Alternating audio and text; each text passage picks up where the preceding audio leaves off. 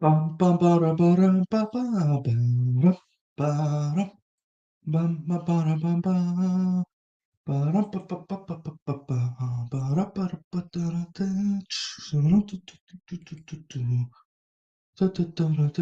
hello, hello, hello, hello, hello, hello. So I'm not expecting many people to be at the start today, for obvious reasons. So I'm just going to check to see my volume. I can do it live. Oh no. My internet, my phone. I don't know what's wrong with my bloody phone, I can tell you. Can't connect to the internet today. Absolute disgrace.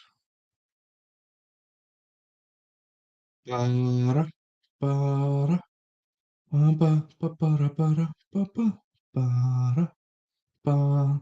Switch off again. I don't know what's wrong with it today. My internet works fine on my computer, but not on that. That's weird.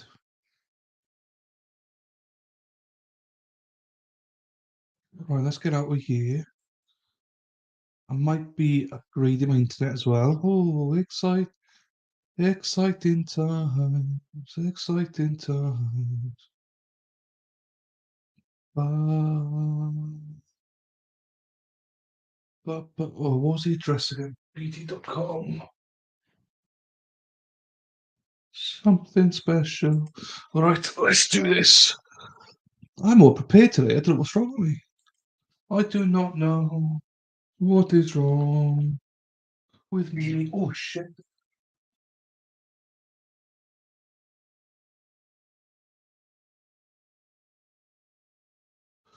Oh, bam, bam, bam, bam. Hello, everybody. Hello, YouTube. Hello, Rumble. Hello, Twitch. Hello, everyone. Hope you're all well. Not many years so far. Heidi, I have to check my truck off. Oh, hi, Heidi. I was going to say, what the fuck's a two truck? You check it off. You check it off. We're going to start this in about 12 minutes, but you can just play catch up with it. Do you know what I mean? I'm going to do 1.25, but you could just do 1.5, and you'll be caught up with us straight away. Not a problem. Lovely to see you, Heidi. Da, da, da, da, da, da, da, da, da, da, da, da, da, da. Retweet, quote tweet, we are now live. We are now all live. People come and join. Not that you will, but who cares? I'm not sure how much Twitter influences stuff because I post it all the time, but no one bloody, you know, I found more people from randoms than I'd have from Twitter. Parkland, Rumble. Oh, maybe a message for Rumble. Hello, Rumble peeps. Hello, Rumble. Please like and follow my channel, please.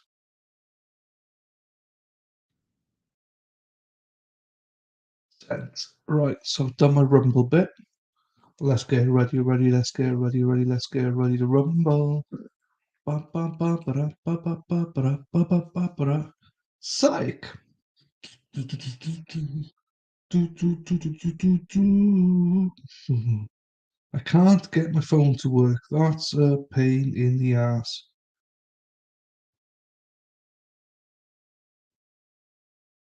Oh, maybe that's why. Maybe I need to turn my VPN off. Disconnect. Even though it is in the UK, but for whatever reason it will not. My session ended. My session ended because you fucking assholes.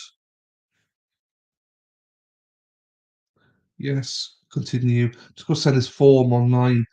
Oh, what's I paper there? Continue to upload. Choose file. Go to library. There. Choose upload. Now I need my card. It's a tough old life for me. It's a tough old life for me. Da da da da da da da da da da da da da. It's a tough old life for me. It's a tough old life for me. Sorry if you don't like the singing, guys. I'm just gotta put my card in, and then I am ready. Gee, where's Carwin? Carwin should be here by now. Carwin, Lady boy, Lady Carwin.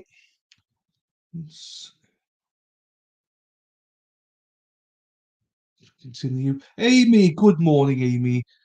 So I got Gobby 1 and Gobby 2 here. I got Heidi and Amy here. Heidi's just checking her truck off, and now you're here, Amy. Amy, are you all right as well? You seem quieter than usual. I hope you're okay. I know you're suffering a bit of pain. I hope you're all right, though. Just remember that you're a big part of this community, so I love when you give us your insights. So make sure you carry on, unless obviously you've got other stuff on. You can't do it. But I don't know, you haven't been as gobby as usual. Even though last night you gave us great insight last night, by the way. It was really interesting the stuff that told us about. So I'm distracted as well. I've got to send this before Madwell comes here, otherwise you'll go mad. So, um, yes, I want that. Hey, Madwell, how are you doing? How are you doing? I'm joking. I saw you, Madwell. Oh, good, Amy. I'm glad. I'm glad. Oh, seven, eight.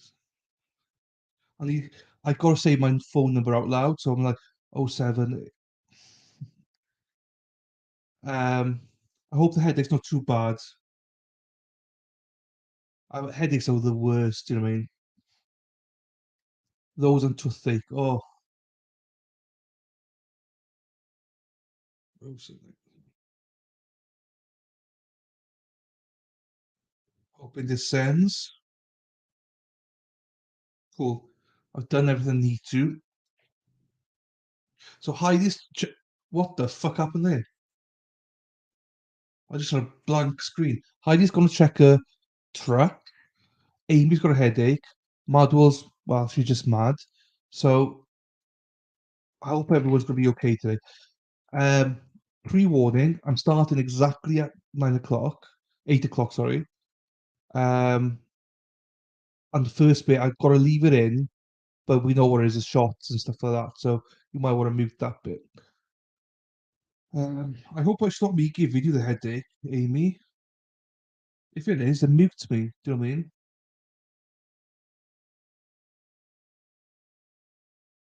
Um, I'm now going to check my mic because my technician, Mad World, always gets it wrong for me. So I'll just do that now. Go in here. Mad World's like, what the fuck are you on about? Shut the fuck up. Let me mute myself for a second.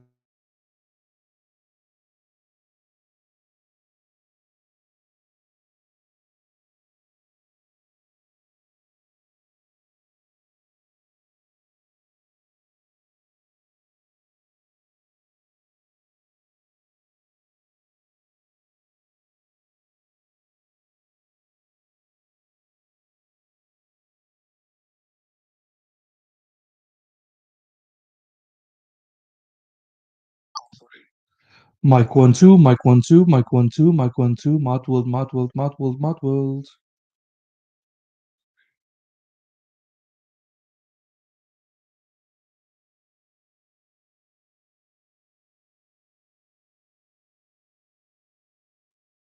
Another mic check. Mad World's mad, Mad World's mad, Mad World's mad, Mad World's mad. Here we go, people. Let's go, go, go.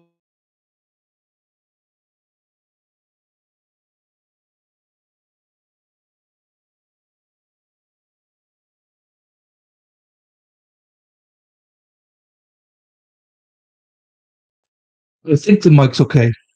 I think it's okay. If it's not, we can adapt it. I think, do you know what? Yesterday, the problem I had with my mic, I tried everything to fix it. And you guys know you're echoey or this. Well, it wasn't plugged in. I forgot to plug the bloody thing in. So that's what it was. It literally, I was my audio was so Lou told me, "Oh, your audio's much better when you're closer." No wonder, because I was using the other audio. This, I was speaking into it. It wasn't plugged in. Sounds good today. Good. Thanks, Mad World. There are a few hearing it. Oh no,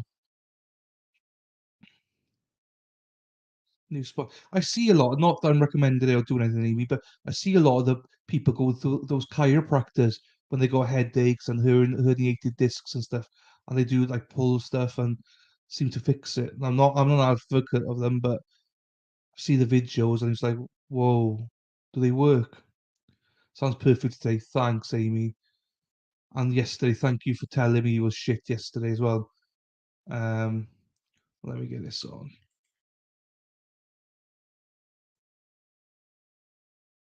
No, not that one. Oh yeah, it was this one. Yeah, yeah. So we might, Madwell, remind me, right? And Amy, remind me. Might be having Lady Law on this evening to check her mic and stuff. So hopefully she does come. Love to have her on here. Right, I'll 3 more minutes, but 2 more minutes. No, yeah, that's fair, Amy. That's I wouldn't be interested as well, to be honest. It's just I watch them on there and it's like, whoa, like people get so much relief from it. So that's why I'm like always intrigued with things like that. Right, 2 more minutes, guys. We'll start playing. Just a reminder, trigger warning. The first like 5 minutes is going to be shots fired, in the school. So if you want to mute, that's fine. We've all heard them before, but I think it's only right that I play them again so that other people who haven't heard them can hear them. So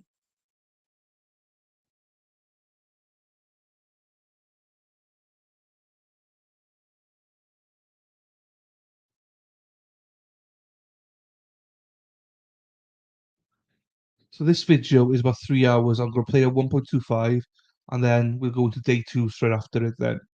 So that's the plan. So it's set up as 1.25.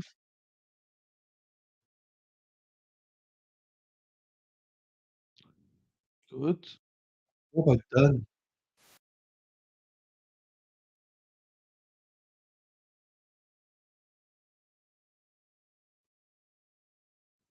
I was on the wrong one, that's why.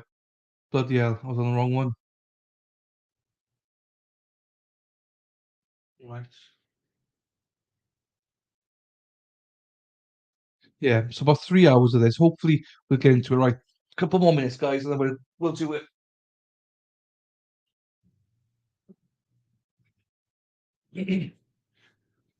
Just because I am what I am. Bum, bum, bum, bum. Trying to sing to you, Amy. Get better soon, Amy. I hope you get better soon, Amy. Bum, bum, bum, bum, bum, bum, bum. Then 1 more minute countdown here. So I'm not sure who's here, who's on Rumble, who's on wherever, but welcome to everyone. Feel free to chat. Um, Heidi's going to sort the truck out. Madwell's here somewhere. Amy's here, and someone else is here. I'm not sure who, but everyone's welcome. Rumble, I'm not sure who's there, but welcome. Feel free to chat as well. And we'll be starting. Well, I mean, there's a countdown here. Just final reminder, right? I'm starting now. Final reminder, trigger warning, there will be shots fired here. It's um, something you might want to bear in mind. And, we've heard them all yesterday, but in case you haven't, and you don't want to hear the shots, then, please be mindful of that. So here we go. What's his name? I forgot to look what his name was.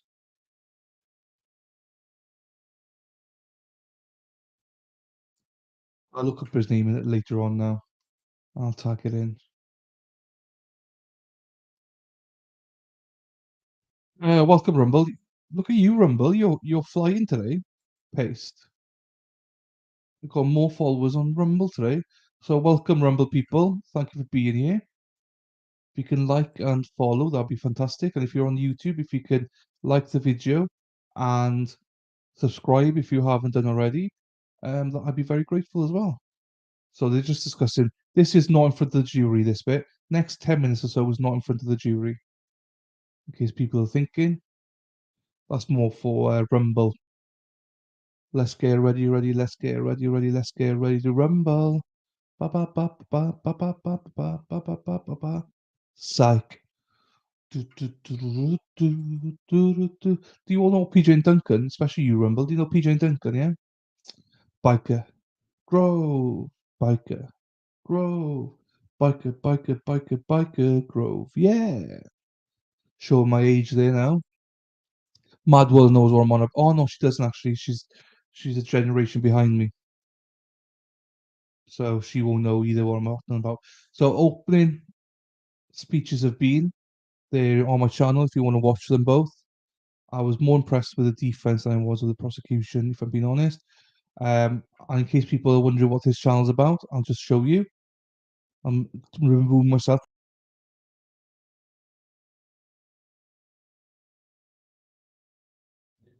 Innocent unless proven guilty. I am a big advocate of that. And this guy, I think his name's Scott, I think.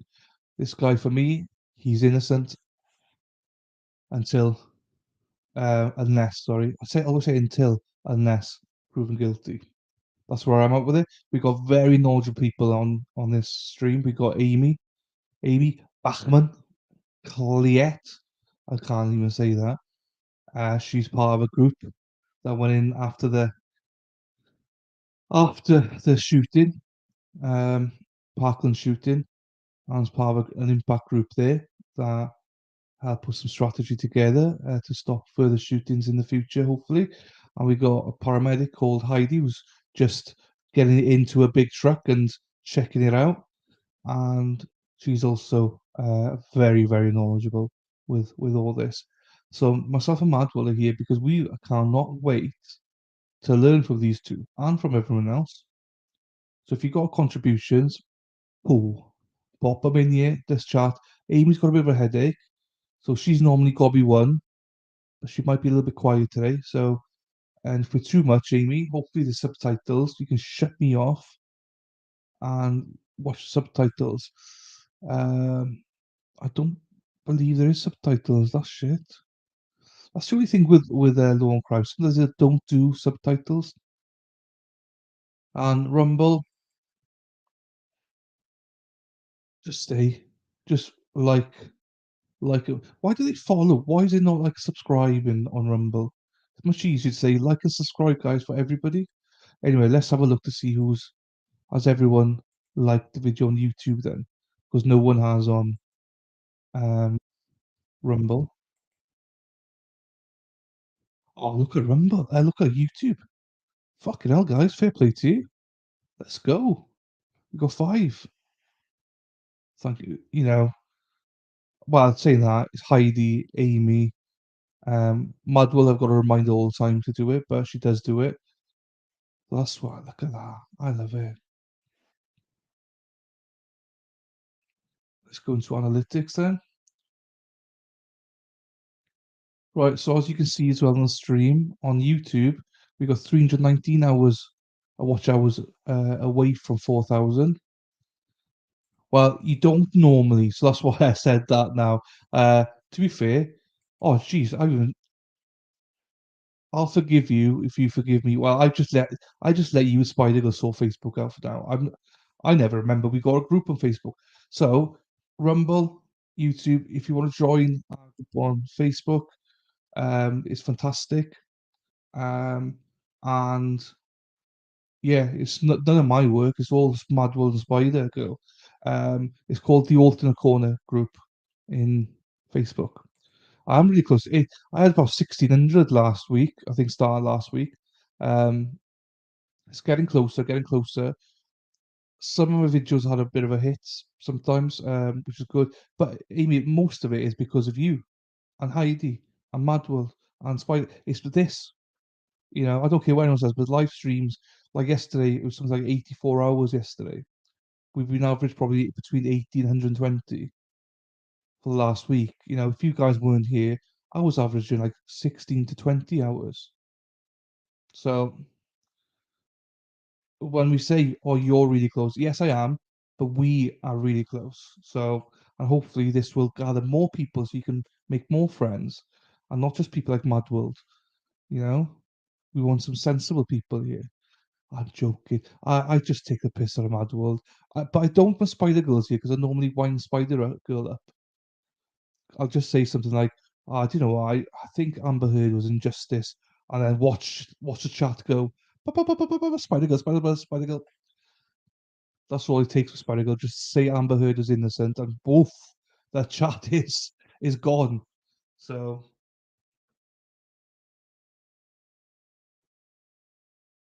those that might want to join on Saturdays, we've got. Oh, I've got car key in my pocket. We've got um, Johnny Depp, first day of the Johnny Depp and Amber Heard trial on Saturday at, I believe, 1 or 1:30 Eastern time. I don't 100% remember. I think it's 1:30. I think. So if you feel free to join or jump in whenever. We're not playing it at 1.25 because Spider said we need to play it at normal speed, but we will be skipping all breaks and everything like that. And I'm talking to the Abyss here because everyone in here right now knows all about it. But I thought I'd say it again anyway. Um,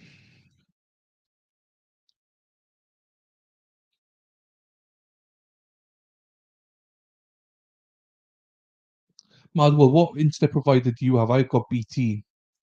They sent me some offers today.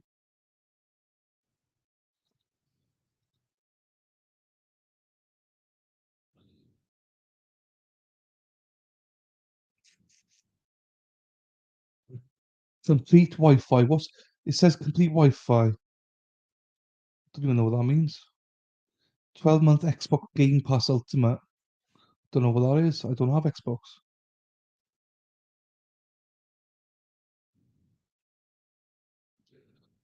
Hybrid control. What's hybrid control? What's Halo 3? Madwell, help me out. What's Halo 3? BT, yeah, I got BT as well. So I got 2-year contract, right? And my one is due up. So use this code. It came through today. Fucking hell, that was me. It came through today, and because my contract ends in 6 months, they sent it to me saying a link saying bt.com/ something dash, that dash in the middle, special. So that's bt.com/ something dash special. I've got, yeah, either stay as I am or there's stuff about I can upgrade for an extra £1 a month to full fiber and Halo 3. I'm currently on the full fiber 100, and that's costing me 50 quid a month, or whatever. But I can upgrade to the full fiber 900 Halo 3 Plus for £5 extra a month, and that's for 2 years then. Mr. Killer and Mr. Klinger present for the state. I have Mr. Igarsh present with Mr. Peterson, who likewise is present. We are outside the presence of the jury.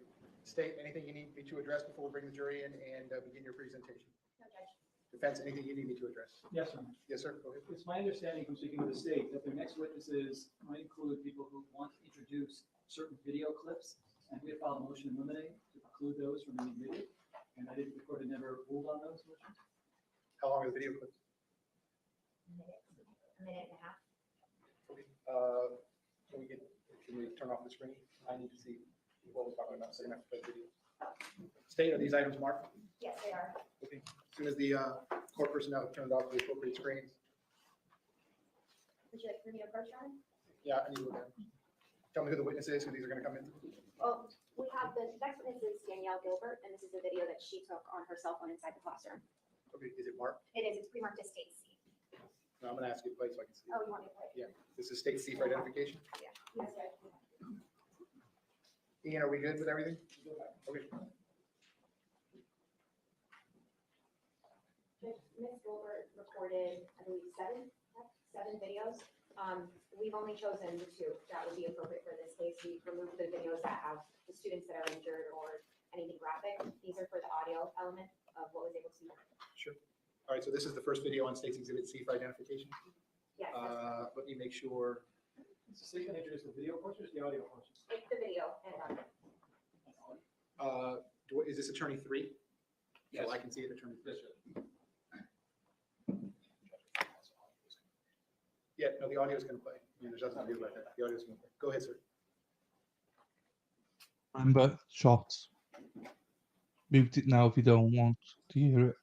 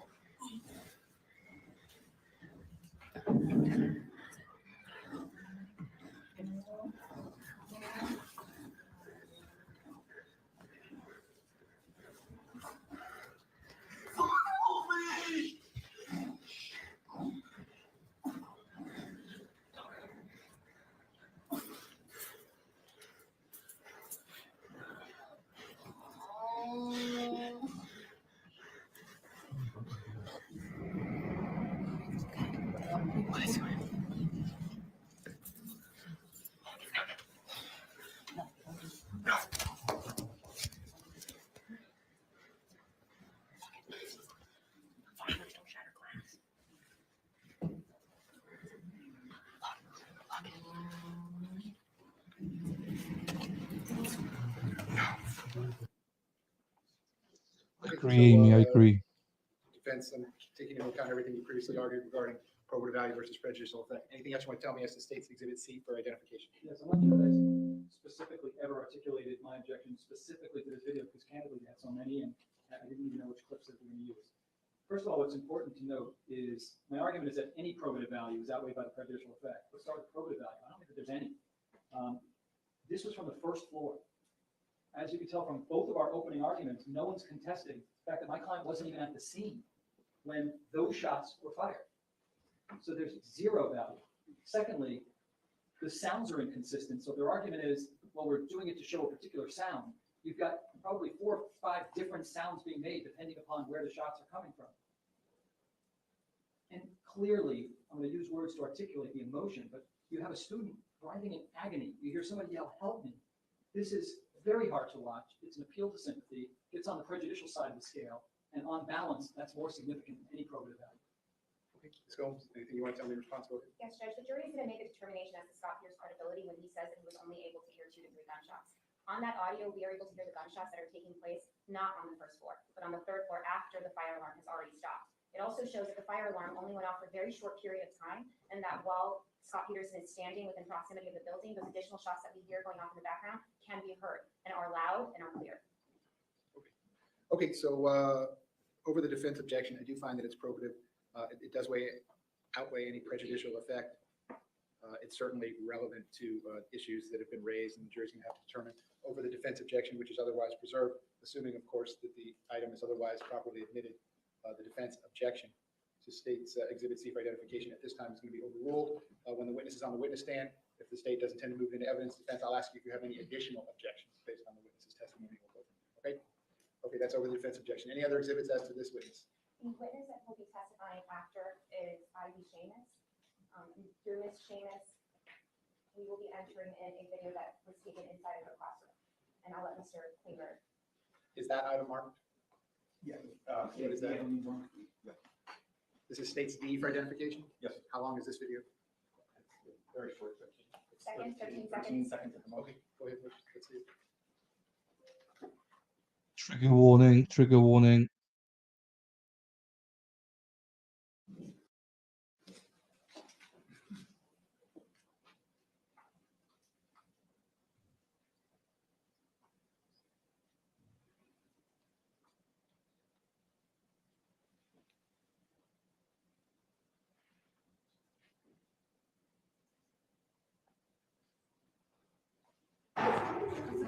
Holy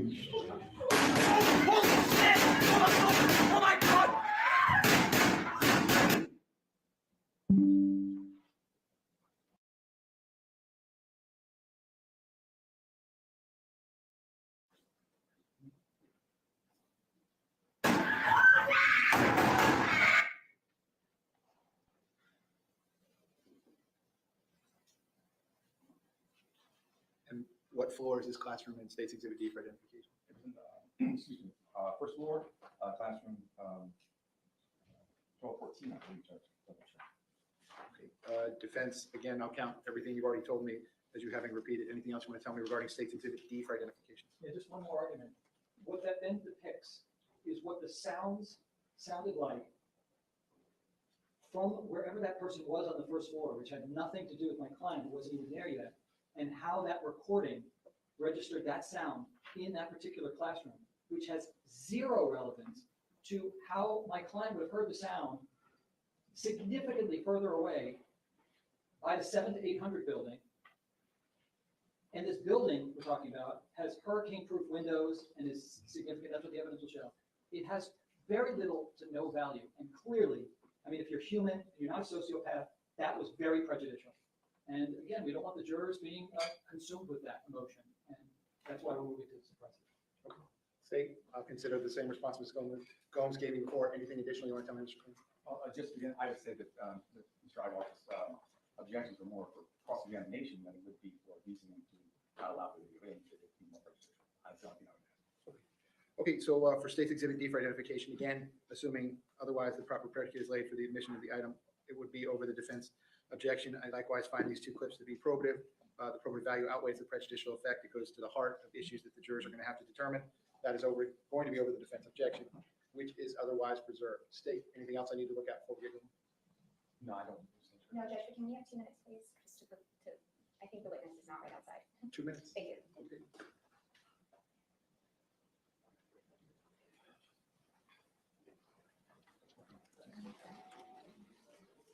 Okay. The same, but logically he's correct. The audio. Yeah, no, I agree. I agree. It's gonna be tough, Padwell, right? But yeah, you're right though.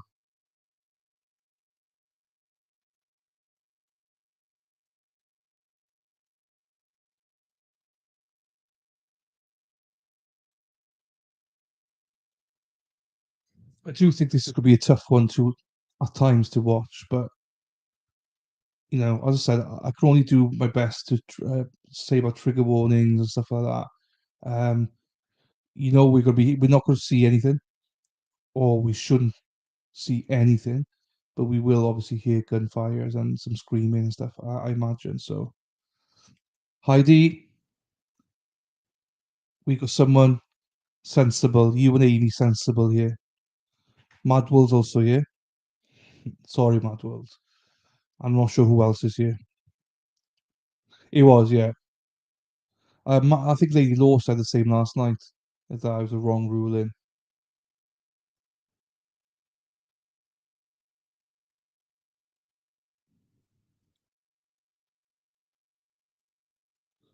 It's all good. It's all good. I know you might be popping in and out, Heidi. It's all good. I won't call you a hoe, Heidi. Ho! I won't call you a hoe this time. Pending the outcome of my ruling, some of this evidence is Cool. about to be played again in front of the jury. I cannot let anything interfere with the state getting a fair trial. Likewise, I cannot let anything interfere with the defense getting a fair trial. So if at any point in time, you think it's more appropriate to leave the courtroom, please feel free to do so. If something happens in the gallery that causes the jurors to turn their heads, that will be my indication. If the jury is not looking at the evidence, if they're not listening to the lawyers, if they turn their heads to see something that's taking place in the gallery, I'm going to ask BSO to handle that situation. I don't want to have to do that. So again, if you think it's smarter to exit the courtroom at this time or at any time, everyone is. Sorry, Heidi. Okay, please bring the jury back in. Oh no, I couldn't watch it either. I couldn't watch it either. No way. Apologies, Heidi. Hopefully, no, I'm joking. They left the scene exactly like it is. Ah, okay. Oh, jeez. Oh, so they left the scene. So the school's not even open anymore then. Oh, nice. 4 days off. Nice.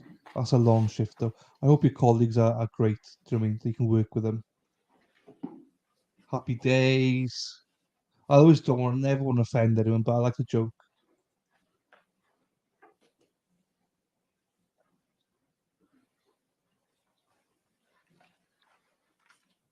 And for anyone else in here in YouTube, just say hello if you want to. We're not going to bug you too much or anything. Just I always point out Amy and Heidi. They just one day buckled up and said hello in chat, and they're still here.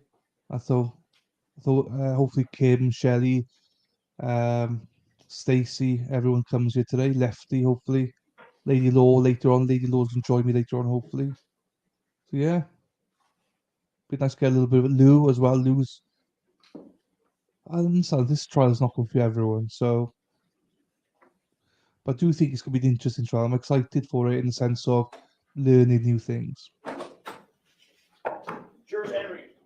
Oh wow, baby, Jesus! I'm glad they preserved it though, Welcome back. Come on in. and I'm glad they knocked Once it you're back at down those same seats, you afterwards. may be seated.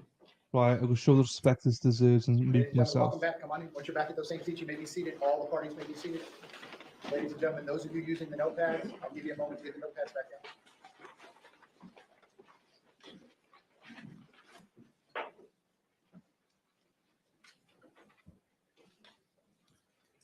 Okay, ladies and gentlemen, welcome back. I hope you had a nice lunch. Number one, I apologize for the brief delay in getting started this afternoon. Please don't blame the lawyers for that. You can blame me for that, but I promise you we were in here working. That's number one. Number two, before we took the lunch break, we had heard the opening statements. So at this point, we're going to begin the state's presentation. State, when you are ready, you may call your first witness. Judge, the state calls Danielle Gilbert.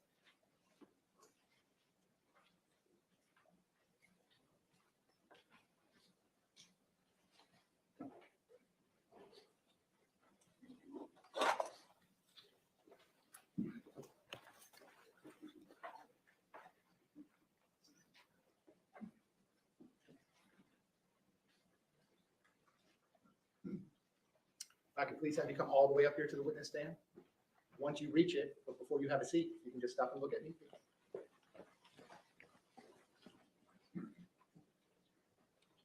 Raise your right hand. Swear to tell the truth, whole truth, nothing but the truth. Please be seated. And once you are seated, if I can get you to scoot that chair all the way up as far as it will go.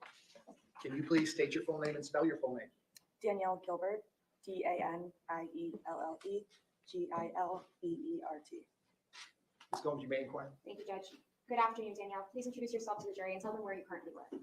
Hi, my name is Danielle Gilbert and I live in Orlando. Are you in school in Orlando or are you working?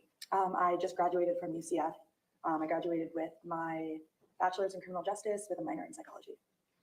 Now, Danielle, where do you plan on living once you leave Orlando? Once I leave Orlando in July, I'm moving back down here to Palm Town. And are you from the South Florida area? Yes, I am. Where did you go to high school? I went to high school at Marjory, Stoneman, Douglas, What city is that in? Parkland, Florida. I'd like to direct your attention to February of 2018. What year of high school were you in that year? I was a junior. Now, specifically February 14th, 2018. Did you attend school that day? Yes. Can you please explain for the jury what was going on at school prior to 2 p.m. that day? Yes. So that day, February 14th, 2018, it was Valentine's Day. It was just, typical Wednesday, just happened to be a holiday. Everyone was in great spirits, super happy, balloons everywhere, stuffed animals, chocolates, handing out roses and carnations. It was just, yeah, typical. It's actually a really great day at school. Just went through our typical classes, periods, doing schoolwork, lunch in the cafeteria, just what you would assume a normal day would look like. Were those types of festivities common with holidays at your high school? Yeah, if it was like a holiday, people would like Halloween dress up, Valentine's Day, bring stuffed animals, just typical things you would assume for holidays. Now, turning your attention to fourth period, what building were you in? I was in the 1200 building. You know, would a map of the school aid in your testimony today? Yes.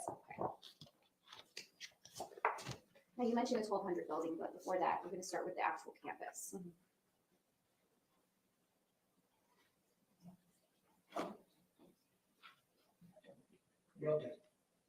Can I approach the witness?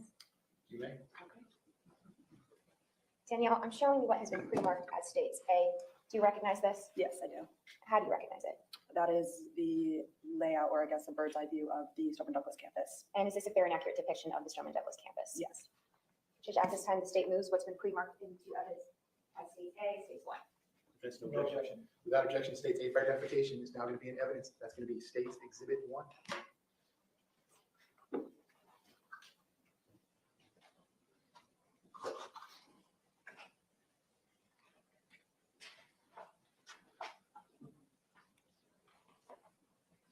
Ms. Combs, do you want to use the overhead? Yes, please.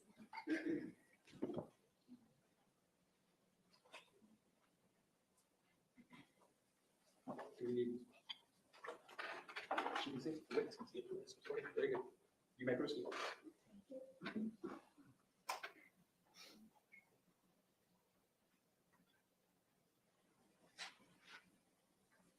right, Judge, I'm going to publish what is now in evidence as states 1. Danielle, can you see the image in front of you? Yes, I can.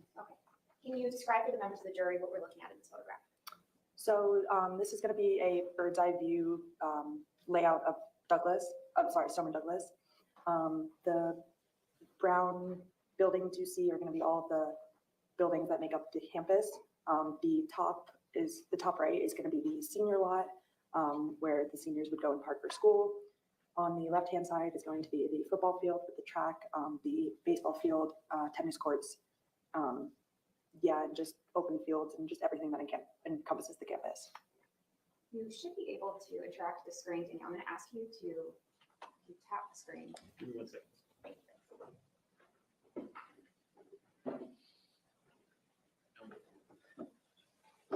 The witness should be able to do it. Let's see.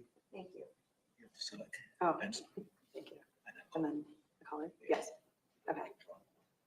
Now, I'm going to ask you to circle for the jury the 1200 building. That's going to be right here. And is that the building that you were in during fourth period on February 14th? Yes, it is.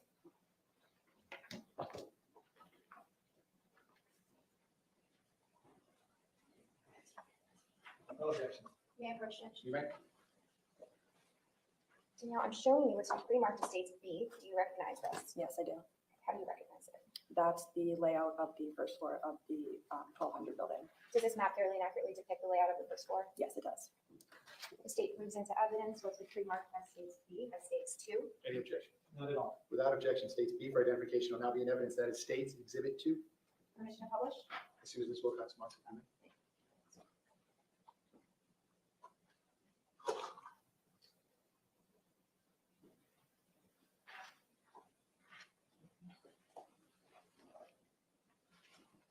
Now publishing states 2. Need to clear. I was going to say, can I? Thank you. Danielle, are you able to see states 2? in front Yes, of you? I am. Okay, describe for the jury what we're looking at in states 2. So that's going to be the layout of the first floor of the 1200 building. On your left-hand side is going to be the west entrance, and on your right-hand side is going to be the east entrance. Can you describe for us the stairwells on both sides of the building? Yes, so there's a stairwell. If you see, it says 1200B and 1200A on the bottom left and top right-hand corners. Those are going to be the two staircases for that building. When you enter, it's just what you would assume is your typical staircase. It just goes up and around up until you get until the third floor. Which classroom were you in during fourth period on the 14th? I was in classroom 1213 right there. Thank you, and just for the record, the witness has circled classroom 1213. What class was that? It was advanced placement psychology. Do you remember what your teacher's name was? Yes, Miss Ronit Rayovan. Now, describe for us what happened while you were in your fourth period class. So, fourth period, typical class as it normally would be. Just go in, sit down when the bell rings. Miss Rayovan stood up at the front of the class and taught her lesson that day, as she always does. Everything was going normal. We were all just sitting in our seats, listening to her lecture. And then about 20 minutes before the bell rang was when we heard the first shot. And immediately we dropped to the ground and started running to, I guess what you would call safety, just basically away from the door where the individual wouldn't be able to see us who was shooting. So we heard the first shot, immediately ran over to the corner of the room, and there was about 30 of us in the classroom. So we were all kind of at an L in the corner that's not by the door. And we just sat there and huddled and held each other, just in hopes that what we thought wasn't happening, or what we thought was happening wasn't happening. Can I back you up to that first Yes. shot that you heard? When you first heard that first noise, did you know that it was a gunshot? Instantly. And how did you know that? The sound was just unmistakable. It was the loudest, ear-piercing, horrific thing I've ever heard in my life. Why did students take the approach that they did in response to that shot? Why did you position yourselves in the classroom in those particular positions? A lot of it was instinctual. So originally when the first shot went off, we actually ran towards the window of the classroom, and Miss Rayovan instructed us to run away from the window so that we were out of sight. And so once we went into what we would call the hard corner, basically away from view, we all just grabbed a spot as quickly as we could and just sat and ducked and held together as closely as we could. Was that procedure, that process of moving away from the windows, something that you had all practiced in the event of an emergency? No, it wasn't. I think instinctually you hear a noise like that and you run away from it. And Miss Rayovan something came over her and told her to make sure that we were all away from the window and away from view. And so she was the one that instructed us to go towards the other side of the classroom, the south side of the classroom, away from view of the window. The teacher kind of took over what was happening in the classroom Yes. as far as directing you? Yes. Okay, and did you all follow the teacher's instructions as to which area to go to? Yes. Did she direct you to certain places? You said away from the window. What about the door? So the reason she instructed us not to go towards the window is because in the door of the classroom, there is a small window that you can look through and see the inside. So since we were running towards the window on the opposite side of where the door is, we would have been in plain sight. So she instructed us to come basically towards the door, but away from the view of the window inside the door, so that we weren't in plain sight and that we were in a spot, basically the only spot in the classroom that was a good hiding place. As you all are hiding, do you hear additional shots? Yes. Approximately how many gunshots do you then hear in addition to that first shot? I don't know the exact number, but it sounded like a lot. And it's okay if you don't know the exact Yeah, number. I don't. Do you know an approximate number? I don't. As you're sitting there and you're hearing the gunshots, what happens inside your classroom? So we were hearing the first of the many gunshots that were to come. And we were just sitting there basically just waiting. And after however long it was, I want to say it was about a minute and a half, then he shot into classroom 1213, the classroom that I was in. He injured 4 people in my class, killing one of them. And then he moved on and continued, and we just sat there and waited. Now, when you say he, you're referencing the shooter. Correct. And describe for us what happens when he actually shoots into the classroom. Yeah, so he shot through the window that was in the door of the classroom and injured the 4 students that were the most in view, I guess, for lack of better words. And who were those 4 students? It was Benjamin McCander, Samantha Mayer, Madeline Wilford, and Carmen Chenchup was After those gunshots go off in the classroom, did the shooter proceed away from your classroom? Yes. And I was only aware of this because the sounds of the shots slowly started to decrease and not be able to really hear it anymore. And were you able to track when the sounds of the gunfire were closer to you versus further away from you? Yeah, you could definitely tell whether he was right outside the door or not near you. You're inside the classroom, and you said it's for approximately 20 minutes? Is that correct? Yeah, it was about 20 minutes from the time that he started shooting to the time that the police came to our classroom. During those 20 minutes, did any officers walk by? Did you see any officers outside of the classroom window? No, not during those 20 minutes. There was no one outside our classroom. No. And what are you physically observing during those 20 minutes? So while we're sitting there in the classroom, after he had already shot into our class, we were basically just grabbing blankets and tourniquets and, it wasn't actually a tourniquet, it was just anything that we could get our hands on. People were taking off their jackets, taking off blankets, and just wrapping it around the students that were injured, trying to stop the bleeding. Was it the goal that students were rendering aid to each other? I think in that moment, we were all just so in such unbelievable shock that there really wasn't anything that any student did that was purposeful, I guess you can say, that they had practiced or knew what to do. Everything was just in the moment, instinctual stuff that it just came to us in the moment. We just knew what we needed to do. What were you thinking during those 20 minutes? I was just waiting for the police. It was the longest 20 minutes of my entire life. It felt like eternity. And the whole time we were all just waiting for the police to come, just have somebody knock on the door and take us out of that horror. Danielle, did you know who Deputy Peterson was? Yes, I did. Who did you know him to be? I knew him as the police officer that was assigned to Stoneman Douglas. Did you know that Deputy Peterson carried a firearm? I did, yes. Did Deputy Peterson ever enter your classroom that day? He did not. Did he ever enter the hallway? He did not. Did you ever see Deputy Peterson assist any students that day? I did not. A moment's concern. Yes, ma'am.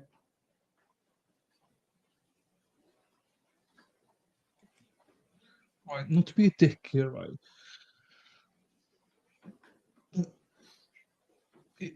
Are they saying that he's responsible for the whole school? Or are there more officers? Danielle, while you were in the classroom, did you make any phone calls? I did, yes. Who did you call? My mom. Why did you call your mother? Instinct. I just, in that moment, felt like I needed to hear my mom's voice and she needed to hear mine. Did you also use your phone to make any recordings? Yes, I did.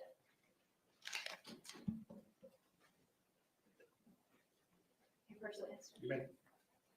Ms. Gilbert, I'm showing you what's been pre-marked as states C. Do you recognize this? Yes, I do. How do you recognize it? It's the flash drive that I signed saying that those are the videos that I took. And the videos that were taken on your phone were placed on this flash drive? Yes, they were. Judge, the state moves what's been pre-marked as state C to evidence as state 3. Any additional objection? No addition. Over the defense objection. State C for identification will now be in evidence. That is State's Exhibit 3.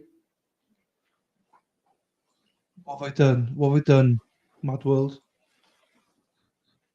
Amy, thank you for being here because I didn't know that. So thank you. I didn't realize that.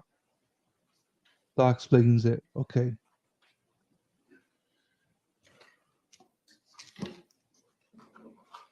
Who's going to be publishing State's Exhibit? Yeah, good question. But why am I awesome, Mad World? Yeah. You never say that about me. So what's going on? Ms. Combs, do you want to publish Yes, State's permission Exhibit to 3? publish. You may proceed.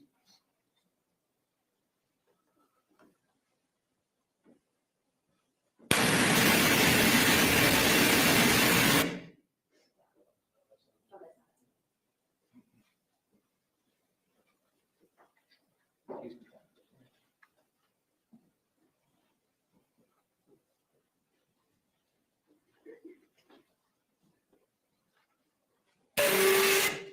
That's not our video. It's just a technology term.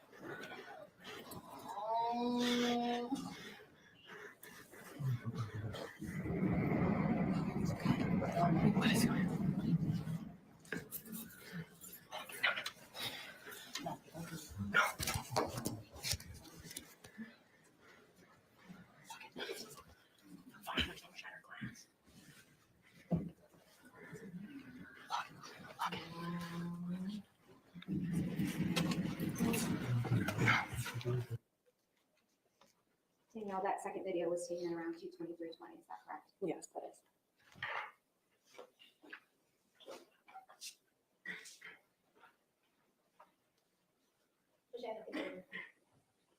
Okay, cross-examination, go ahead.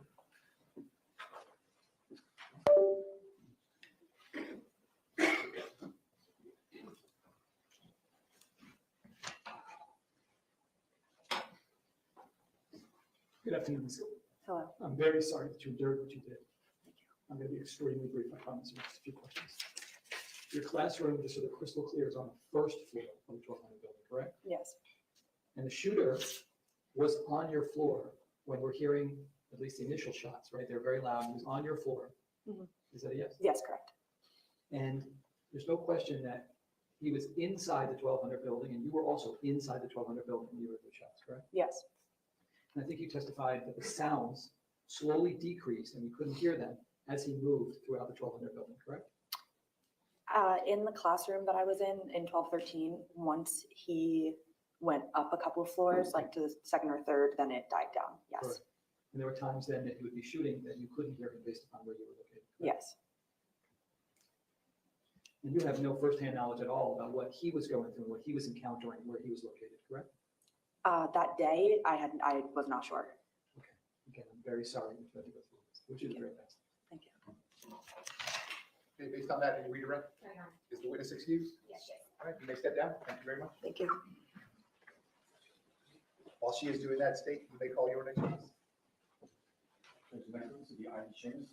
That's going to be through the technology. Welcome, excited. Thanks for excited utterance. We need to set up some technology for the next witness. Same admonition as always. Please do not discuss the facts of the case, the evidence, the witnesses, or the testimony amongst yourselves So, and anyone else. Excited utterance came from the Zachary Anderson No passenger chairs. Just step back group for one moment. a few weeks ago, and it was only me and her in here. So I don't think you guys have met her yet. So she's all the way from Australia. So what a case you joined us on. Do you know what I mean? Such a sad case. But glad you're here anyway.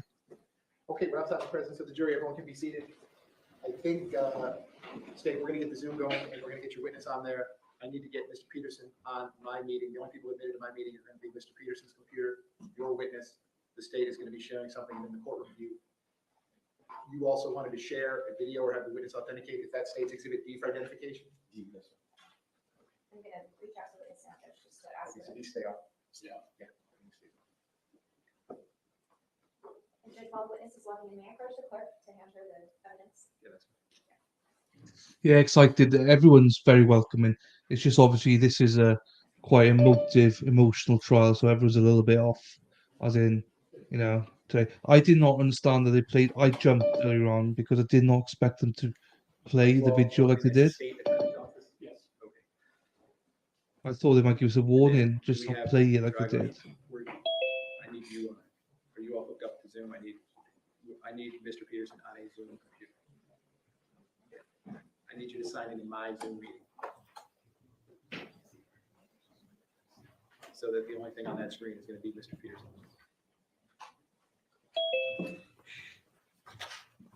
Ah, yeah, cool, cool. Yeah, you ought to stay. What time is it with you now?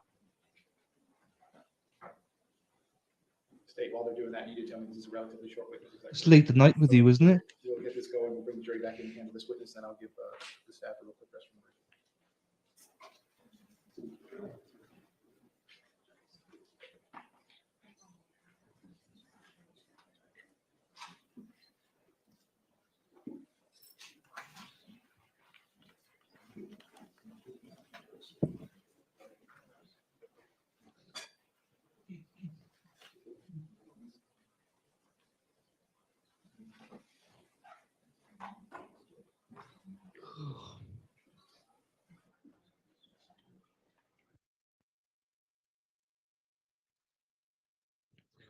Oh, Jesus, you'll be going to bed before long then.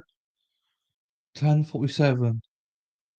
That's the worst thing with Australia because you got to watch all these trials at different times, awkward times.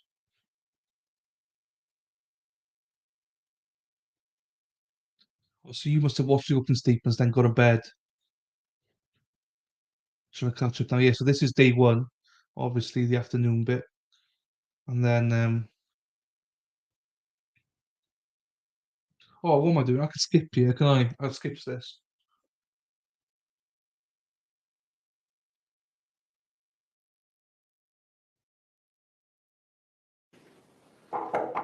Jurors entering. Okay. Oh, we got jury back here. I'm just starting. Cool. Ladies and gentlemen, welcome back. Come on in. Once you're back at those same seats, you may be seated. All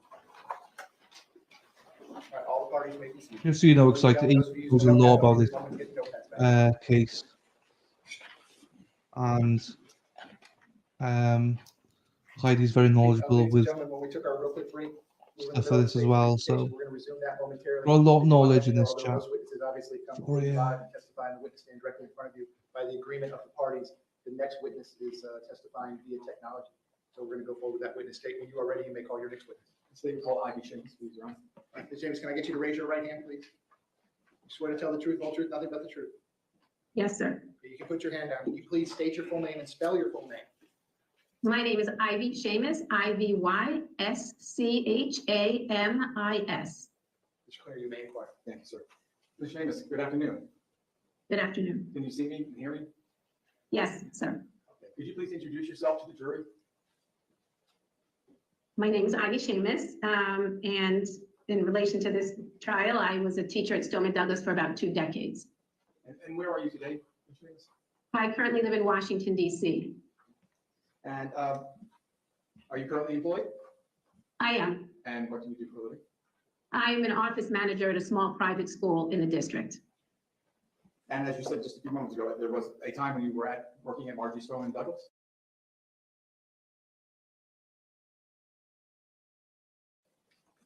Yes, What years did you work at Marjory Stoneman Douglas High School? I worked there from 2001 until the end of 2019. And what did you do at Marjory Stoneman Douglas High School? I taught social studies. And were you teaching on February 14th of 2018? I was. That afternoon, did you have classes that afternoon to teach? I'm sorry, say that again? Were you teaching classes the afternoon of February 14th? Yes, I was. And what class were you teaching? I was teaching history of the Holocaust. And what time of the afternoon do you remember when that class started? It started a little after 1 o'clock, I believe, And what time was it supposed to go to? and it goes until the end of the day, which is 2:40 p.m. So can you tell the jury what you were teaching that particular day in the Holocaust class? Yes, on that particular day, the 2018 Olympics in Pyeongchang was happening. So to make the class relatable, I change up my curriculum to make the students feel a little bit more related to what's going on in the world today. So we were doing a lesson on the 1936 Olympics in Berlin that day.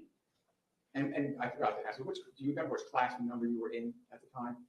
Yes, I taught in room 1214 in the 1200 building on the first floor. And while you were teaching that lesson regarding the Olympics, did anything unusual happen? Yes, towards the end of class, maybe 20 minutes or so left, we were discussing the Jesse Owens story actually, and we heard very loud shots ring out in the hallway, which sounded right outside the classroom. And what did you do when you heard those loud sounds? Well, the students, well, I had juniors and seniors at the time, and they, I think, froze for maybe a second, and then everybody just scrambled out of their seats and tried to find cover in a very tight space, of course. But and I watched them scramble, and one young lady called me over, so I ran and hovered with her in one of the corners. And do you remember how many shots you heard, or how many loud noises you heard? And there were multiple. It sounded like it was out in the hallway. It was multiple shots. I don't know the number, but it was definitely more than one. Okay. And do you remember approximately how many students you had in the classroom at the time? Yeah, there were approximately 30 students with me at that time. So after you heard those initial shots, what happened next? So the students scrambled to different areas of the classroom. It was a very small classroom with a lot of furniture and no walk-in closet or nowhere to hide. We had never done an active shooter drill, so none of us were really prepared. And most of us were, I think all of us were really huddled down on the ground. And within seconds after we heard that in the hallway, shots were flying through the glass window of the door that ran down to the handle of the door, and they were flying all over our classroom. The shots and glass were flying all over the classroom? Yes, yes, sir. And what was the sound of that like? Deafening, actually. It was deafening and extremely scary. The door to that classroom, do you remember whether it opened in or out? The door opens out. It was locked, but if the glass was shot out, it was easy to open it from the inside. Was there a point in time when the fire alarm came on? Do you recall that? There was a time when the fire alarm came on. I don't know the time, but there was a time when the fire alarm sounded. And you described that there was shots coming into the room, glass, it was very loud. What happened after that? After the shots in my classroom? Yes, did you hear anything after that? Yes, we heard everything after that. I mean, I was down on the ground with some of the students, and I took notice of the kids that were around me, and I just figured that whoever was out in the hallway, I didn't know if it was one person or many, I didn't know, obviously, but I really assumed that person, after they shot out the glass, was gonna come into the classroom. So I was thinking, as the only adult in that classroom, what am I gonna do? And so I thought I was gonna stand up and say something to whoever came in. But as I was preparing myself for that, because I figured that would be the last thing I ever said, I heard the shots then leaving our classroom. I heard them across the hall, and I wasn't so sure, but I was pretty sure those shots were going into my friend Ronit across the hall, who taught psychology. Do you remember what classroom that number was? Yeah, she was 1213. We were very close friends. So we're the only ones, I think, in that building since the building was built in 2009. We've been there continuously. And could you describe for us, were the shots then not quite as loud when you thought they were going into 1213? They were loud. They just weren't as loud as they were coming right into my classroom, but they were quite loud. I also asked you, did you see anything other than the bullets coming through the door, coming through the broken glass? We saw or I saw anyway, I don't know what that part of the gun is that was coming into the class that was going around, but I didn't see a person. Okay, you just saw the end of the gun? Correct. Was it Correct. firing? Sorry? I'm sorry, was it firing when you saw it? Yes. What happened after, you said it sounded as though it was over at room 1213, what happened next? And I think originally the students in my classroom were screaming, but then they stopped screaming because we all kept going, shh, shh, shh. We were, everyone was shushing each other because we thought the person with the gun would come back. And so we were trying to be very quiet. So we were all really, really quiet, and we heard the shots, you know, in the hallway, and so we heard what was going on, but we were very quiet. Do you remember whether or not the alarm eventually shut off? I don't remember when the alarm shut off. Do you I remember don't shutting remember. off, though? Do you remember it shutting off? You don't remember at all? I'm sorry, I don't remember. I don't remember. I think it was focused on the gunshots. I don't know, I don't remember if the alarm went off, or I know it was going, the alarm was sounding, but I don't remember when it shut off. And was the alarm also, what was the pitch of the alarm? Was it loud? No. The pitch of the alarm is loud as well, yes. Was there anyone injured or hurt in your classroom? Yes, 4 students were injured, and Nicholas Dworet and Helena Ramsey were murdered in my classroom that day. And when did you realize that they had been murdered? I didn't know they were dead until that evening at the Marriott. Did there come a time when the police showed up? Yes, Kelly in my class was able, I don't know if other students too, but Kelly was able to get 911. That's the young lady that was huddling with me, and she kept saying 1214, 1214, 1214. So I know they knew what room we were in. And so we waited very quietly until we were rescued. We were just waiting for somebody to rescue us. We didn't know if we could get up, because we didn't know if people were still in the building with a gun or guns. Do you know about how much time elapsed from when the gunshots went off inside your classroom to when you were rescued? It was within the half hour, I believe. We weren't waiting there for hours. I believe it was I think it was within the half hour that a SWAT team came, let themselves into our classroom. And that day, prior to that day, did you know the defendant, Scot Peterson? Very little. I don't think we had much interaction. Very little. Did you see him that day at all? I did not see him that day. In fact, I asked someone if he was on campus that day, because I didn't know if he was there. Okay. I believe it's a little unusual because we're on Zoom. This is, this is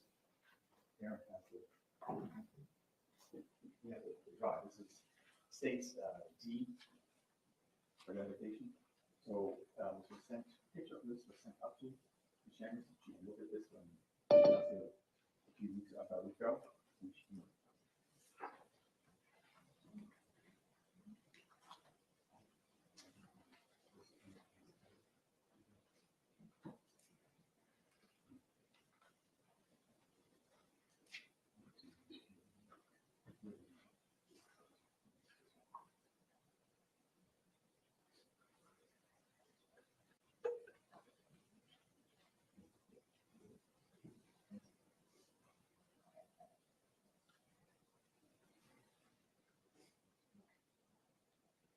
No additional objection.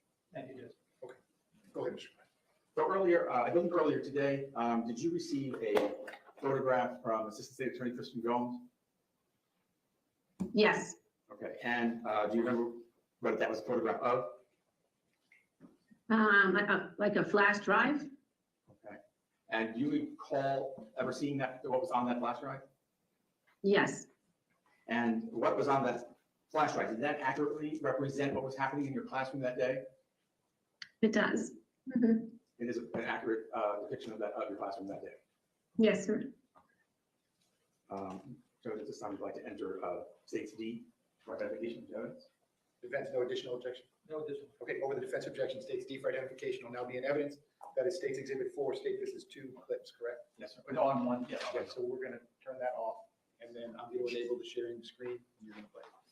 Just remember, something come in, trigger. You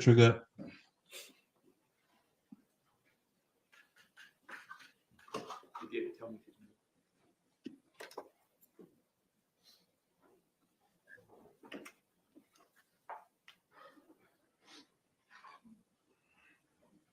And Mr. Clay, you want to publish states 4? Yes, sir. You may proceed. Thank you.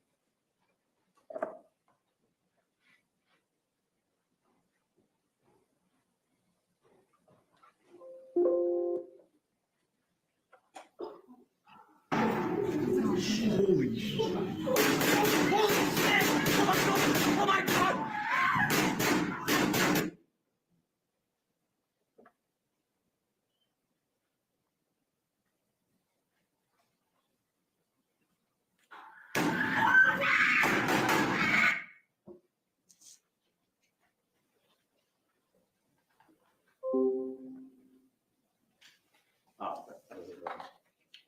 me turn that back on.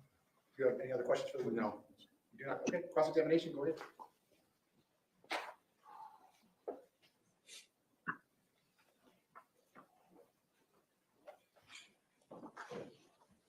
Good afternoon, Ms. Seamus. Hi. I'm sorry that you went through this. I just have a few very quick questions, okay? Yes, sure. I just want to make sure I heard you correctly. Your classroom was 1214, correct? Yes, sir. And that would make it on the first floor of the 1200 building, correct? Correct. And the shots that you heard from the hallway towards your direction, your classroom, were what you call deafening. They were very loud, correct? That's correct. And then you heard shots in your friend's classroom, correct? Correct. And that was right across the hall in 1213, correct? Yes. And I think I heard you say that while those sounds were loud, they were less loud because it was just across the hallway, correct? Yes, they were loud. I'm not saying they were the same exact as shots coming through my classroom, but Right. they were also loud. Without question, but I think your words, if I heard you correctly, that they were less loud than the ones that you were encountering in your classroom, correct? Sure. I thank you for your 2 decades of service. Thank you. Thank you so much. It was a pleasure for me to teach there. Thank you. Okay, based on that, a redirect. No, Your Honor, thank you. The witness is excused. State? Yes. Okay. Ms. Seamus, I'm going to end the Zoom at this point. Thank you for bearing with us, okay? Thank you so much. Ladies and Okay. gentlemen, I'm going to give you a real quick restroom break. We're going to get the technology back to normal, and then I'm going to be right back with you. We're going to continue with the state's presentation again. So you can see where the defense is going with this. That it was too distance wise, he couldn't hear it as well. Right, let's.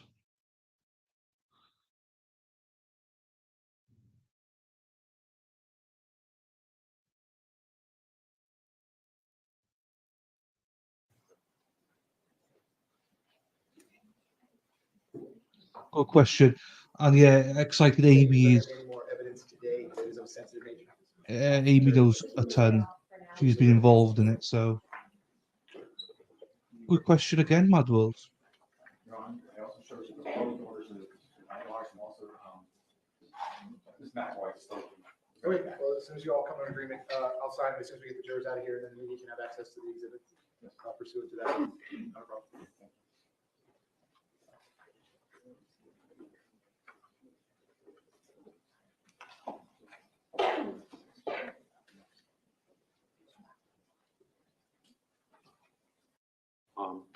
Instructions, what they want.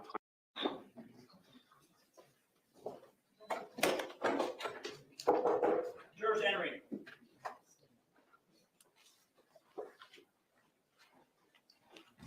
Ladies and gentlemen, welcome back. Come on in. Ladies and gentlemen, welcome back. Come on in. Once you're back at those same seats, you may be seated. All the parties may be seated. Ladies and gentlemen, those of you that are using the notepads, I'll give you a moment to get the notepads back up. Ladies and gentlemen, before we resume with the state's presentation, I wanted to let you know we do have individual letters for each of you, what we discussed the other day regarding work or school, whatever that may be. These are individual to each of you with your name. That's the first test to make sure when the clerk sends you home with these tonight, everyone gets the correct letter. Okay?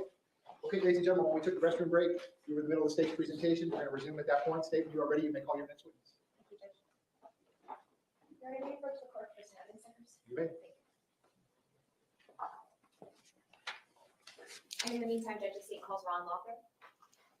Ron Laughlin.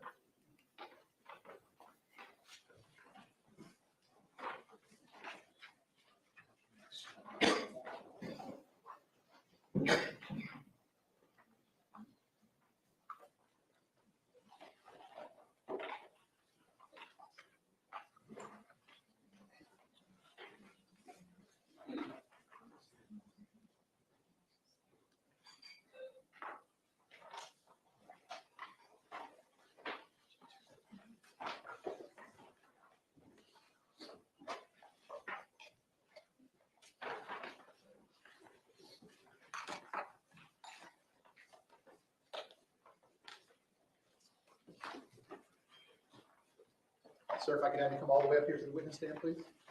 Once you reach it, but before you have a seat, you can just stop and look at me. Raise your right hand. You swear to tell the truth, whole truth, nothing but the truth. Yes, I do. Please be seated. And sir, once you're seated, if I can just scoot that chair up as far as it will go. Can you please state your full name and spell your full name? It's Ronald Lowther, Ronaldlowther. Ms. Gomes, you may inquire. Thank you. And it's Lauter, correct? Yes. Good afternoon, Mr. Lauter. Would you please introduce yourself to the jury and tell them where you work? My name is Ron Lowther, and I work at the Broward Sheriff's Office. I work in the digital forensics unit as a digital forensic video technician. How long have you worked for BSO? I've been with BSO for almost 24 years. What do your duties entail as a technician? Could you repeat the title? I apologize. Digital forensic video technician. Digital forensic video technician. What do your duties entail? I retrieve and process video evidence. What trainings or courses have you taken in order to retrieve and process video evidence? My first training was mostly informal with hundreds of hours in training. And then my formal training is through the Federal Law Enforcement Training Center, FLETC, in Glencoe, Georgia. And I had completed a video recovery program and also a cyber security program. How have you applied some of these skills throughout the duration of your career?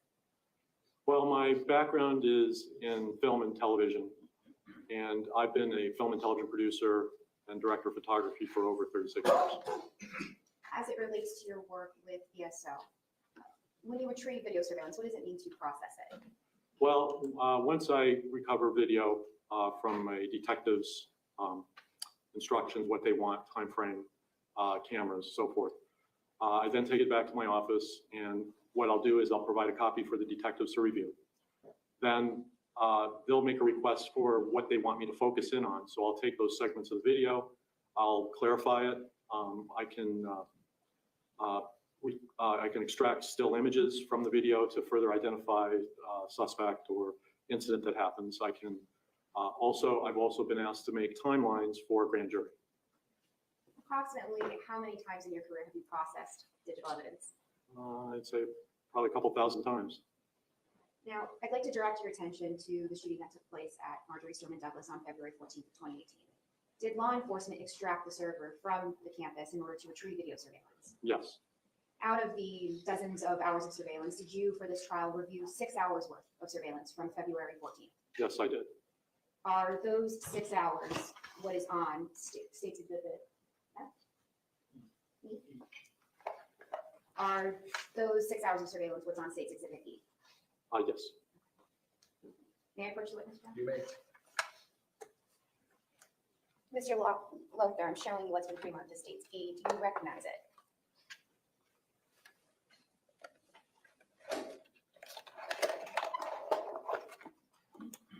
Yes. This is the drive that And those initials we see on there, are those your initials? These are my initials, and the stickers are from our unit.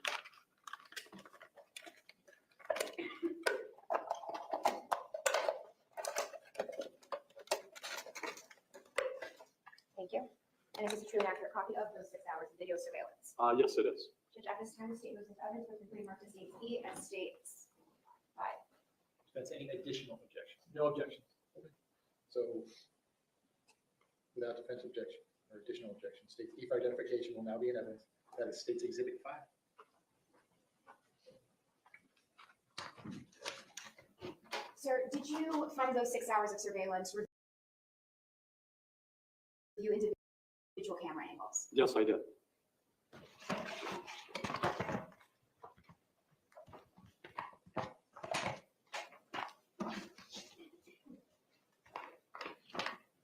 Sir, I'm showing what's been pre-marked as State's F. Do you recognize this? State's F, a composite exhibit? Yes, those are my initials. Okay. And the State's F contained 13 individual USB drives with various camera angles. Correct. We're going to take these one at a time.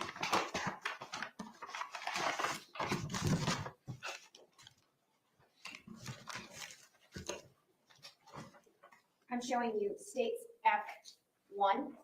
Do you recognize this? I can record it. Yes, this is my initials and CCM. And is this a fair and accurate copy of the surveillance from cameras 1, 9, 61, and 54? Yes. Which we will be referring to as State's F1. Yes, on that flash drive, yes. Can you give me the 4 numbered cameras? Yes, Your Honor. 1, 9, 61, and 54. You may proceed. I'm showing you states F2. Do you recognize this? Yes. How do you recognize it? My initials are on flash drive and on the sleeve. And sir, is this a fair and accurate copy of camera angles 56 and 26? Yes. Now, your initials are on all of these envelopes, correct? Correct, yes. Okay, so I'm going to go through them a little bit quickly, but on states 3, is this a fair and accurate depiction, fair and accurate copy of camera angles 22, 24, 53? Can I refer to some notes? Oh, absolutely. If that would help refresh your memory. Well, I just want to make sure. Yes, Which cameras were they? 3. I'm sorry, it's F3, which are camera angles 22, 24, 53, and 30. Okay, yes, that's correct. F4, do you recognize this? Yes. These are your initials? Yep. And is this a true copy or an accurate copy of camera angle 23? Yes, it is. F5, your initials? Yes, And this is a copy of camera angles 56 and 55. that's Correct. correct. Yep. F6, your initials? Yes, And is this an accurate copy of camera angles 61 and 54? yes, that is. F7, can you see your initials from here? Yes, Okay, and is this an accurate copy of camera angles 54 and 23? yes, that's correct. F8? Yep. And is this an accurate copy of camera angles 54 and 12? Yes, those are correct. F9? Is this an accurate copy of camera angle 61? Yes, F10? These are your initials, and is this an accurate copy of camera angle 30 and 13? yes, it is. F11? Is this an accurate copy of camera angles 1, 9, 10, 61, and 54? Yes, that's correct. F12? Is this an accurate copy of camera angles 54, 61, and 12? Yes, And finally, F13. Is this an accurate copy of camera angle 54? yes, that is.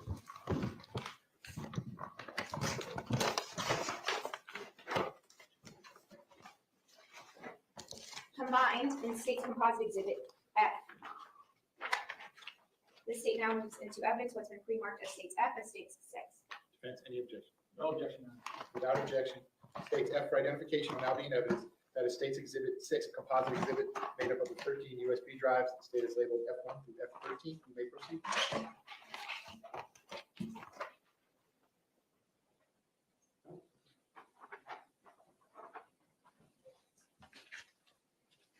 Sir, were you provided with ESO radio dispatch audio from the incident? Yes, I was.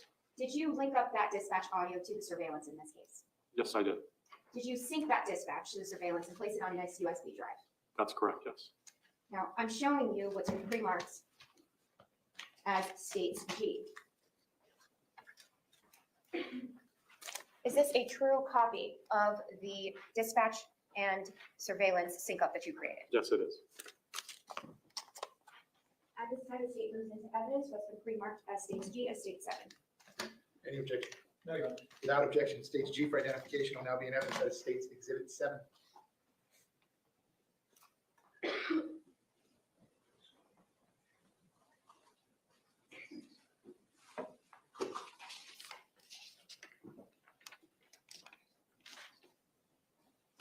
Your Honor, permission to publish what is now in evidence as F13.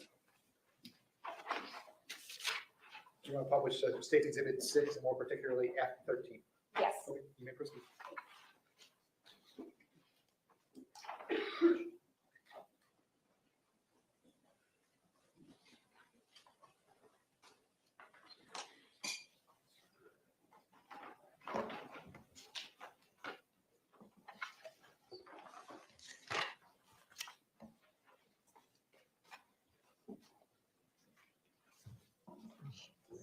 This is an interesting trial for me as well because I don't know what to do or how to act in this one because I don't want to disrespect the trial because it is a serious, kids died and stuff, and obviously teachers Your died. Honor, we don't need the cameras on for this portion.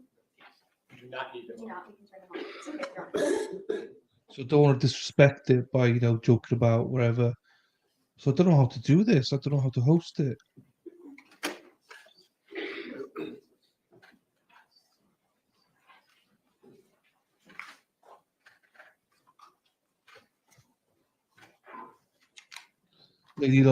Gilf, I will be here all night waiting for you. That sounds creepy. I mean, to get on stream, not physically waiting for you. So yeah, I don't know any advice, by the way. I just, I don't want to be disrespectful. Oh, here we go. Right, I'll shut up.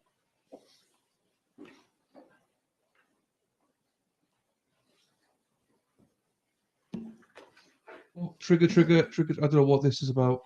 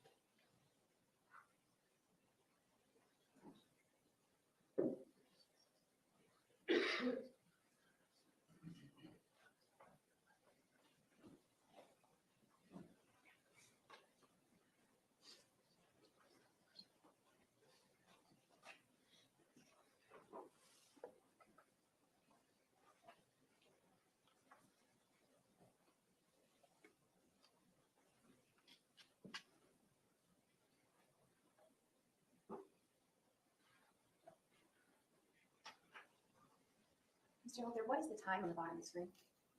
Uh, At the top of the screen, I apologize. Top of the screen, it is 2:24:52. 2:24:53.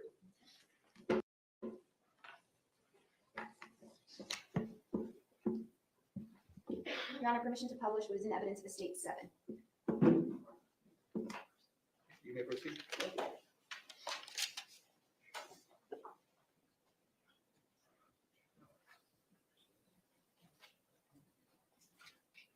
Ms. Goins, you will tell me if there's anything that requires the screen to go back. Yes, Judge, I will let him know.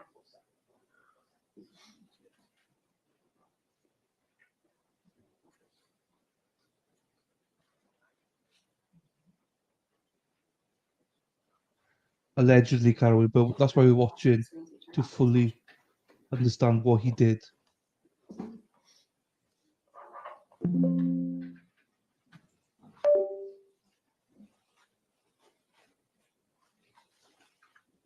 Yeah, I agree, Mad World. Again, allegedly, just in case.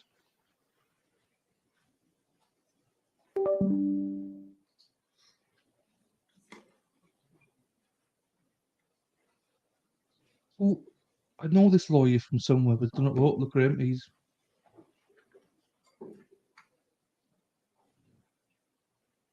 They're arguing that he raised the alarm and everything, but that no one knew where the shots were, because they're from a distance and no one knew exactly where the shots were. So he couldn't be in the building, basically, on the third floor or anywhere else because he just didn't know where it was. Some people thought it was in the field, so there's a lot of confusion. That's their argument that, yes, there were shots. He called them in instantly, but then he didn't know where they were.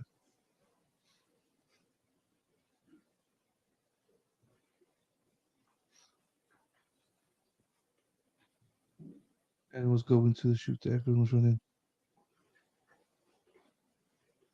Yeah, I remember that because then he went and had McDonald's or somewhere like that, didn't he? And he bought a drink somewhere.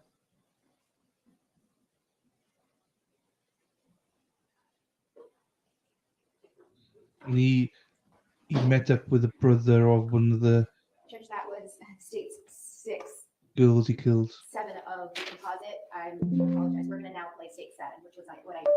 That was F6. Yes, correct, instead Okay, of that. and now this is 7, which has an audio. Trigger. Can I do that again? I heard Yes. state 7, it's not? Yeah, it was supposed to be, we're gonna play State 7 now. So what was that? That was F7.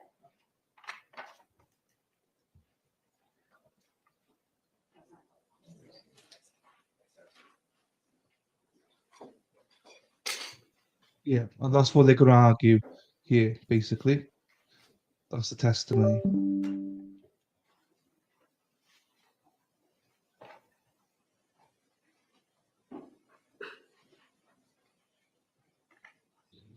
No, I agree, Kaz. It's just hard sometimes because of the nature of the case. Also, nature of the people in here. I don't want to take the piss out of people here because some of you guys got children and stuff like that as well. So I'll try to be respectful to everybody. But yeah, you are right. I just gotta try and make it as natural as possible. But I'm only saying it because it doesn't feel natural to me right now. But it's a good thing for me as well to try and fear through because I don't want it to be too silent either. Otherwise, it's like it's gonna be a lot of silence. Otherwise, and I've got to, yeah, as you say, put a few jokes in it. Right, I think they're playing the audio here, so be careful. If you want to mute it, mute now. Mr. Luther, you combined the screens to play side by side in sync for timing, correct? Correct, yeah, the times are synced together. And then you have the reference down below for the time code there. And you chose the angle that Mr. Peterson is in and put it side by side with the angle that Mr. Cruz is depicted, correct? Correct.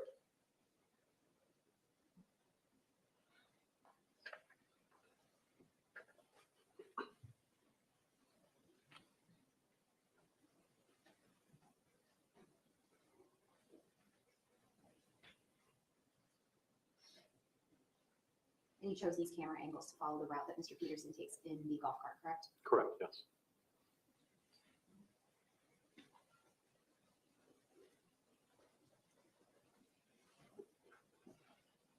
Juliet 3, 17 Bravo 3, 17 Bravo 4. Juliet 3, okay. As possible, could be fire guys. I think we got shots fired. Also, shots fired. 1200 building.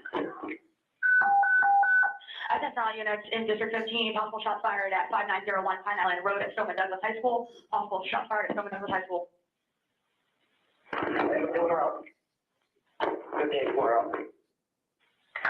make sure we got the units over here. I need to shoot down Stoneman Douglas. The intersection. 10-4. 10-4. 5901 Pine Island. We're talking about the 1200 building. It's going to be the building off of Goldberg Road. I'm coming up on 1.0. We don't have any description yet. We just hear shots, but appear to be shots fired. I'm over on the south side, over by the 700 building. Ambulance going shutting down eastbound Holmberg at the divide between Lady and High School. 70 Bravo 1. I'll get the west side of Stoneman on Holmberg. 10-4, west side of Holmberg. 724 responding. Julie, what?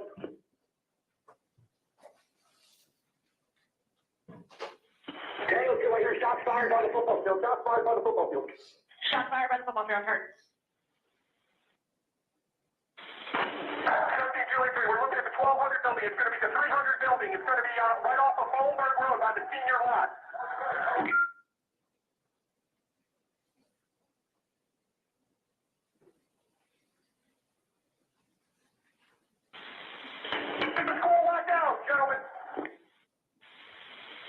All units not working to signal 33, go to Bravo channel for regular traffic. Some sort of say they thought it was firecrackers and we're not sure about the football field.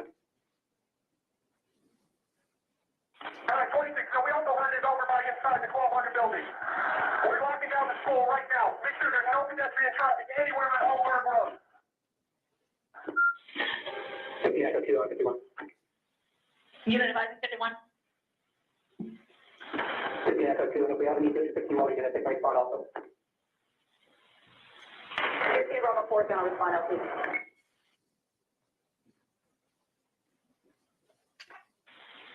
Any unit not working to signal 33, go to Bravo. So I got more students running west towards the football field. 33, we're going to Bravo. I hear shots fired. Shots fired. All units on the shot fired, stay on main.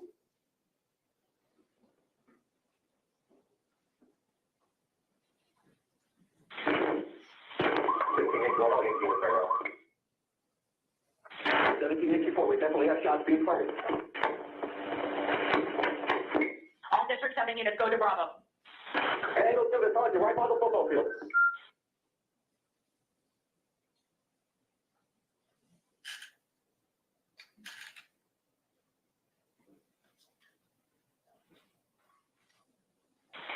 Make sure I have a unit over in the front of the school, make sure nobody comes inside the school. I need a unit to the front, advise. Bravo 3, we need somebody to shut down Holmberg and Home, I plan on. Unit to shut down Holmberg, advise. Holmberg shut down, we're on level 13 of the 900 building, we have shots fired, I'm trying to get the fence open. Building 13 and 900 building. Alex, you're not approaching the 12 or 1300 building, stay at least 500 feet away at this point.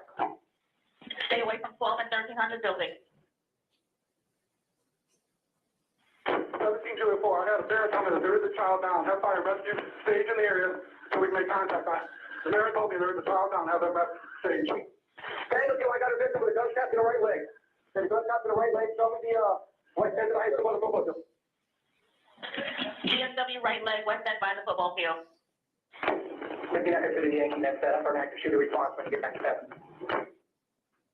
17 Julia 5, I have the gunshot victim. I have the gunshot victim, he's by the entrance to Westlake, on the west side of the school. 10-4, fire rescue being notified. Jerry, does he know where the shooter is? We don't know, but we're heading in the building, part of the 13 building, building 13. 17 Kilo 4, myself, Brandon. Does anybody have bolt cutters? I can get this kid out of the fence. He's stuck in the fence, I need bolt cutters. The coach is with him, see if he can help him over the gate.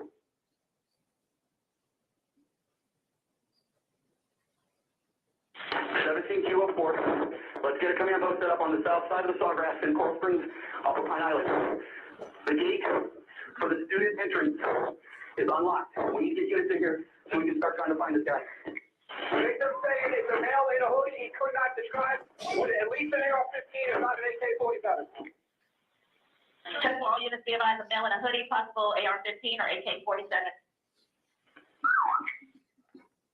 Now, sir, this exhibit that we just watched, State 7, includes only the duration of which the shooter is seen, correct? Correct, yes.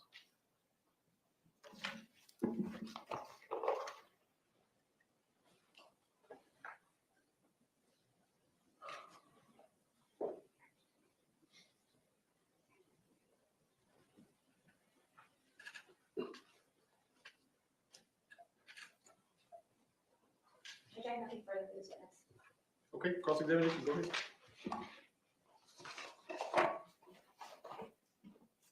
Good afternoon, sir. Good afternoon. Just a few short questions.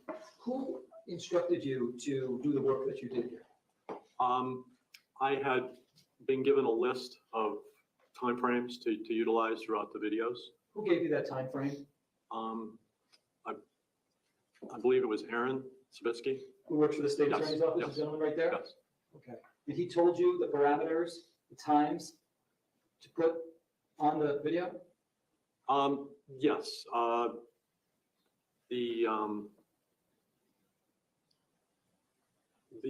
From the other part with Cruz, I believe I had already had something in place for that already from previous trial. Okay, so it ends at about, if I remember correctly, 30 or 31.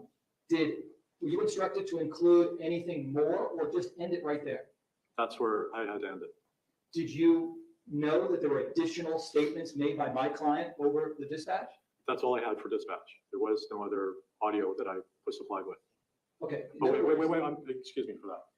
No, that was, I had placed the audio for the duration of the video because it had to coincide with Cruz doing his action. That's basically what I was instructed for. Okay, so what you said earlier was a misstatement. You still had additional audio that memorialized what officers, including my client, was saying while they were on the scene, correct? Yes. And who told you to cut that out so the jurors can't see it or hear it?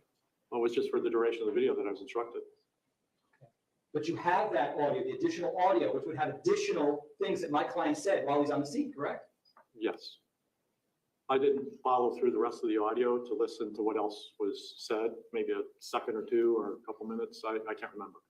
But I didn't listen through the whole audio portion. Okay. So it's quite likely that there are additional things that my client said on his police radio that are recorded that you have in your possession, correct? Yes, You didn't bring it to court today because you weren't asked to do so. Isn't that correct? only what I was instructed to do when I had put all this together.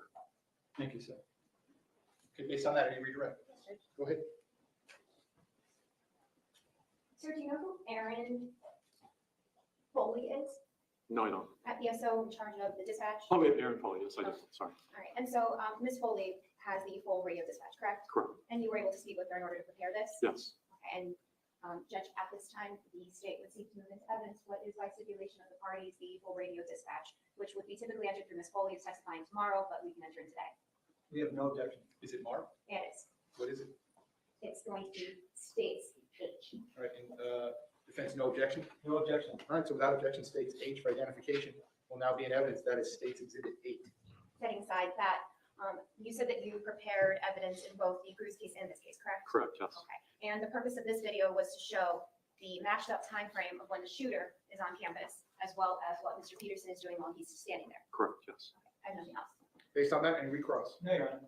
State, is the witness excused? Yes, Judge. All right, so you may step down. Thank you very much. Thank you. I'm just gonna While say, he's doing that, state, you may call your. whilst we got a slight break Our here, Next witness is about 5 minutes away. If you can please apologize, Your Honor. Ladies and gentlemen, quick break. Same as State always, please remember to attorney discuss is gorgeous. Go to testimony amongst yourselves and anyone else. So we reach the end of the case. What's her name? You'll Because leave she's your absolutely notepad here. gorgeous. Back one moment. I'll be right back with you. Thank you. Well, I'll skip it. But she is. Fucking hell. I didn't notice till now.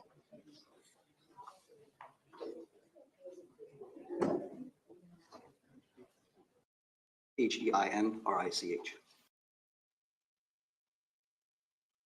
If you know her name, I'll look her up otherwise, but she is special.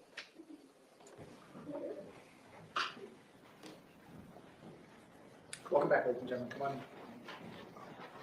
Once you're back in those seats, you may be seated. Ladies and gentlemen, you may be seated. All the parties may be seated.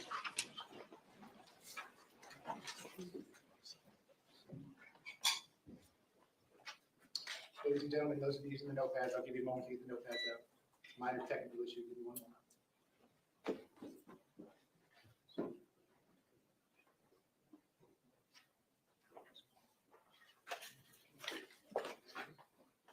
Okay, state, ladies and gentlemen, when we took our final restroom break of the day, we resumed the state's presentation. We're going to resume at that point. State, when you're ready, you may call your next witness. Officer Jeffrey Heinrich.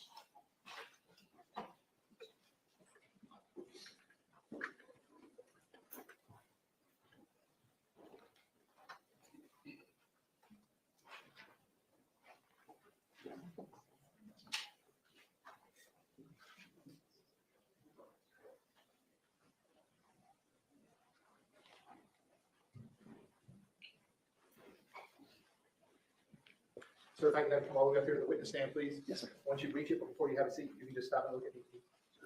Raise your right hand. You swear to tell the truth, whole truth, nothing but the truth. I do. Please be seated. And once you're seated, if I could just scoot that chair all the way up as far as it will go. Can you please state your full name and spell your full name? Sure. Jeffrey Allen Heinrich. Last name is H-E-I-N-R-I-C-H. Jeffrey. Yes, I'm sorry. Please go from A inquiry. Thank you. Good afternoon. Is it officer, It's detective? sergeant. Sergeant, I Yes, ma'am. apologize. That's Good okay. afternoon, Sergeant Heinrich. Please introduce yourself to jury. Tell them where you currently work. I'm currently a canine supervisor, canine sergeant at Coral Spring Police Department. How long have you been with the Coral Springs Police A Department? little over 27 years. Could you give us just a little bit of background of your time at the Coral Springs Police Department? What are some of the positions that you've held? Yeah, I've mostly worked midnights almost my entire career. I started off first as a police officer on the road, became a regular canine officer.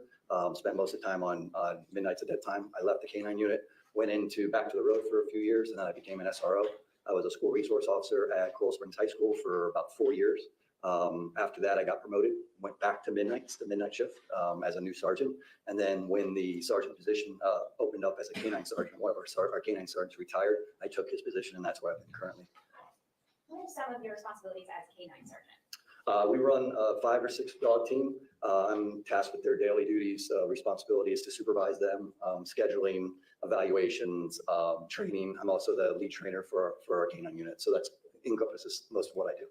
What were some of your responsibilities as an SRO? I'm sorry. What were some of your responsibilities as an SRO? I was a school resource officer, like I said, for 4 years.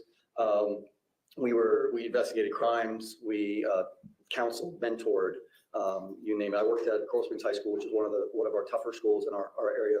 We had a pretty bad gang problem, so a lot of it came down to mentoring.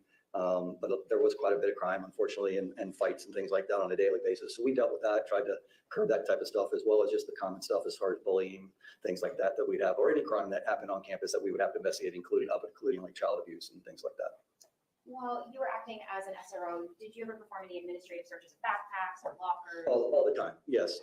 We've done, I can't tell you how many, you act as a school resource officer, you act as basically as a parent. You're kind of considered in that role.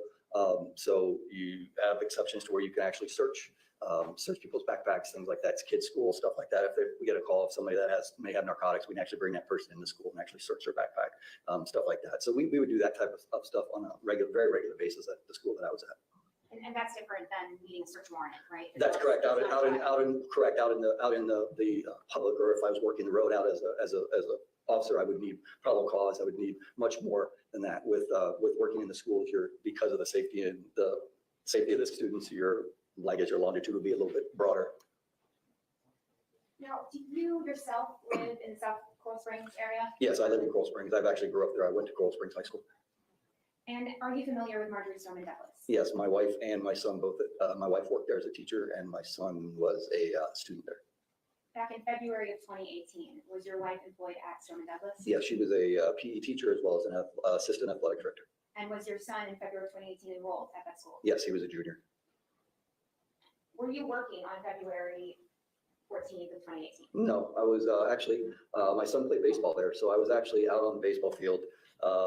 I manicure the baseball, I guess that would be the best word. I'm a lawn maintenance guy, I guess you want to call it. So I take care of the actual playing surface, which is the clay. And then I also, the infield's made out of grass, so I'll mow the infield. If you have any dealing with the county, you don't really want the county maintenance people coming in and dealing with this stuff. We had a really nice field, so we tried to keep it that way. So I was there regularly dealing with the maintenance, day-to-day maintenance of the field and preparing the field and stuff like that for practices and things like that. And to clarify, you weren't paid to do this? No, it was strictly volunteer. It was because my son Kevin has grew up playing with the head coach there, which is Todd Fitzgerald. He's played with them since they were 8 years old. So I've known them for 20 something years. So on the 14th, was it your day off as far as law enforcement work goes, but you were working in the field? Yeah, I don't remember 100% if I was completely off, but I would have been, if I was working, I would have been working midnights. So I don't know if I went in before work. I don't have that recollection. But at the time that I was on the field, it was my own time. I was there to just help it out.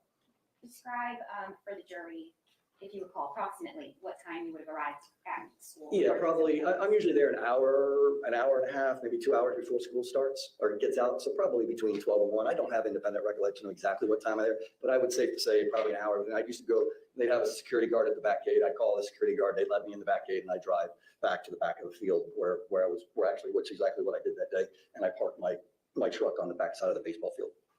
You're out on the baseball field. Describe for the jury what happens while you're on the baseball field. Sure. Just out there, we have a fire hose apparatus that you wet down the clay, because in South Florida, the clay, it's very hot. So the clay dries out very quickly. So there's a lot of dust and things like that. So to help the playing surface, we water it with a big fire hose. So there's a fire hose in the middle of the field apparatus that you can hook up. So I was between third base and second base, which is the shortstop area, and facing towards the school, which would have been east. There, and I was actually just physically watering the field when I heard the fire alarm go off. Fire alarm went off.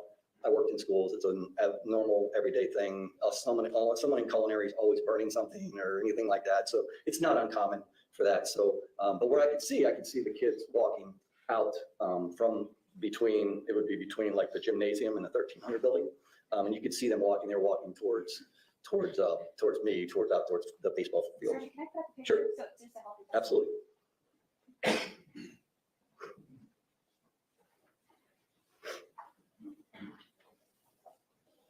Judge, may I use the monitor to show what's already in evidence of states 1? I don't know if it's. Can you see states 1 in front of you? Yes, ma'am, I can.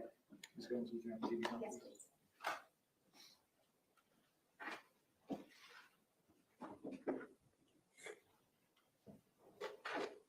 Okay, so you were just referencing the field that you were guess, manicuring. Correct, that's the one, correct, directly right next to the football field. Okay, your screen is actually interactive, Oh, okay, so I'm going to, Yep. just a moment. sure.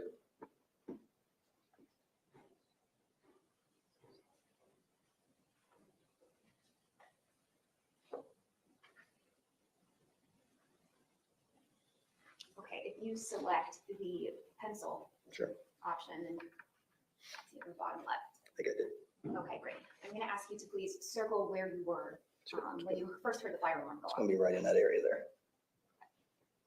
Now, you were just describing students that you saw. Yeah, you could see them, so this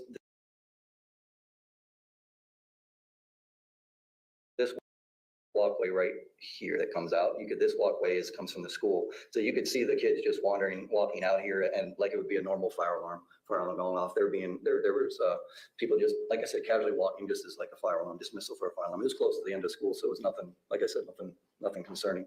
Was out there, and then, I don't know, a minute or so later ago, I heard what I thought at the time, and I said my deposition was fireworks. It sounded like like a couple bangs going off.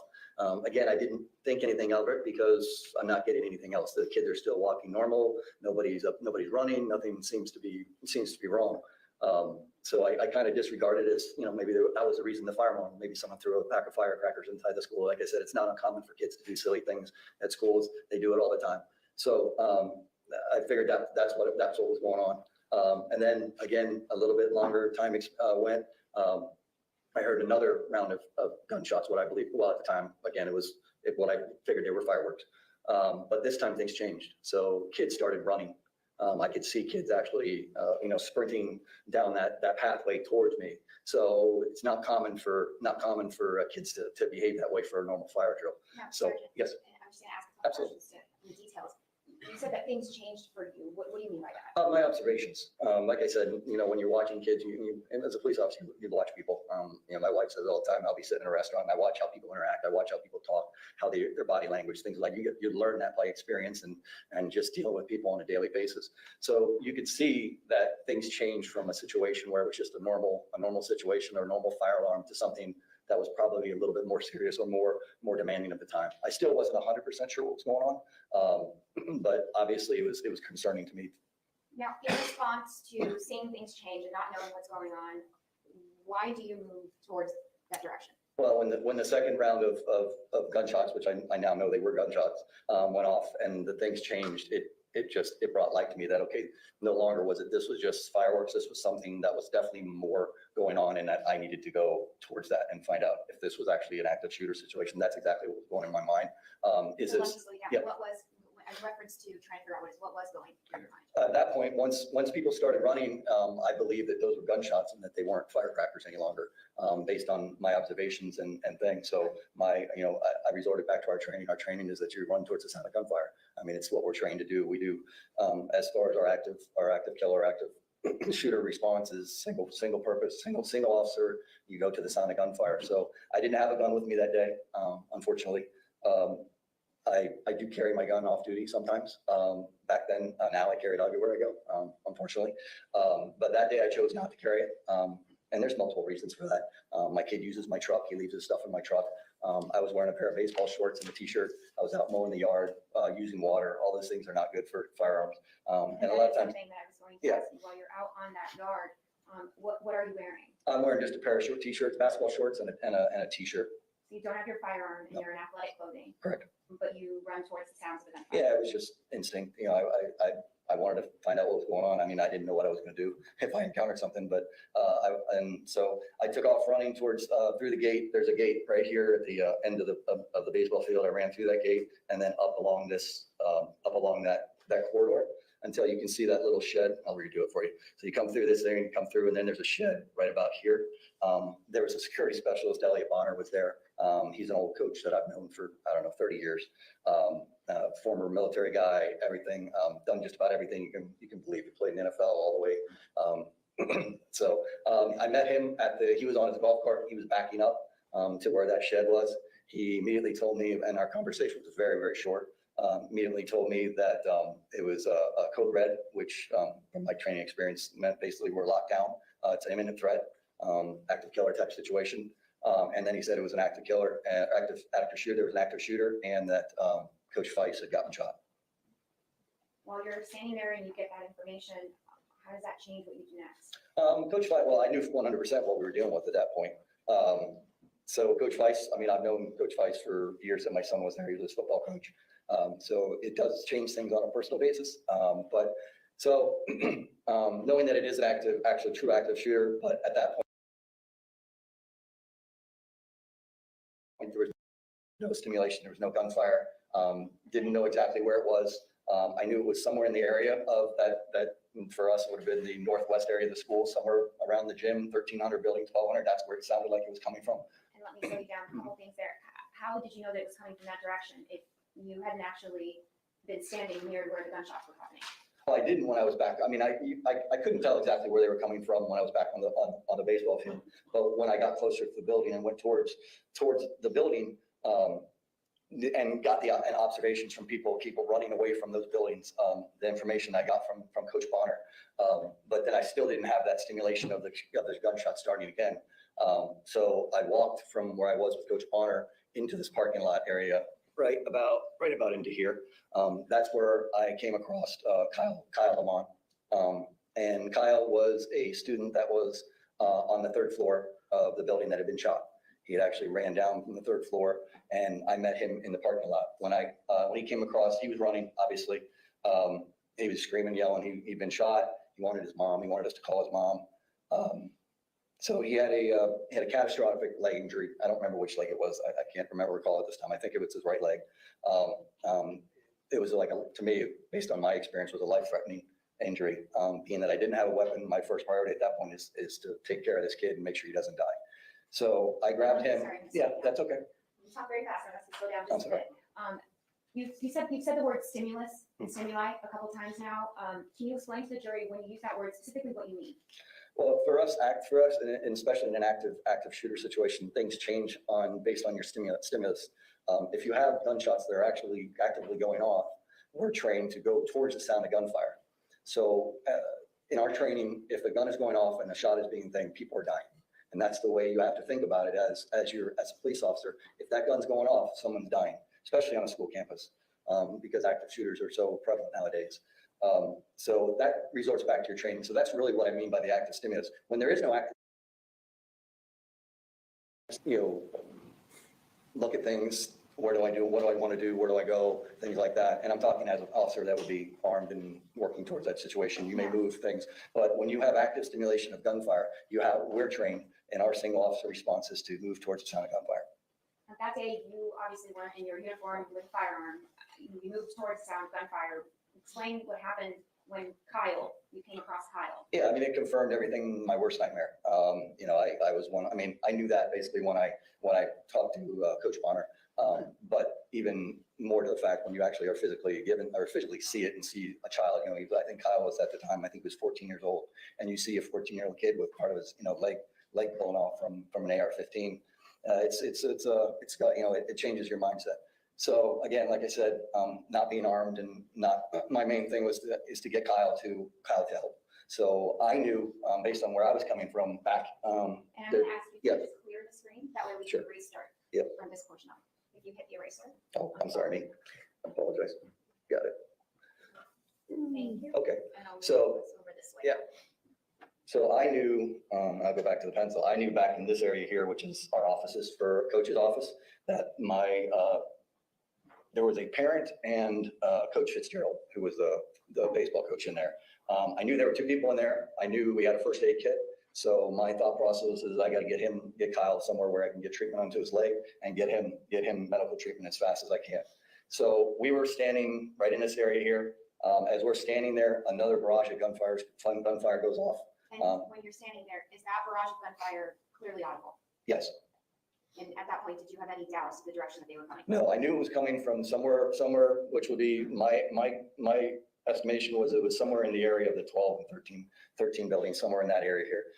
As I said in my deposition, I didn't know if it was inside, outside, any of that information. I didn't have the visual stimulation of muzzle flash or anything like that. But by the way we were standing out here, and I ended up running this way with Kyle, and the shots going off, you could almost feel the percussion and the reverberation of the gunshot bouncing off the buildings and stuff like that. Like I said, I wasn't able to say exactly, okay, I couldn't tell you that that he was on the 3rd floor shooting out the windows like we found out at a later date, but I could tell you it was coming from somewhere in that area. It could have been anywhere. I wouldn't have known that. And did you get an opportunity to go seek out and learn where the shooter was in that moment? Not at that moment, And why not? because I was tending to Kyle. And What yeah, happens? and so Kyle, again, he's still crying, screaming once, asking to get a hold of his mom. We run up this way. I take him down along until about to here. When I get to here is the first time that I see a police officer, the deputy sheriff. He was standing on the outside. I don't know if you can move this down a little bit or not, but he was standing on the outside of the fence. So he would have been out somewhere out on the outside of this fence here, somewhere. I'm sorry, I'm getting ahead of myself, but somewhere outside there, and he was standing behind his car back there. As I'm coming down through this thing, I'm yelling to him that it's active shooter, and that I had a gunshot victim. Now, at that time that you encountered that police officer, you didn't have a radio on? No. correct? Okay, so did you know why a police officer was at least 500 feet back? No, I had no idea. Okay, go ahead. So I yell at him, tell him that, I have a gunshot victim, that it is an active shooter situation. He basically make eye contact. I know he hears me. I know he sees me. Again, I don't have a radio. I do find out later that he does put it out over the radio that we have a gunshot victim by the football field. And that was the information that I gave him. So as we do that, I'm sorry, from there, we continue all the way down around back into this door here. I get Kyle into the locker room area. I quickly do a pressure dressing on his foot. I asked him a couple questions. He told me a description of the shooter. Kyle is an avid airsoft gun person. I don't know if you guys know what airsoft is, but they shoot little pellets, they're not BBs, but they're white pellets, and they have places where you can go in. It's kind of like a paintball type thing. So he plays that. So he has a familiarization with weapons and things like that, because the weapons kind of look real, but they're not real. They're not real firearms, but they look real. So he was able to tell me that the guy was a male. What he said at that time was a black mask, wearing I think black pants, black vest, and had an AR-15. And that he was shot on the 3rd floor, and that multiple people were shot. That's basically the information he gave to me. Learning that information, I called our dispatch. I don't have a recollection of whether I called 911 or our non-emergency number. I think I later found out that I actually called our non-emergency number, which I don't know why I did, but it just happened that way.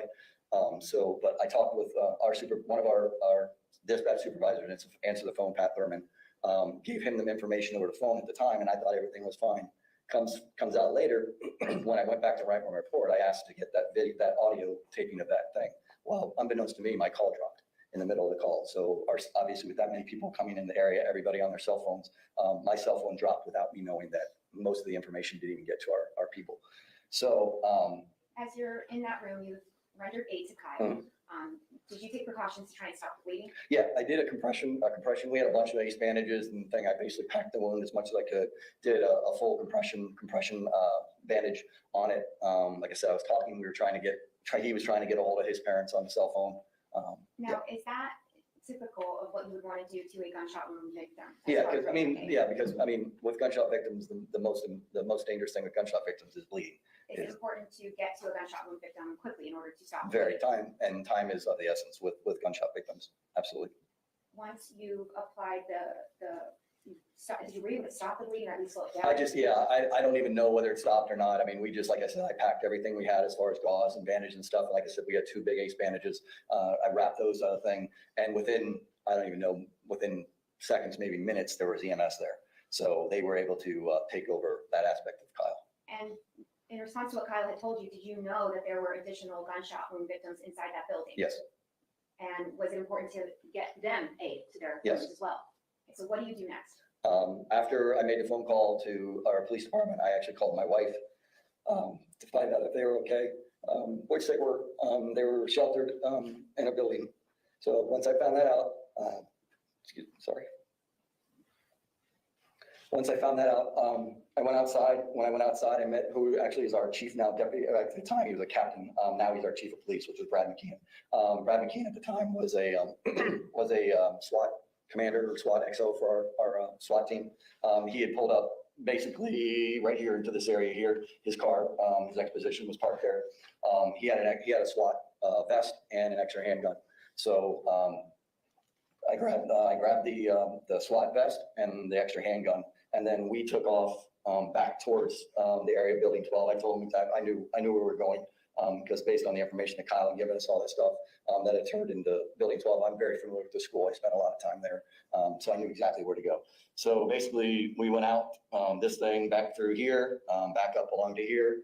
We checked as we go in. We're clearing because you don't know. I mean, we haven't had at this time. We haven't had any more active stimulation. There's no more gunshots. There's no more, active stimulation of what actually could be heard, that people were being shot or anything at this point. So it's unknown exactly where this suspect is. He could be, he or they could be anywhere. You don't have that information. So we were checking, places like we checked the shed, and then we checked over towards this area. But then we ended up on the corner, right here on the corner of Building 13. When we came around the corner of Building 13, Coach Weiss was laying right here, right outside the door of the stairwell. We started to go to check him, but there was a deputy, I'm not sure the name, I think it might be Deputy Goolsby, if I'm correct, was posted up on this corner right here. He was providing outside security, outside coverage of that area. There was already, we later find out just momentarily, I'll do Coach Weiss first. We started to go to check and see if he was deceased. Can I ask you to clear the screen one more time? Yeah, And then sure I'll can. ask you to mark for us. Sure.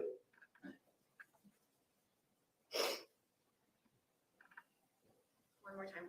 When you first walked up, where Yep. was We'll show you. All Coach right. Weiss? So we walk up and we are stationed right here on the corner of Building 13. Coach Weiss is laying on his back right outside of the door that goes out of the stairwell. And at this point, you don't know whether there's still an active shooter inside the 1200 No. building, correct? No, we didn't even know there was people inside the building at the time.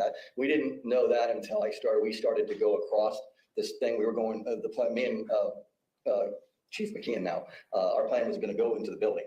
But go ahead. Knowing that you have seen a student that's been shot, there's an active shooter on campus, why are you entering that building? Because that's the last place that we had information where that subject was. That's where we still believed he possibly could be at that point, based on the information that I had. Okay, and what happens next? We start to go out across. The officer Goolsby, who's standing over here, reaches out to us, calls out to us, basically says, "Don't check him. We've already checked him. He's deceased." We then move right back to where we were, and we look up, and you can see the third floor windows that were shot out from the third floor. Me and Chief McKeon look at each other and like, this isn't a really good place for us. We're kind of out in the open here. We don't want to be here. So we walked across this way, jogged, whatever, ran across this way, and we paired up with Deputy Goolsby, myself, and Officer McKeon, Chief McKeon, and we stayed in this particular position right here and covered this backside of the building. Reason we didn't go inside is what we were told by Deputy Goolsby is that there was already 2 teams inside.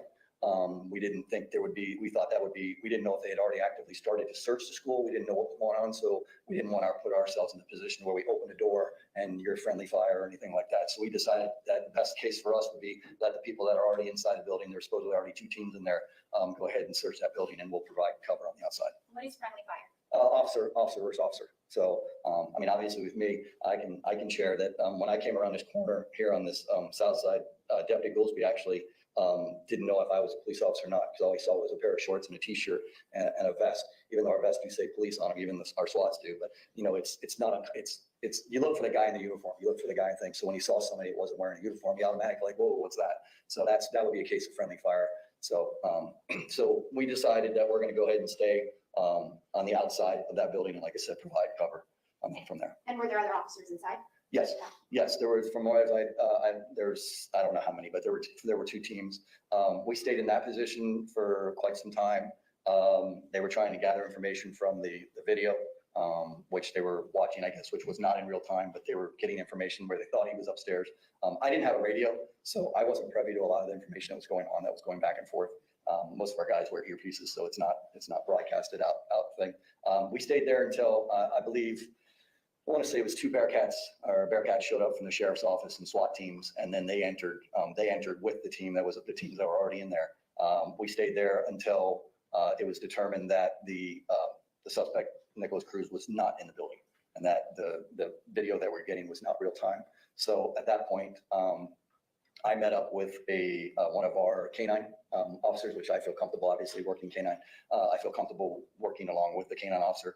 So I met up with him, and then we started systematically clearing, and I'm gonna just think, we came over down here and we systematically started to clear this area over here with the dog until we were told by the sheriff's office to go ahead and put their dog up because they wanted a coordinated command of where everybody was. So they asked us to stop searching so that we could get a coordinated, so you just didn't have officers going everywhere and not knowing where people were and what was done and what wasn't done. So they asked us to put the dog up until we could get a coordinated response to how we were going to clear this whole entire area as a team together. Explain for the members of the jury what the difference is between when it's appropriate to systematically clear and take your time and when you have to move towards the sound of gunfire. Yeah, it is based off of that. It's based off the sound of the gunfire. In this situation, which is active killer situation, active shooter situation, like I said, our training for single purpose response is to go towards the sound of gunfire. When that stops, then you can stop. But when that gunfire is going off, you have to know that every time that trigger is being pulled, that someone's life could be lost. And that's why we move towards the sound of gunfire. Would you ever systematically clear a building while there's active stimulus or active gunfire? No, I don't know how you want to call it systematically. You're still going to move tactically. I mean, you're not going to be full out running down a thing. You're still, you're not going into it. You don't want to go in. You still want to be able to help people. You don't want to die in a situation on the way. Look, we all put our lives on the line. We understand what could possibly happen, but you are going to move swiftly and as tactically as you can towards the sound of gunfire. So you never want to move fast enough that you can't, take a shot or anything like that. So you will move systematically. I guess that would be the word, but you're going to move quickly. If that is clear, I guess I understand that. Now, when you start to clear, you back up with the K-9 officer, correct? Okay, so I'm actually. Yeah. So we can erase this. So once we were told to go back to the thing, they were still taking people clearing people out of the 13 building and the 12 building. So what I assisted in is I just assisted in the people coming out of the 12 or 1300 building, and then we were directing them through the parking lot out to Holmberg and Coral Springs Drive, or up there, I guess it's Pine Island. So we were working with people. So I was assisting in that until we got everybody cleared out of the school. So, Ms. Combs, before you start the new subject line, we're going to press pause on the direct examination. Okay. We're just going to press pause right where that's at. All right. Ladies and gentlemen, we're going to press pause for the night. When I resume the trial tomorrow, we can continue with the direct examination of the witness. So same admonition as always, please do not discuss the facts of the case, the evidence, the witnesses, or the testimony among.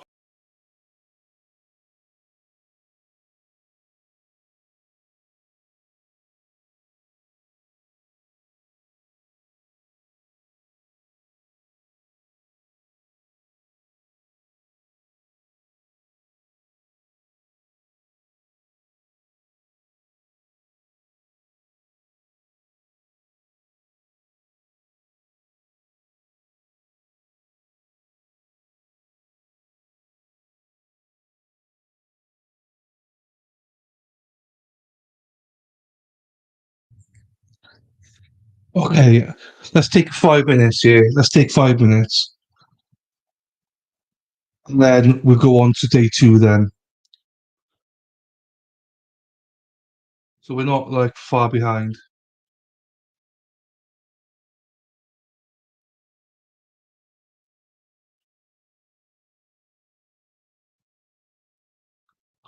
In actual fact, I think we're bang on time.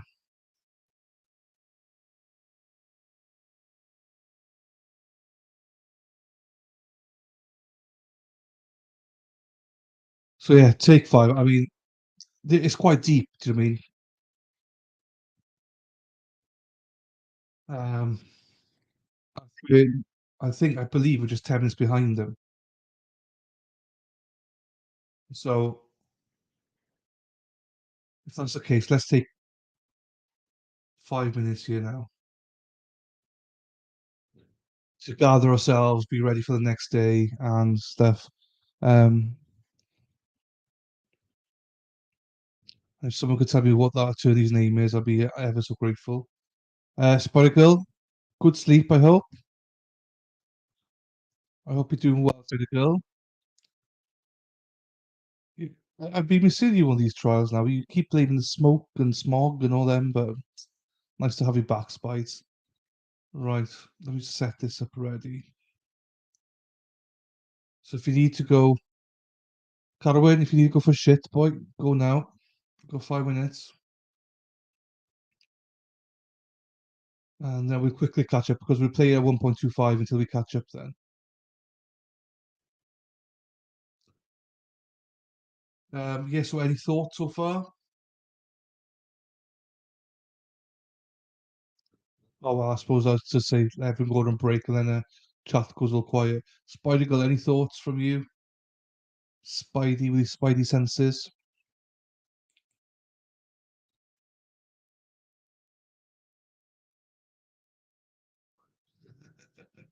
Sensey coming for you, guys. I was just looking after you, boy. Just looking at you know if you need to go to the toilet. Do you know what I mean? Always looking after you, Kaz. Yeah. I just want to see his exact steps. Oh, so he's obviously outside. I'm interested to hear everything. Do you know what I mean? So I'm not even going to call him a coward yet until I know I hear every testimony. But if they're all like this, then yeah, I mean, I would agree with you. But I like literally, I know zero about this guy. I didn't know even though this was a case until Heidi said.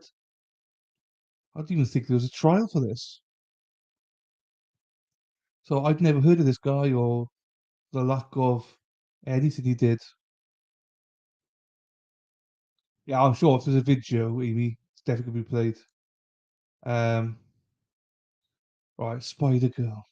At the moment, no, I just tuned in. I had the wrong time set on my alarm.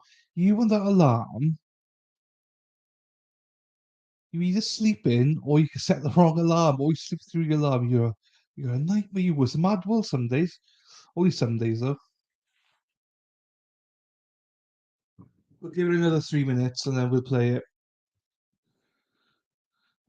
We're not far behind them. I think they must have started around this time.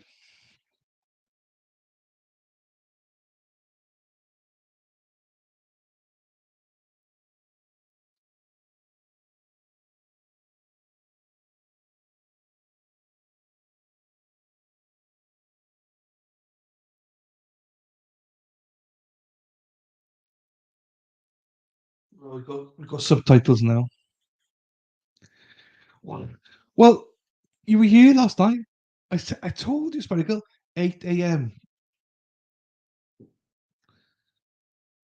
I even say it all in Eastern time for you guys. I have to think for myself and say it. I give it to you all on a plate. Um, this last guy nailed it. Yeah, he was a good witness. Well, he's still on, but he's a good witness.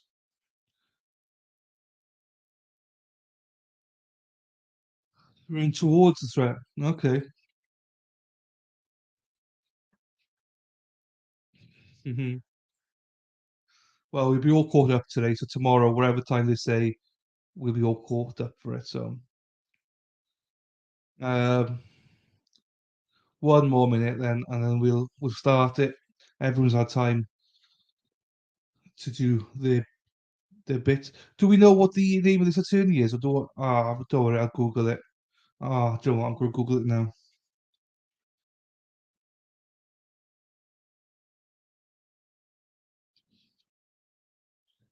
Dun, dun, dun.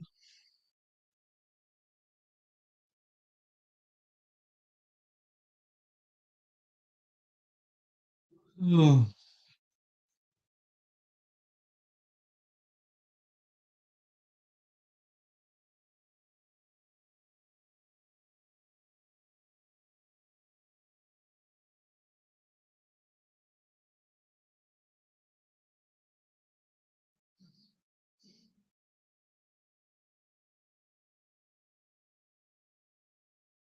Mhm.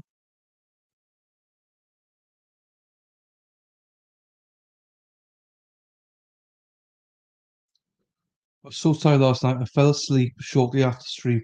I woke up 5 minutes late for work. Jesus, by there. So it's not just streams then. You're bad at. You're bad for work as well. That's funny though. You could just say, "Oh, it's a smog and stuff," couldn't you? Sorry, guys, the smog and stuff. I just got on.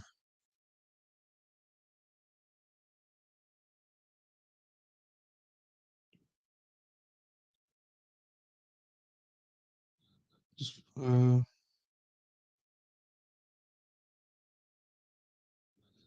trying to find this woman's name.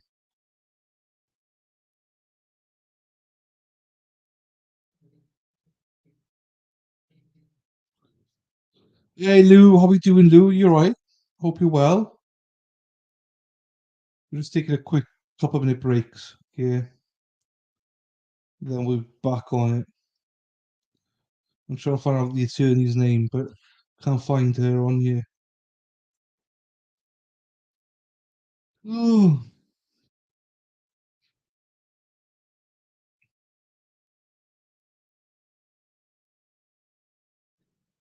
defense got 22 witnesses. Jesus.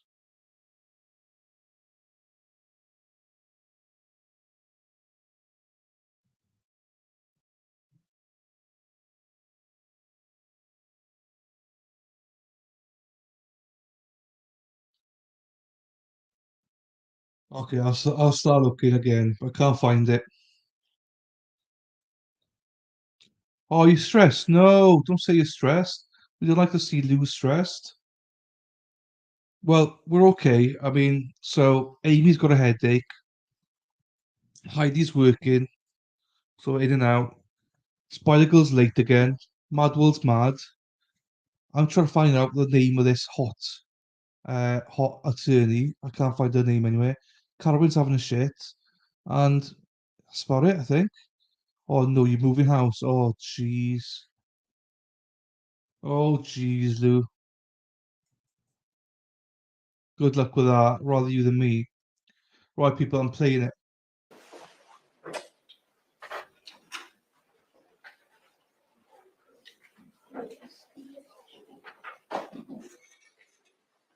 Volume seems louder now, so I'll turn it down a little bit. No Shelly, no Stacy yet, no Geo.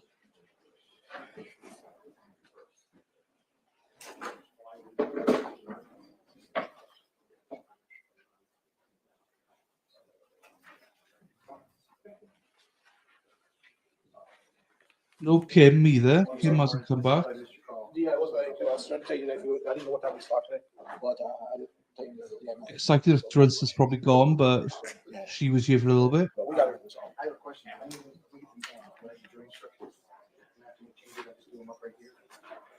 Even just a simple cable. Yeah, the printer's connected to it. Oh, no, I can't get my own drawings and stuff done. So, yeah, no, I mean, I just. Yeah, we can, get a printer cable. Yeah, I didn't see where, there was one on here. Looks like it's small. There gotta be one, yeah, it's missing. But we can get one for you. Just at the end, because I did the jury instructions for the lawyers. It's just a question. I feel pretty comfortable with all this. No worries, Spider Girl. Hopefully, some of my gear. I've noticed that one of the instructions. That's okay. So I appreciate all your help, so I recognize it. Yeah. We use this setup, I had to generate it with the land that we're doing the cruise because we have 10 lights. It should be good.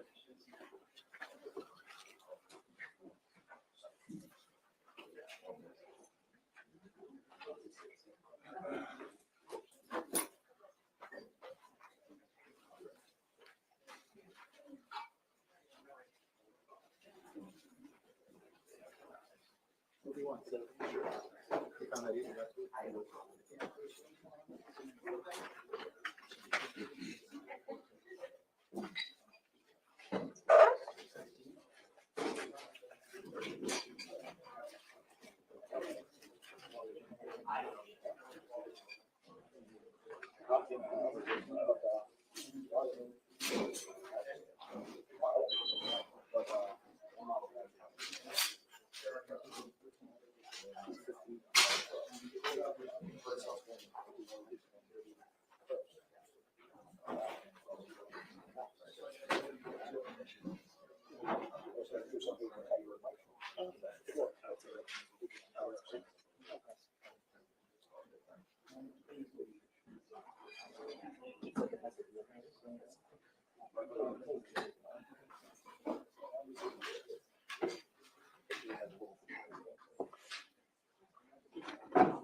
Skip it a little bit then.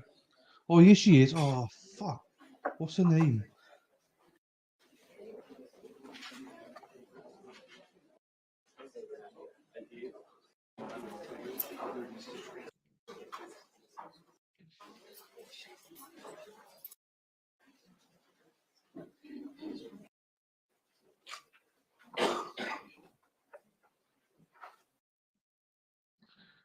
C swept.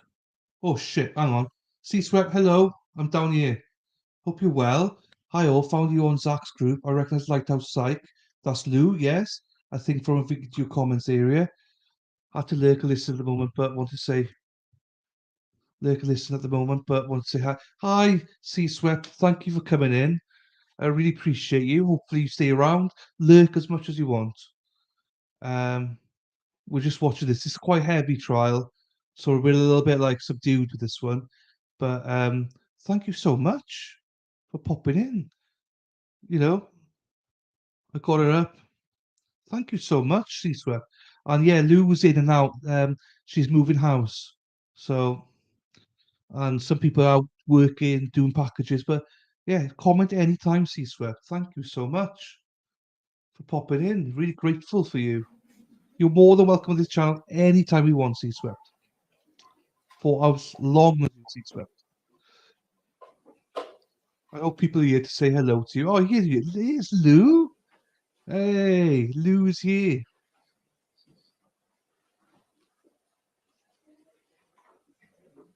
I appreciate people popping in like that and stuff. I hope you subscribed and that you like the video, C swept. Here they are, Amy as well. Oh, that's lovely of you guys. We got a lovely chat here. And we got Madwell, Spider Girl. Right, get the camera away. Get the camera away. What's he doing? Ladies and gentlemen, welcome back. Come on in. Ladies and Oh my gentlemen, welcome God. back. Come on in. Let's go Once show you're back them. at those same seats, you may be seated. All right, all the parties. Do may be it. seated. Ladies and gentlemen, those of you that are using the notepads, I'll give you a moment to get the notepads back up. What's he doing? Get away from them, you idiot. Okay, ladies and gentlemen, welcome back. I hope you had a nice Ah, night. yes, he's last really, night. really nice. When we recessed the trial I hope you yesterday, we were in stay the middle today. of the direct examination Oops. of the witness. We're going to pick it up right at that point. The witness remains on the witness stand and under oath. State, when you are ready, you may proceed. Comment as much as you want, C swept. Kitten's been naughty. I had to get it off the can. Oh, nothing worse than a naughty pussy, is there? Judge, may I approach the witness? Yes, Amy. Dangerous. I'm Might showing show their a listed faces. remark as states I. Idiot Do you cameraman. recognize this? Yes, Is that a photograph of you? yes. Judge, at this time, the state moves into evidence what's been pre-marked as states I. Are we going in order? States- I've got the free Zachariah Anderson on the states I as bottom states nine. Any objection? ticker as well. Without objection, state's Right, I'll shut up. identification will now be in evidence. That is state's exhibit 9.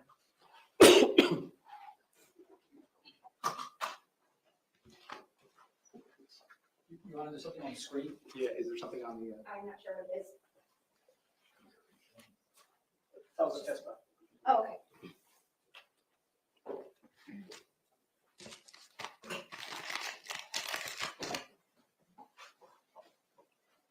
May I have permission to publish? You may. Cameraman was Lydia. I know we didn't show the Please faces, describe but for us what we're Jesus. looking at in this photograph. What are you Yes, doing, you idiot? that's when I met up with Officer Coker. He's one of our former canine handlers. That was after I returned to the building with Chief McKeon, and they determined that Nicholas Cruz was no longer in the building. I linked up with Officer Coker, and that's when we started to search the areas, like I said, in the west, I guess would be the southwest area of the school.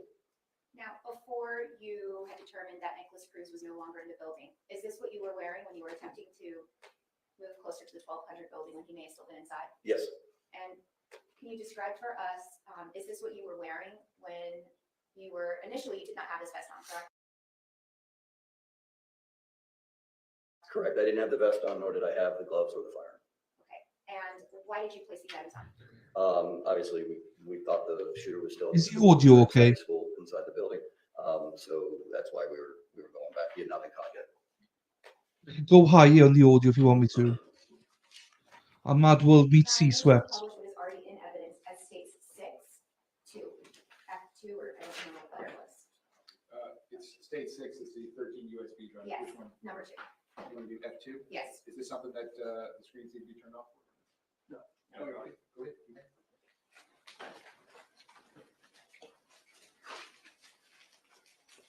Look, I put the volume all the way up now, Amy, so should be fine now. It was a little loud earlier on, so I left it like that. Yeah, so Mad World, Spider, hope you meet Sea Swept. She's lurking, but she's now in the dark place over in that chart. Your Honor, this isn't the wrong exhibit.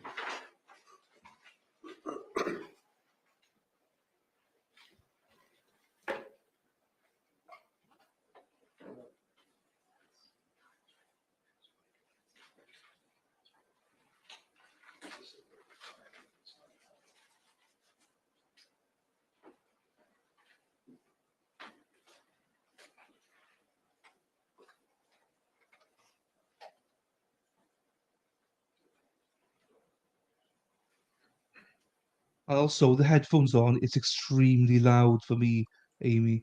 So I've got to turn it down a little bit. Every time they play a video, it explodes my ears. I'm still not happy with that cameraman, the way he was like zooming in and out of that. Oh, C-Swept, are you off, C-Swept? Or are you saying hi? Is that off? Are you away? If you are going, it's all good. Thank you for popping in. But if that's just a hi, then stay.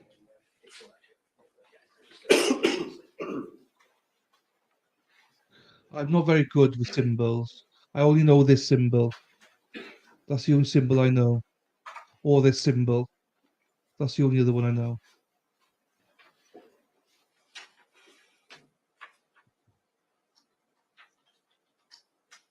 Apologies, Your Honor. No problem. Sergeant, when you see yourself on the screen, will you please identify yourself? Yeah, I can see myself out in the middle of the baseball field with the fire hose watering the infield. Is that on what corner of the screen? I'm sorry, like the top, I guess, top center.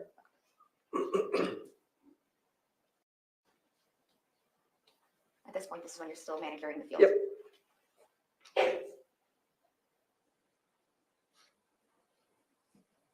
Sergeant, those students running, is that when you started? I don't believe I saw them at the time. Because obviously I'm still, I don't recall anybody running at the time prior to that.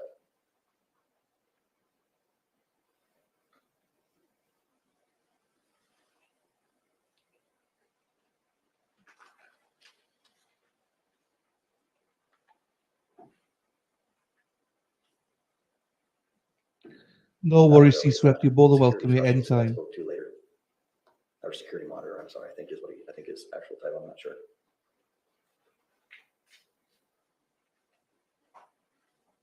So you can see me there, that's where I dropped the hose.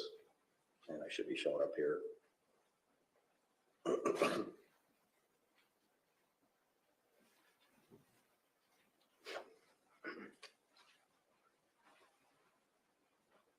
Is that That's Coach Bonner? Elliot Bonner, correct, security monitor, I think Security is monitor, where he is.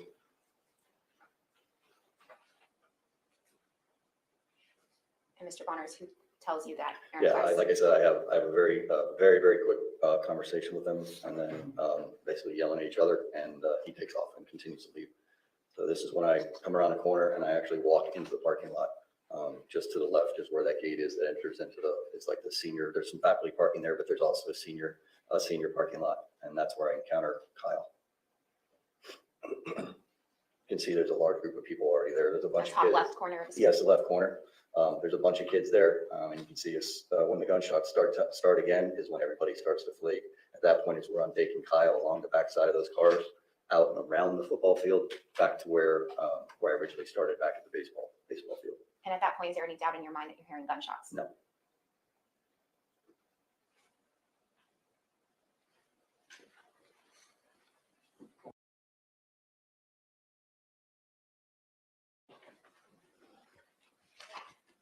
Sergeant, do you know who Scot Peterson is? Yes. Did you know him prior to this date? Yes, like I said before, my wife worked at the school for, I think, 4 or 5 years. My son was a student there. It was not an uncommon occurrence for myself to come over after school, working at my school and going and watching my wife. My wife's a basketball coach. She used to coach the basketball team there, so we'd come over and watch her basketball games or watch a sporting event at the school. Did you see Scot Peterson on the day of this incident? No. Did you see him enter any buildings? No, Did you see him render any aid to Aaron Weiss? No. Any of the students? No. Did he assist you in clearing any buildings? No. Did you see him assist any law enforcement officer in doing anything? I had no contact with him the entire day. Motion deferred.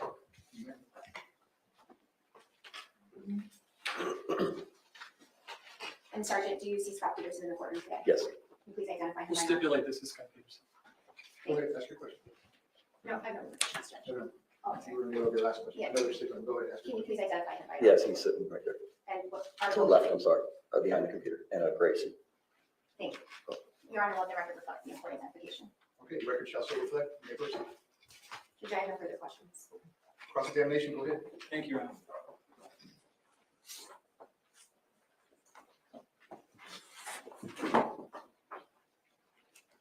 Good morning, Sergeant. Mark, sir. This is not the first time we've met. We met once before, Yes. and that was for a deposition, correct? Yes, sir. And you had said yesterday that in preparation for your testimony, you actually read through that deposition, correct? Yes. And that was back on June 30th of 2022, is that correct? I'll stipulate to you, yes. Okay. It sounds correct, yes. For jurors who might not be familiar with what a deposition is, right? We know what that is. That's Yes. something that in 27 years in law enforcement, you've done many of them, correct? Hundreds, you would say, probably? Yeah, probably. All right, describe in detail so they're not lost exactly what a deposition is. It's where you meet in front of an attorney, could be either a state attorney or a defense attorney, and they ask you questions to what your actions were and what you did during the case, or during an incident. And there's a court reporter Yes, present, that correct? report records everything. And both sides get a chance to ask you questions, right? Yes, Because unlike we see on TV, it's not trial by ambush, right? We get to know exactly what you're going to say. Yes. Correct? And then the court reporter transcribes it, meaning type it up, right? yes, And then you get a chance to read through it for accuracy, correct? yes, And it helps to refresh your recollection about something that you said over a year ago, correct? correct. Okay, and you did that, it helped you Yes. refresh your recollection. Perfect, okay. If I heard you correctly, you're a sergeant supervisor in the K-9 unit, correct? Currently, yes. And that is Coral Springs Police Department, correct? Yes, not the Not- sheriff, no, not the sheriff's Just office. so they're clear, Coral Springs Police Department is different than Broward Sheriff's Office, correct? Yes, sir. Broward Sheriff's Office, my client works for, you work for a completely different agency. Yes, sir. And while some of the areas that you patrol overlap, you are completely separate agencies, correct? That is correct. And I think we said it earlier, you've been with them for 27 years, Yes, sir. correct? And you knew my client from interactions that you had with him, correct? Yes. About 4 to 5 years, your son went to school there from 2015 to 2019, isn't that correct? Yes. And you knew him to be a good person, correct? I would call him a friend of mine. Okay. And you never saw him be a coward in any respect, correct? No, And just so we're crystal clear, during the entire shooting, you never saw my client at all, that is correct? correct. Let's explain why, because you were in completely different areas, Yes, right? So you never would have seen what my client was doing, correct? That's correct. How he was acting. I never had any interaction with him the entire day. Great. Judge, if I can approach? Sure. We do it standing to. Judge, something that is demonstrative, is it being used for demonstrative? I'm not sure. Yeah, is this a demonstrative aid to assist the witness in this testimony? It is, yes. Okay, so the objection's overruled. Go ahead. Okay. So you're familiar with the campus, Yes, sir. correct? Very. So you're familiar first with the 100 building, which is where the administrators are, correct? Yes. Did you know that that's where my client's office is? I do. Okay. You're also familiar, this is the 1200 building, correct? Now, if I were to tell you that it's 73 yards long, would that be consistent with your understanding of it? Yeah, it's a long building. 3/4 of a football field long? Yes? Yes, I mean, I would say so. I mean, I would say that the football field there and those areas are, if they're on the scale, would be similar. So I Okay. would say, yeah. And even the building next to the 1200 building, the 1300 building, that's about the same size, correct? Yeah, I would imagine. So from the east side of the 1200 building, all the way to the west side of the 1300 building, you're talking about a football field and a half, is that That would correct? be- Yeah, that would be a good estimate, I would imagine. And then you add even more space between the two, because there's like a courtyard area here? Is that a yes? Yes. How far would you estimate that courtyard area is? Probably like 20 yards. Okay, somewhere so in that now we're area. getting closer to two football fields between the east and the west of those two buildings, correct? I don't know what the building, I don't know what building 13 is, but it's a good distance. Okay, so you initially, if you could point on the board to where you were initially, we saw you on the video, you're watering the field, Right, right? sir. Okay, baseball field, okay. And my client, you know where his position was? I believe he was in his office or somewhere near the front main office, I believe. Got it. Ultimately, though, his position of cover, Mhm. okay, during the shooting, do you know where that's located? Just based off what I've seen and stuff, I don't have any independent recollection of exactly where it is because I never saw him. But if you tell me he was sitting, I know he was somewhere in the corridor near the end of the building. Okay, so assuming we're saying between the 700 and 800 building over here, okay? You initially would be over there, Yes. correct? Mhm. Can you estimate how many hundreds of yards distance between the two of you? It's got to be several hundred yards. Okay, I mean, he can't see what you're seeing, you can't see what he's seeing. No. Your view of the kids, we saw in video kids running, there is no way he could have seen any of that, correct? Personal knowledge, speculation. Well, it's overruled, but I want you to guess, sir. If you have personal knowledge, you can answer the question. I do not. I Say it. have no knowledge of what he was able to see and what he wasn't able to see. Based upon the physicality, right, of where you were located, it would be highly unlikely for him, from where he was positioned, to see the things. that you were I seeing. can't testify to what he said or what he saw or what he didn't see. I can only testify to what I saw. Got it. And one of the things that you said that you didn't see are the kids who were running on that video that we saw, correct? That's correct. There's no question, we saw it. There were kids running in your general area, correct? And you're saying on the record here, you didn't see those kids, That's correct? correct. You're not committing perjury, correct? You just didn't see them, correct? That's correct. Yes. Now, when you were on the baseball field, you hear the fire alarm go off, is that correct? Yes. You didn't know what that was for, No, correct? sir, I did not. My guess is, I mean, fire alarms go off all the time, doesn't mean it's a mass shooting, right? No, like I said in my deposition, culinary students commonly will burn something and have a fire alarm go off during school. It's not an uncommon occurrence in schools. Correct. In fact, a lot of the kids are like, oh, here we go again, right? Yes, sir. Okay. Then you hear 5 to 6 bangs, correct? Yes. And your initial thought was, wait, that's gunfire or no? No, fireworks. Correct. Like I said. You thought it was fireworks. So the sounds that you were hearing are equally consistent in your mind to fireworks, firecrackers, correct? Correct. Okay. So you hear those shots, and you don't have a specific location of where those shots are coming from, correct? No. You can't say, 1,200 building, No, correct? absolutely not. 1,300 building. No. You couldn't tell whether it was inside or outside, correct? No, sir. So when you're listening to those particular sounds in that particular area, there was no way to discern from the sound, the unique sound that was being created, that that was from inside a building or outside a building. Isn't that correct? Yes, not from where I was at. No. Then you hear another round of gunfire, correct? That's correct. And that was before you see the kids running, correct? And only because you see kids running do you start to think, well, wait, that might be gunfire, correct? Yes, sir. So had you not seen the kids running, your thought still would have been, well, this could possibly be firecrackers, correct? Correct. So that extra stimulus, seeing the kids running, helped provide you some additional information, Yes, correct? sir. All right. And by the way, all this is happening on the west side of the campus, correct? Yes, sir. All right. My client, as you know, is on the entirely opposite east side of the campus, Yes, correct? sir. And there's no question, by the way, and I'm sorry you had to go through this. This was a very stressful situation. Yes, sir. And you've been through a lot. I mean, 27 years in office, you've seen some things. I would imagine, I do feel for you, this is trauma that you have to carry with you, correct? Objection, Your Honor, relevance and counsel testifying. Yeah, it's actually sustained as to both. Go ahead, sir. Ask your next question. This was a very traumatic experience for you. Yes. No? You encounter security specialist Bonner in his golf cart, correct? Yes, sir. And he tells you that a code red had been ordered, correct? Yes. And did you ever that afternoon speak with either Anna Ramos No. or Assistant Principal Jeffrey Morford to determine whether it was my client who ordered the code red? No. Okay. Did Bonner ever tell you who he heard order the code red? No. Okay. Then you ran into Kyle Lamon right outside the gate by the entrance of the senior lot, correct? Yes, that is correct. Can you show us on the board? This, by the way, now you're moving closer to the area, Yes, correct? that is correct. Okay. And you still don't know where those shots are coming from as you approach the gate, That's correct? correct. And show us, if you could, where it is, Please. So, let's make sure I'm in the right place. There's a shed here, and you come As you come through here, there's a parking lot that goes out the parking lot, and it's right on the back side of the shed right here. There's some grassy area. So if I saw you correctly, I don't know where it's came out, you were rubbing where it says like building 11, Yeah, just the building yeah, I 11, would that's say a good right, place? yeah, that's probably pretty. Hold on, folks, one voice at a time. The court order can be one Yep, voice. I'm sorry. Yeah, we're building 11. Hold on, sorry. So the lawyer's gonna ask a question, stop talking, and the witness is gonna answer the question, and then he will stop talking, and then the lawyer will ask the next question. Go ahead, sir, you may ask your next question. So was it fair to say that you got to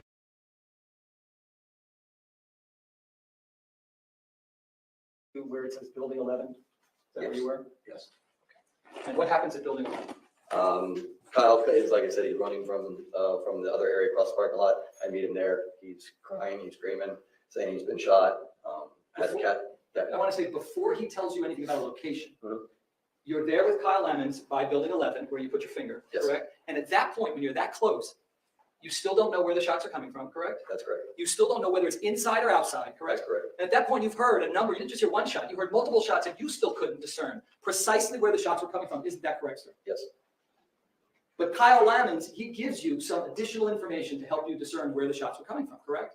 He does, but that doesn't happen until we get back to the locker room. Okay, so of tell high us, school. go ahead and tell us what happened. So at that point, when he comes out, obviously, I think I've already testified to it, but he comes out, he has catastrophic leg injury. Obviously, I go into saving his life as my first priority. We get him, I go down around the football field all the way out to the baseball, back to the baseball house, the baseball locker room. Once we go in there, we start giving him first aid, bandage his leg, and at that time is when I had a conversation with him, asking him what happened, what he saw, what the description of the person. That's when I made the phone call to. Got it. We'll pick it up there, but I want to go back. Yes. You did hear, after you made contact with Kyle Lemons, where you showed us where you made contact with him, you actually heard additional shots, did you not? Yes. Okay, well, let's talk about those. While you're by the building 11, how would you, in words, describe for the jurors who weren't there, how would you describe the sounds that you're hearing? Loud, percussive, and reverberating off of the area. It was very, like I said, it felt like you were being shot at. It felt like you could feel the percussion of the fire, of the shooting. All right, you said a lot, and I want to make sure that I heard you correctly. First, you said it was very loud, correct? Yes, Yes. I'm You sorry. also said reverb. Reverberating, yeah. Explain to the jurors what you mean by that, just to be crystal clear. The sound was reverberating out, away from the building, out towards us. It was coming away from the building, bouncing off the building, coming out towards us. And when you say bouncing off of a building, again, just to be crystal clear, what did that mean to you? It's just the way it sounded. I don't know how to explain it. It just felt like the sounds were coming out towards us. If that makes sense. If you, because they've never seen the school, describe how physically the buildings are set up that would account for the reverberation and the banging off things. Yeah, they run, I mean, the building 13 is just slightly offset from building 12. So the walls run all the way along where we were. So you actually see both sides of the west side, or sorry, the north side of those buildings. So it's one big cement barrier basically along those. And what does that mean? What does cement do when you're talking about gunfire? Big building, Right. cement, explain to them It why that needed. reverberates out, makes it louder, moves it out. Like if you're shooting at a range, a closed range, it becomes louder as it moves out towards you. So that's what it felt like in that situation. Do you believe that the buildings, the way they're configured with concrete, the way that they are, made it more difficult to discern precisely where the shots were coming from? I felt at the time that they were coming from that area. Now, like I testified in the area of the 12 to 1300 building in that area. I couldn't tell you whether, like I testified before, I couldn't tell you whether they were inside, outside, up on the roof, third floor, second floor, first floor. I couldn't tell you that because I didn't have any active stimulus of anything. I didn't see glass breaking. I didn't see bullets being shot around me. I didn't see muzzle flash. All I could go off is what I was hearing, and there was no other visual stimulation except for the sound of the gunfire. If you could stand up again, when you said the best you could get was to narrow it down to the area around the 1200 and 1300 building. If you I just want to make sure that we're talking about the same buildings. These two right here, 12 and 13, correct? Yes, like when I testified earlier, I circled it on the monitor. I would say between this area right here is where I anticipated it coming. So somewhere in between the 12 and the 1300 building. Got it. Because I could see, I was out in this area, I could see this whole end of the building. There was nothing that I would see visually or anything along the line. So if someone was shooting out of that building, I probably would have been able to see hear a glass break or something along those lines. So I would estimate that was in the area of the 12 and the 1300. But you also couldn't rule out a much larger perimeter, isn't that correct? No, like we talked before, that's just where I heard the gunfire. That doesn't mean that was the only place there's gunfire. That's where I heard the gunfire. But candidly, when you were actually there in real time, it wasn't in your mind narrowed down to just that large yet circular area between the 12 and 1300 building, isn't that correct? I'm sorry, I didn't understand the question. Isn't it a fact that in real time, when you're hearing those shots from where you've described your position, you didn't narrow it down and say, well, this is only the place that those shots could be, correct? I would tell you that if I were in the same situation that I was in that situation with a firearm, I would have gone to the area that I circled. That wasn't the question, sir. That's what I would do. I got you. That's where I believe the gunshots were coming from. So that would answer your question. Well, isn't it a fact that you also believed that the gunfire could have come from outside of any of those two buildings, the 12 and 1300 buildings? Yes? In that area, yes, sir. Correct. You also included in that scenario the top of either of those two buildings, correct? Absolutely. I guess I think I've already explained that I was not able to visually see exactly where the gunfire was. There's no other visual stimulation. I was just merely going off of what I could hear. I got you. Okay. So I'm going to just run through Okay. a number of scenarios in your mind at the time, because now we know a lot more now, Mhm. correct? That's You correct. had no idea when you're in that moment what you're dealing with, correct? That's correct. In fact, now we know it was one shooter, but you actually thought there could have been more, correct? Yeah, there's always a +1 rule in law enforcement where if there's one shooter, you always believe there's a possibility of a second. It's just it's one of the Right. training techniques that we use. And so there's always on your mind the idea that there could be multiple shooters unless and until you're told otherwise, correct? Yes, sir. And even though you're hearing shots in a general 1200 to 1300 building area, you don't know whether there's other shooters around the campus, No, I correct? did not. That's all in play at that moment, correct? Yes, of course. So some of the other things that were in play, we just talked about, the tops of either of the 12 or 1300 building, correct? Yes. You also couldn't rule out like the neighboring buildings. I know you thought maybe 12, 1300, but it also could have been like the neighboring 6th building, right? Based on on where I was and how I heard things, I didn't believe it would have been from the 6th, nor would I believed it would have been from the football field. Got it. So let's narrow it down to this area, correct? Because you're not just saying inside or outside of the 12 or 1300 buildings, you're also saying the potential areas around those buildings, correct? Yeah, the area that I circled and showed you, yes, sir. But it would also include the courtyard area, correct? In between 12 and 13? Correct. Yes. It would also include the parking lot, correct? Isn't that your testimony? Not really. I believe it was coming from where I was saying, like I said, it was reverberating down that wall. Could it possibly? I mean, I'm not going to speculate the thing. I'm telling you what I felt at that moment and my belief at that moment.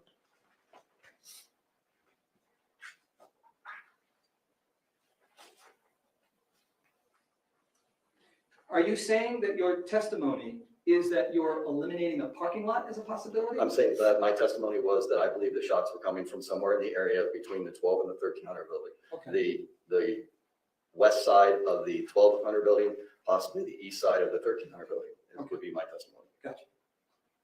And I believe I said that in my deposition.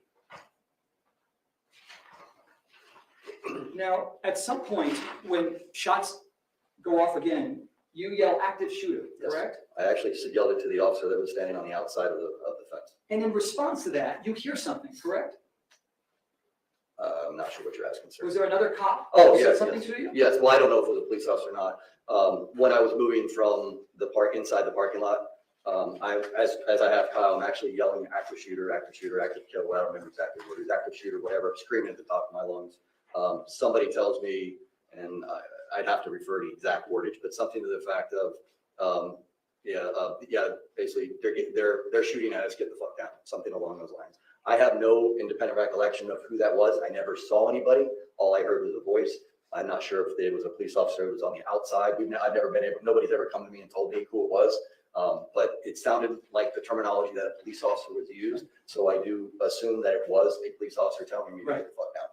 And specifically, if I heard you correctly, and you've read your deposition, the words that person shouts is, their contraction for multiple, they're shooting at us. They're shooting at us. That's what you heard, Yes, correct? that is correct. And you believe that to be true, correct? Yeah, I mean, like I said, that goes to the +1 rule.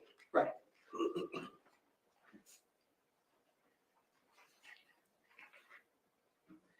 The only reason why you knew that there was shooting going on specifically in the 1200 building and not outside or the areas around it or on top or in the courtyard area is because someone came up and told you that. Isn't that correct? Yes, because I went towards them and found him, yes. Got it. And then you take that information, you thought that was pretty important information for everybody on scene to know, Yes. correct? So important that you didn't call the general police line, you called 911. Yeah, like I said, I think by mistake, I actually called our non-emergency number, but I got through and I talked to our communication supervisor and provided that information. I don't know if it was a 911 call. And so specifically, you recall that the person that you spoke to at 911 was named Pat Thurman. Yes. Isn't that correct? Yes, So you have a specific recollection during the shooting of calling into 911 and relaying critical information that there is an active shooter inside the 1200 building. Isn't that correct? yes, sir. Do you know what Pat Thurman did with that information? I do not. Pat Thurman works for Coral Springs, not for BSO. That's the thing, Mr. Eggers, you are not the witness, so you need to form your comments in the form of a question Yes. to the witness in your cross-examination. Go ahead, sir. Isn't it a fact that Pat Thurman works for Coral Springs? Yes or no? Yes, he's a supervisor in our communications division. And you're aware that the communications that exist with Coral Springs is separate from the communications of BSO, correct? Yes. You don't share radios unless they are patched and intentionally joined together, That is correct? correct. So a BSO deputy, like my client, would never get that critical information unless it's shared from Coral Springs to BSO, isn't that correct? That is correct. And or unless radios are patched, correct? Is that a yes? Yes, I'm sorry. I didn't know that was a question. Did you think when you made that information, when you gave that critical information, that that would make its way to my client and other BSO deputies? Of course, You believe that that information was critical, correct? of course.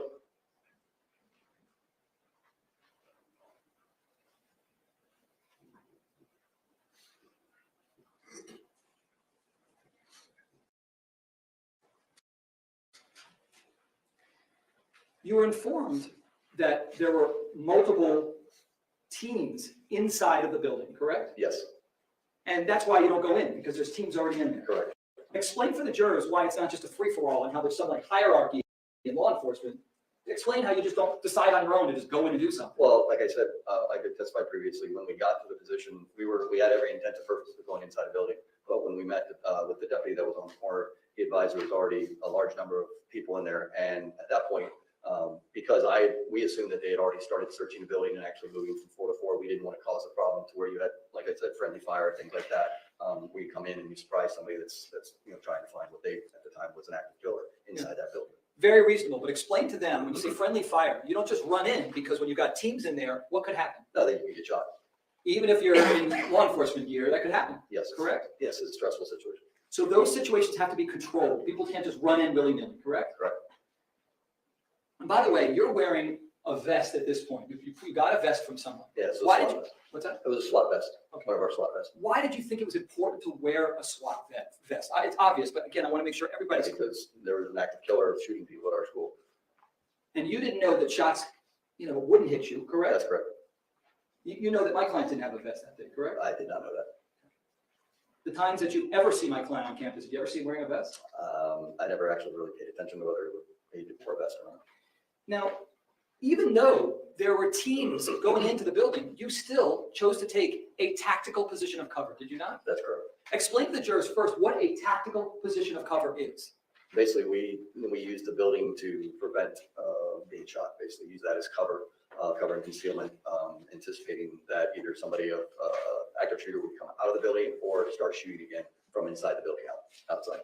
So there was a genuine concern when you're on campus there during that shooting, there could be shots coming from anywhere, correct? Yeah, I mean, like I said, when we specifically got there and we looked up and we saw the windows on the third floor that were shot out, it was a very uneasy feeling of where we were. And that was the whole reason why we took a position of cover on the other side of the building. It was a much better area for us because we had actually, like I said, the building was able to provide more cover for us at that position than it was standing on which would have been the south side of building 13.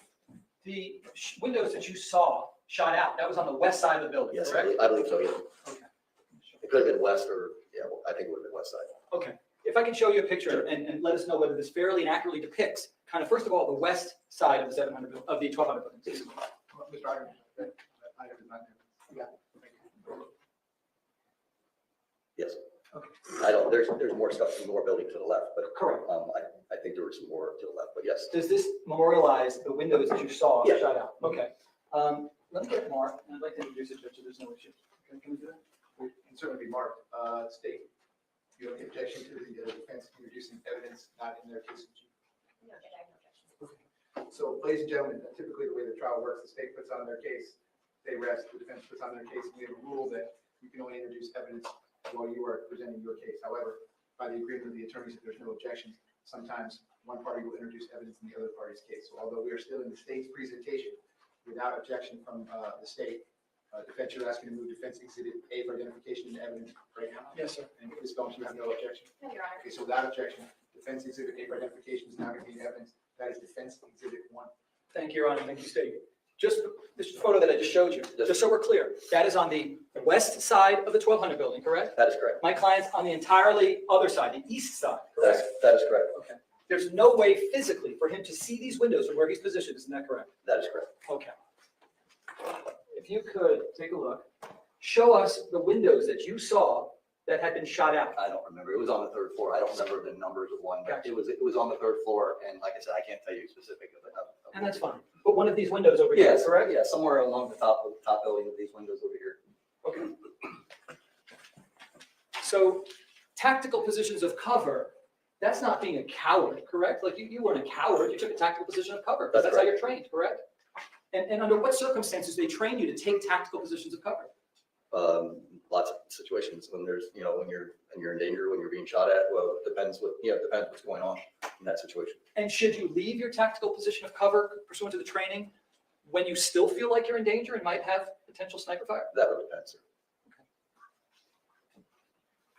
You didn't leave your tactical position of cover until you knew you were safe, correct?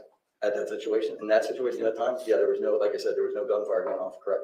Right. And no one came out with like a white flag to tell everybody, hey, it's safe, right? You had to make that determination on your own, It correct? was determined by the people over the radio system and then passed on to me.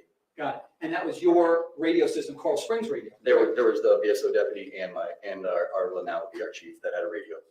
So I was just going off of what they were telling me. I didn't have any real-time information through the radio. And by the way, you weren't the only one who took a tactical position of cover. If I heard you correctly yesterday, Captain McKeon, who's a SWAT commander, Yes. he took a tactical position of cover too, Well, I correct? don't know if he was a SWAT commander at that point, but I don't remember exactly. I'm not sure what his position was at that point. But yeah, he took a tactical position with me.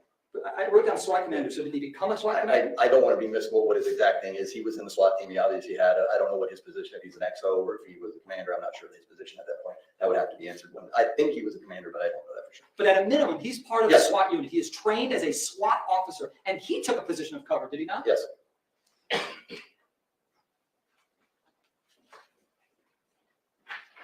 And it was your words that when you took a position of cover, they, however many people you thought they, quote, could be anywhere. Isn't that correct? Those We were your didn't, words. I mean, we knew the last place that they were, based off the information that we had, was the last place that the shooting was taking place.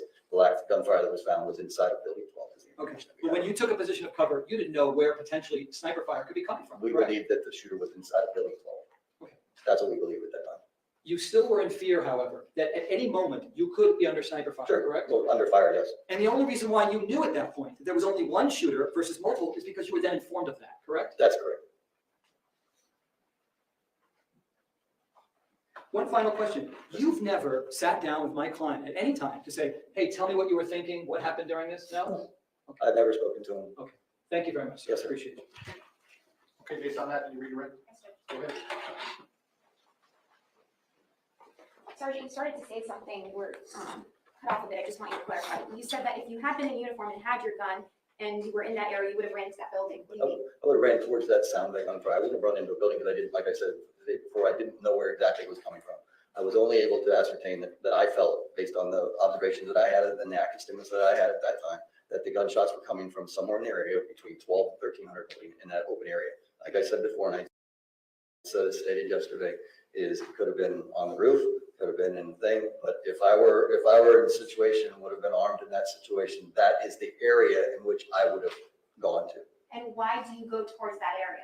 Because when the gunshots are going off, you have to assume somebody's dying in that situation. Does the +1 rule relieve you of your duty to investigate the sound of gunfire? No, Why not? because there's gunfire going off in a situation like that where we believe it to be an active shooter on a school campus. The only way to stop the active shooter is to stop the threat. The faster we get there, that's why we've gone away from the team and locking down the perimeter and waiting for SRT. You know, back in the day when I first started, we set a perimeter. You waited for the SRT team or SWAT team to show up, and they went in because they had all the training. That training has gone by the wayside, and we've gone to what's now known as a single single officer response. So as a school resource officer, if an active shooter event happens at your school, you are expected to go towards the sounds of gunfire and eliminate the threat. And is that training well established? Yes, Well understood? yes, Across the board, whether it's Coral Springs Police Department or the Broward Sheriff's Office, that's what's instructed? yes. Now, I'm gonna use defense as demonstrative. You were actually a couple hundred yards away when you first heard the gunfire, correct? Yes, that was, yeah, I'm a baseball field. Okay, and from that distance, you still knew that those were gunshots as you moved closer? Once I got the other stimulation, like I said before, and the first one, I first initially thought it was fireworks, like, because you had the fire alarm. I mean, that's what you thought. But then once you get the other stimulation of kids running, the information from Bonner, all those things which I was able to obtain by going towards what was going on, I was able to get that information. And that was able to allow me to say, okay, yeah, this isn't just fireworks anymore. This is a much more serious situation. And whether it's fireworks or firecrackers, as a school resource officer, when you were a school resource officer, even that day on the field, do you move towards those sounds? Yes, you have to go investigate it. I mean, that's what you're, even if it's fireworks, you're going to go investigate if it's fireworks. Because setting off, throwing a fireworks into a school, setting off an alarm is a violation of school policy. Could be some criminal, opportunities in that also. There's criminal investigation, things like that. You're going to go and investigate that. That information that you were able to relay to dispatch, you had that information because you moved towards the sound of gunfire, correct? Yes, ma'am. Now, Coach Bonner didn't have a gun on him that day. No, he did not. And did Aaron Feist have a gun on him? No, Did David Taylor have a gun on him? no, Did Chris Hickson have a gun on him? no, Did Scot Peterson have a gun on him? yes. Based on your training and experience, as you got closer to the gunshots, even though you had seen this window, and at that point you know there's gunfire, you still continued to investigate those sounds and remained in that proximity, correct? Correct. The only time we stopped was once we found out that there were people inside the building already searching the building.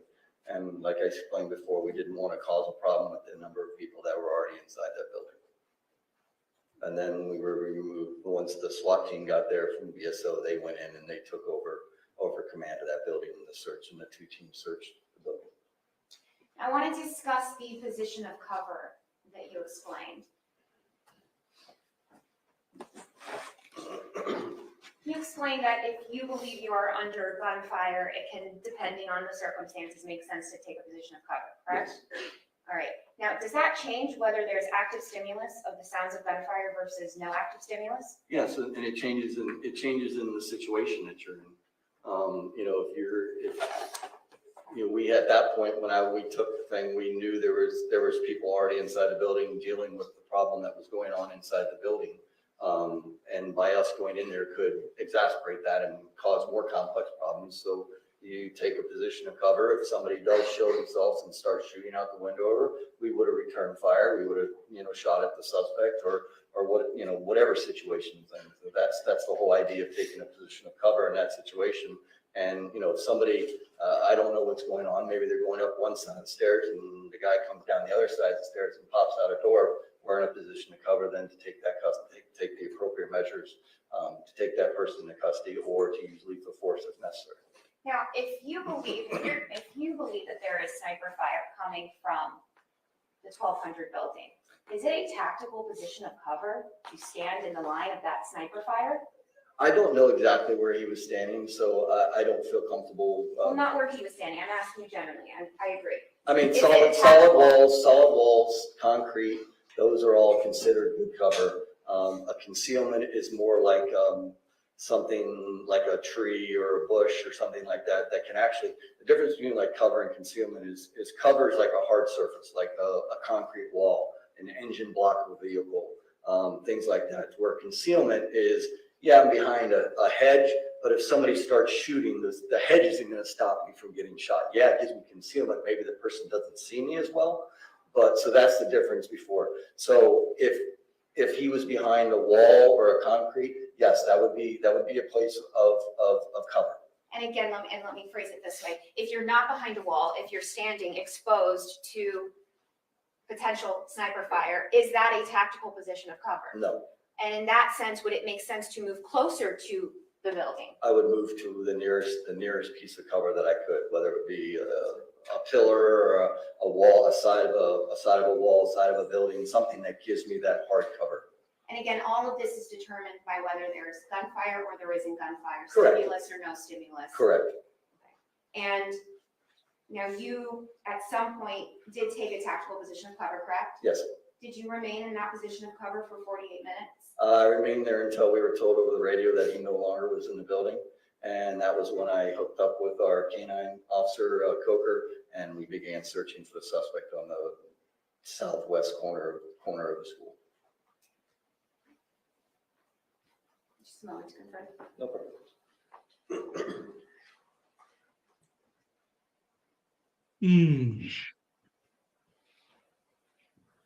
You could tell he's pissed with the officer as well. This guy is a brave guy, I think. I generally think that if he had a gun, he would have gone in. If you could do that without any protection, then I reckon you're going in. Yes, please.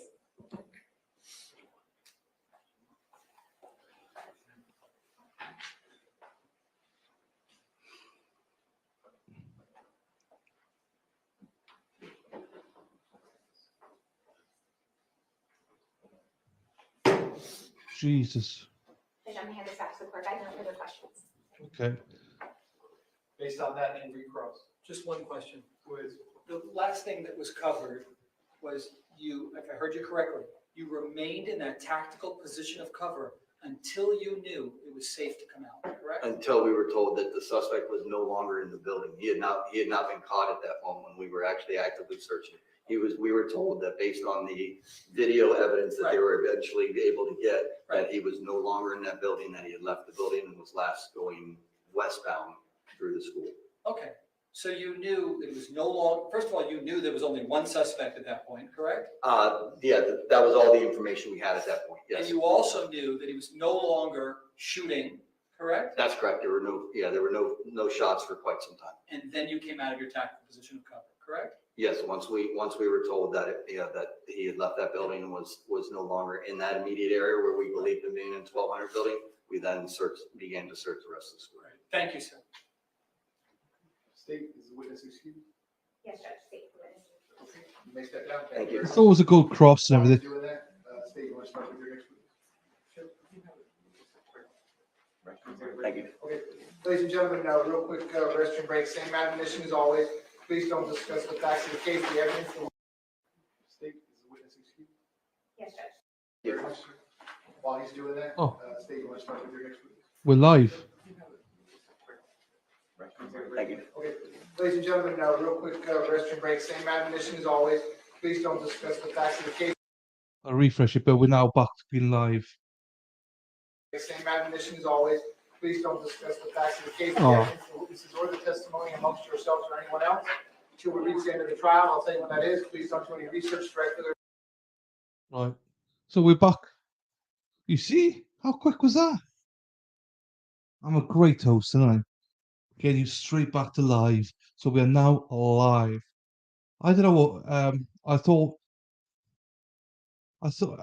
I do think that the sergeant was trying to bury the officer a little bit. It was interesting you said about whether they had the training back then. Yeah, and also, yeah, I'm sure that he as a sergeant had the training, but can he possibly 100% say that the officer had the same kind of training? And what we're learning is probably not, because he wasn't even wearing a vest. I think it's more shoddy the department he works for. I've got no confidence that he actually got any training. So I'm sure everything's in place right now to go towards the sounds. But was that the case back then? I'm not sure. And that's why it's good to have you here, Amy, with your experience and knowledge of it as well. So, and I did think the lawyer for the defense is going to rub me up the wrong way at this trial. But I will give him credit. He was very good overall. I'll give him 8 out of 10 for that cross. I thought he did well.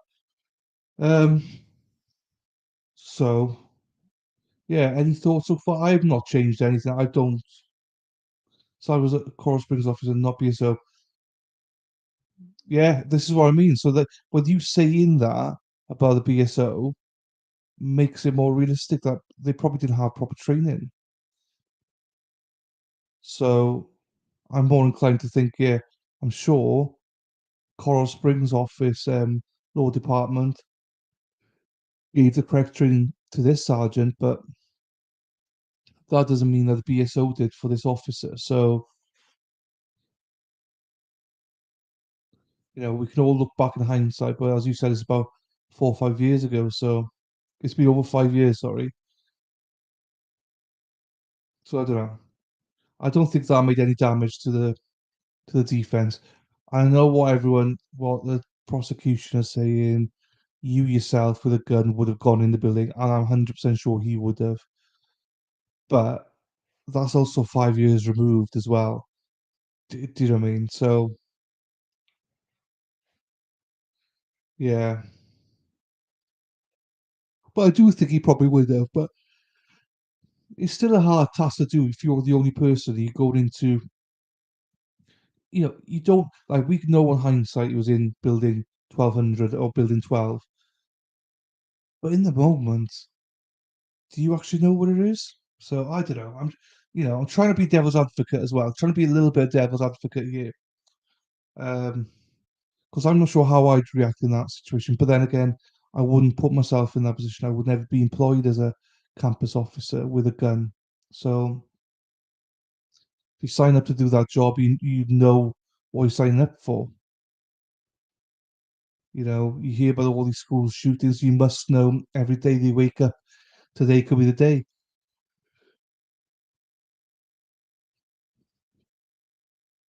And it's weird how there's only one of them with a gun.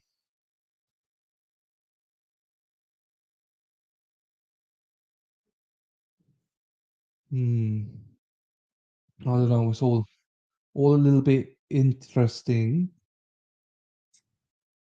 Yeah, so I'm not sure who was it. Madwell. I think Madwell's behind or something.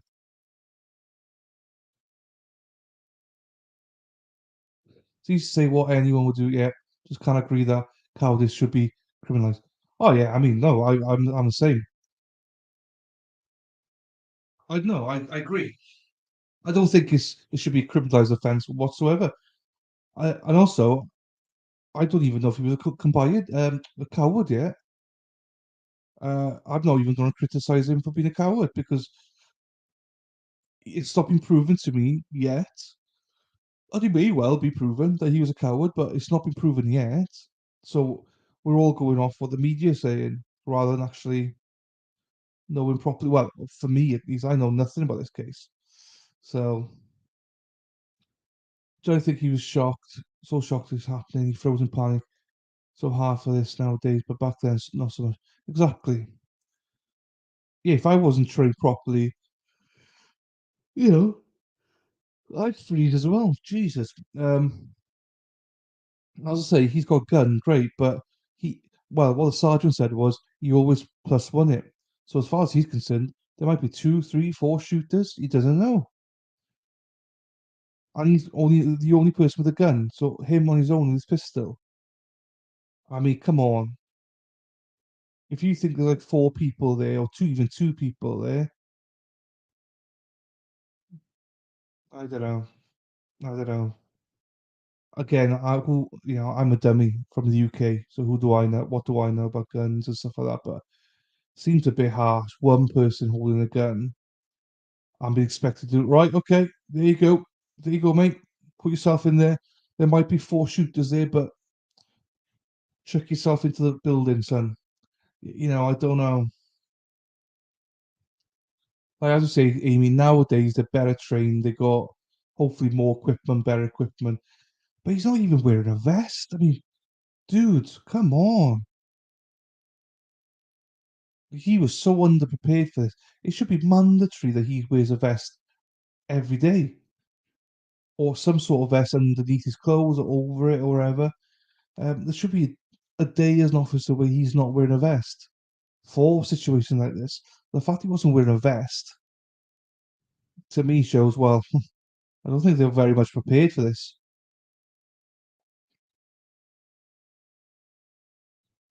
So yeah, I don't know. Don't know. Oh, excuse me. Well, we're all caught up anyway. I'm not sure who's here. Say hello in the chat if you want to. Um, Amy's a godsend with all the questions. Madwell keeps repeating my questions and my answers, but you know, I forgive her. I forgive her. Spider Girl went out to get a jumper, as in a delivery, and she's still not back. She's probably or she either fighting with someone about a parcel, or she fell asleep on the way over there, or she came back and fell asleep on the sofa. Saturdays, Fridays have to happen to get updated.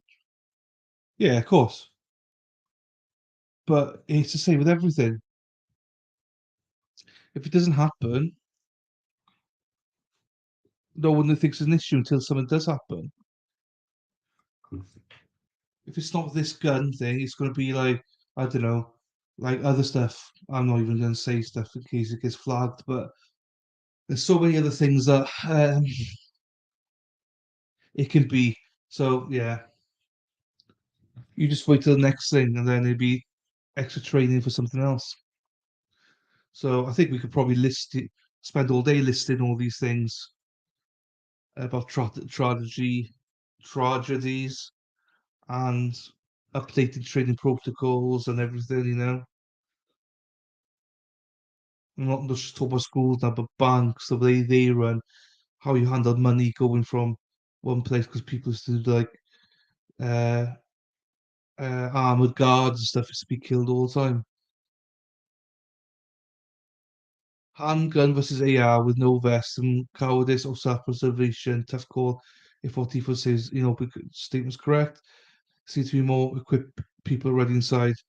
Yeah, I mean, this is what my point was. This is what I'm saying. I, I, you know, you guys judge as you want, but I don't feel comfortable saying anything about this guy yet because I've just learned he's got no vest. He's got a handgun. He's the only one with a handgun, and he's expected to go into a building not knowing how many people are in there with guns. Also, not actually knowing which building. He knows the area, but doesn't know which building. Doesn't know which floor they're on. He could go in the wrong building, and then, but then the point could be, well, is it better just to try rather than just be, you know, hiding or something? So I don't know. I don't know.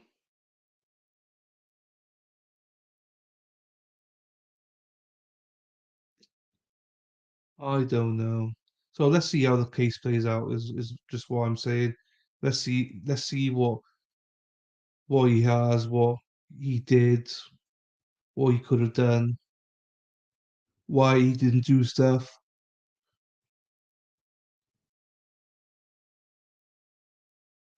and taking it right there back. For Mr. Peterson, who likewise is present, we're outside the presence of the jury. State, are you ready to proceed with your presentation? Yes. Defense, ready to proceed? Yes, sir. Okay, please bring the jury back.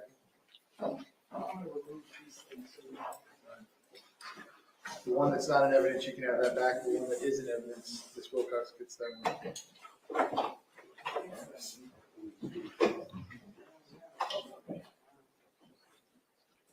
Just space it inside, so the picture space it inside. Thank you.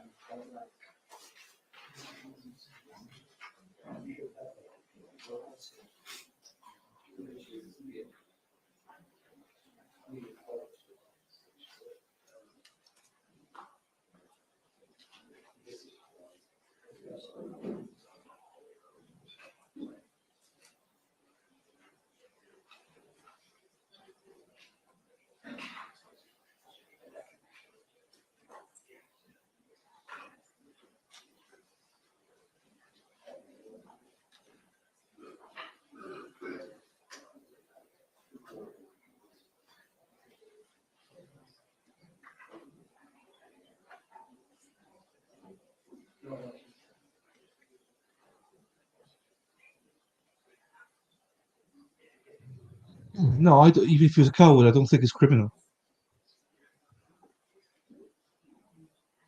I wouldn't. Yeah, no, I agree. It's not. But also, I don't even know if he's a coward. So I think that's where I'm. At the minute, he's done nothing wrong. No, not done nothing. I don't know. I don't know how to explain it, but yeah. So I think I agree with what you're saying, Madwell. But it's just you phrase it a little bit differently than how I say it. But you are Irish as well, so might explain it. But no, I think we're on the same page with it. And you're right. If he was Jurors entering. a coward, then yeah, I agree. He shouldn't be a criminal thing. Welcome back, ladies and gentlemen. Come on in. Yeah, I agree as well, Spider. Ladies and gentlemen, welcome back. Come on in. Once you're back at those same seats, you may be seated. All the parties may be seated. Ladies and gentlemen, those of you using the notepads, I will give you a moment to get the notepads out. You listen to Twitter, Madwell. Okay, ladies and gentlemen, we Jesus. took our quick restroom break. We were in the middle of the state's presentation. We're going to resume at that point. State when you're ready, you may call your next witness. I'm not even looking at Twitter about it.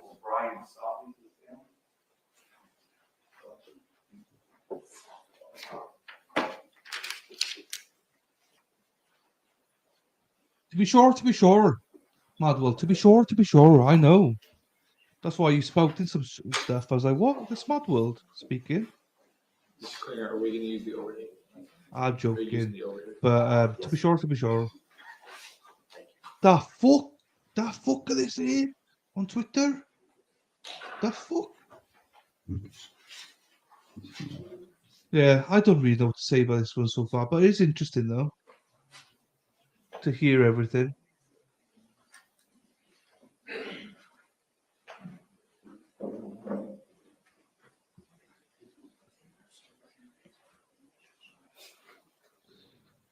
Remember my slogan: innocent unless proven guilty.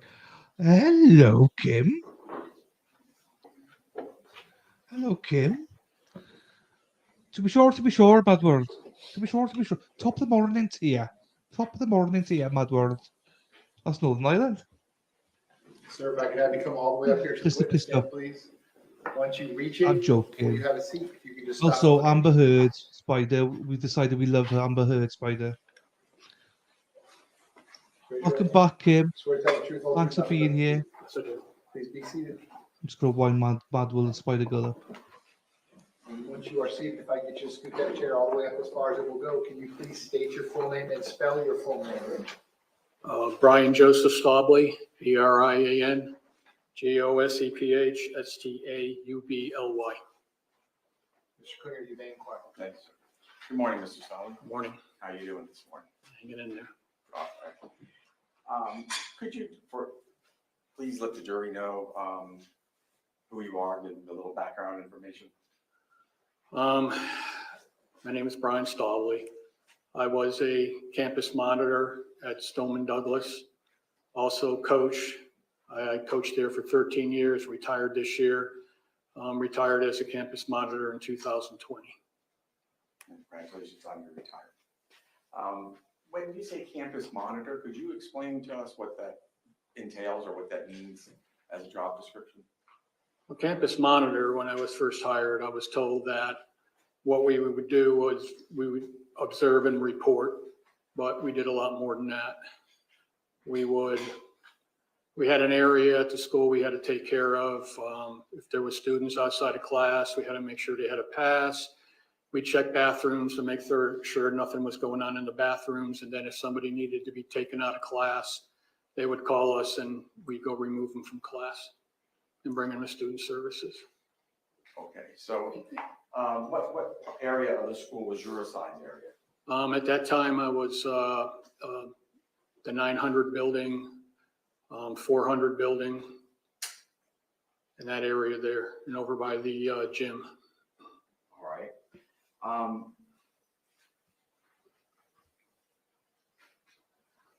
Had you, as a campus monitor, had you had any training on what is known as a code red? Yes. Could you describe that training for us, please? When they did a code red, like a code red drill, we had to make sure everybody in our area that all the rooms were locked, the lights were off, and all the kids were, I mean, the teachers got the kids into a safe, what they called a safe space. And could you describe for us what that's meant by the word safe space? They would get them away from the windows, away from the doors, basically take them to the back of the room, get them down and have them be quiet. And do you remember if talking about the year 2018, because we're going to be talking about February 14th of 2018, was there any time in and around that time that there was any training done for the faculty and the administration? I don't really remember. I know we did have one. We did have some people come in, and we did have a meeting, but I don't know how long before 2018 that was. All right. Well, at that meeting, was that a meeting on Code Red? Yeah, we did a Code Red meeting. Pardon? Yes, we did. Okay. And is that where you were instructed and other folks were instructed about going to the hardened areas and taking precautions? Yeah, I would assume, yes.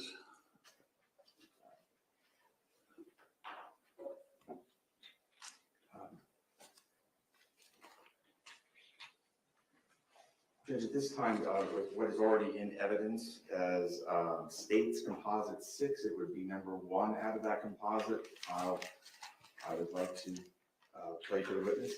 Yeah, you're gonna play F1 of State's Exhibit 6? Yes, sir. That's fine. Is this something that can be broadcast in the court? Yes, it can. You all will let me know if we arrive at material that cannot. Absolutely. Thank you.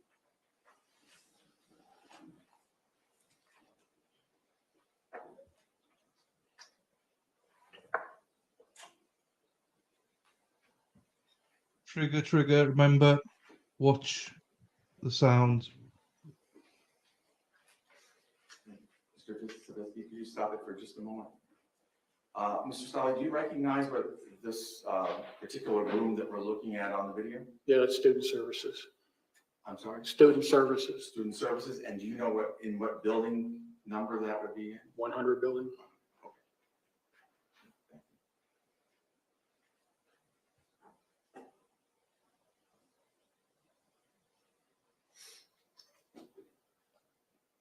Is that you? Yes.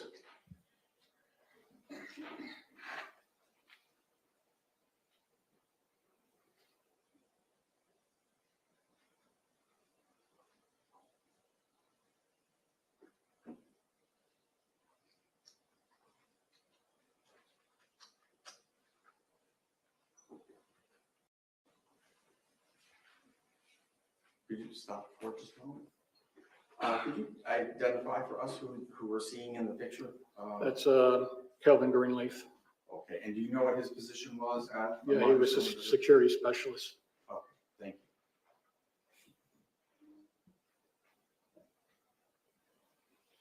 you. Is that you going in that door? Yes. And that door leads to where? That's the 800 building. All right.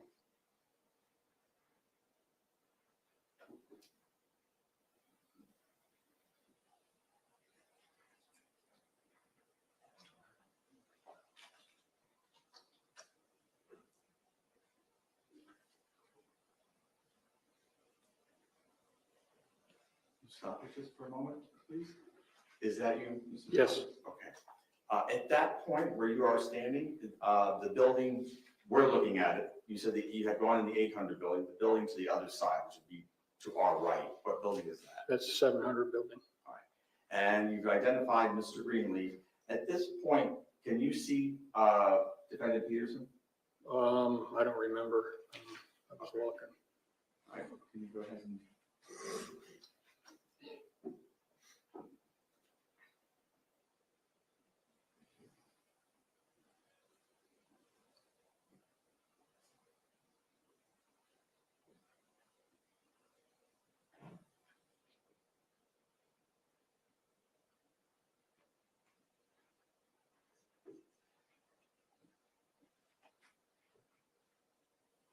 Would you stop, please? Sir, do you see yourself again? Yes. All right. Can you tell the jury what you're doing at that point and where you're going?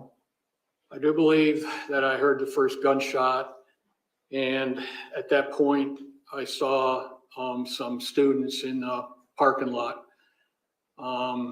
They were kind of hiding behind some cars. So I went out and tried to get them off campus, was yelling at them to run and get off campus and go across Pine Island Road.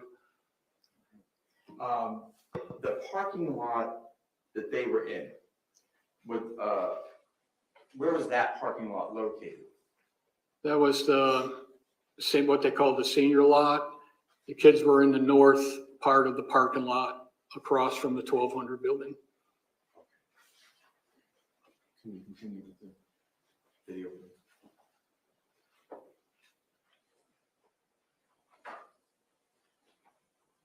And is that you walking back? Yes. Okay. Was there any particular reason why you were walking back? I do believe Deputy Peterson told me to get out of there. Did he tell you why you should get out of there? No, it just, Brian, come back, get out of there. All right. You're looking now, were you over there? Was Deputy Peterson there? Yes. Or were you just, okay. And Yeah. what's happening now? Yep. Where are you off to at this point? Well, at that point, the fire alarm had gone off, and there was, I'm not sure. Well, I do believe the fire alarm went off, and there were students coming out of the 700. And as you can see, there's somebody walking my way now. Right. And that's when I turn and start yelling at everybody to go in the opposite direction. Now, at that point, what are you looking at? Why are you telling the students? Because there's gunshots going off. Okay.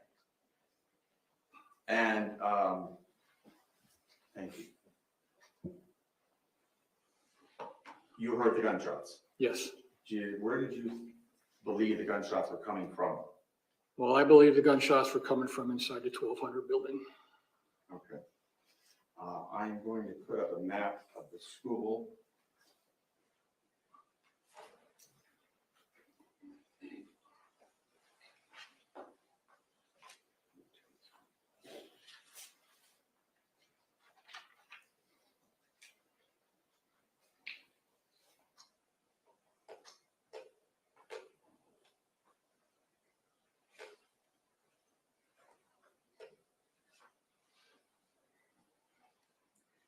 In this particular diagram, can you see where the 1200 building is? Yeah, it's this building right here. Judge, you want to annotate?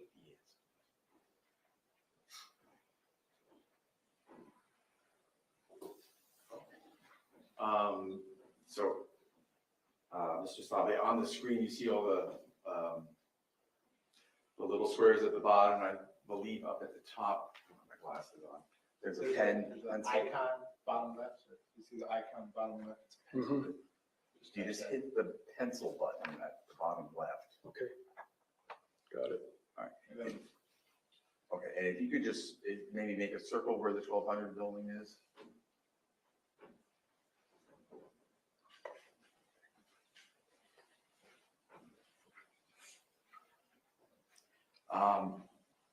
The parking lot where you said you had seen those students. Can you also maybe just make a little X where that parking lot is? Okay. Thank you. And if you could just do me a favor and also maybe just mark where the administration building is.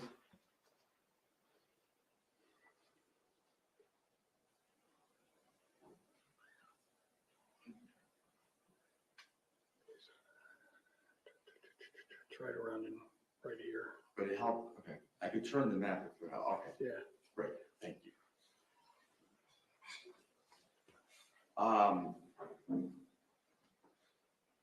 The corridor where you're standing with Kevin Greenleaf, and then later on the corridor, it's the same, is it the same corridor with them when you see the student and you tell them to get back and go, same corridor? That's the same corridor that we came down.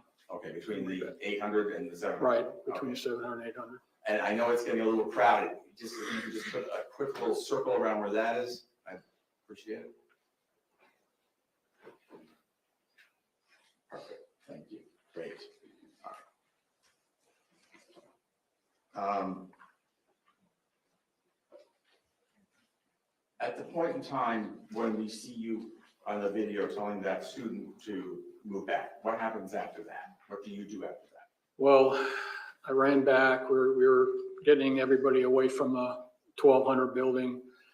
We were funneling kids into the auditorium, kids and a few staff members into the auditorium. And then I went into the auditorium with them. And is the auditorium in or part of building 8? Yes. Now, I do want to back up a little bit because the video sort of got us slightly ahead of ourselves. At the very beginning of the video,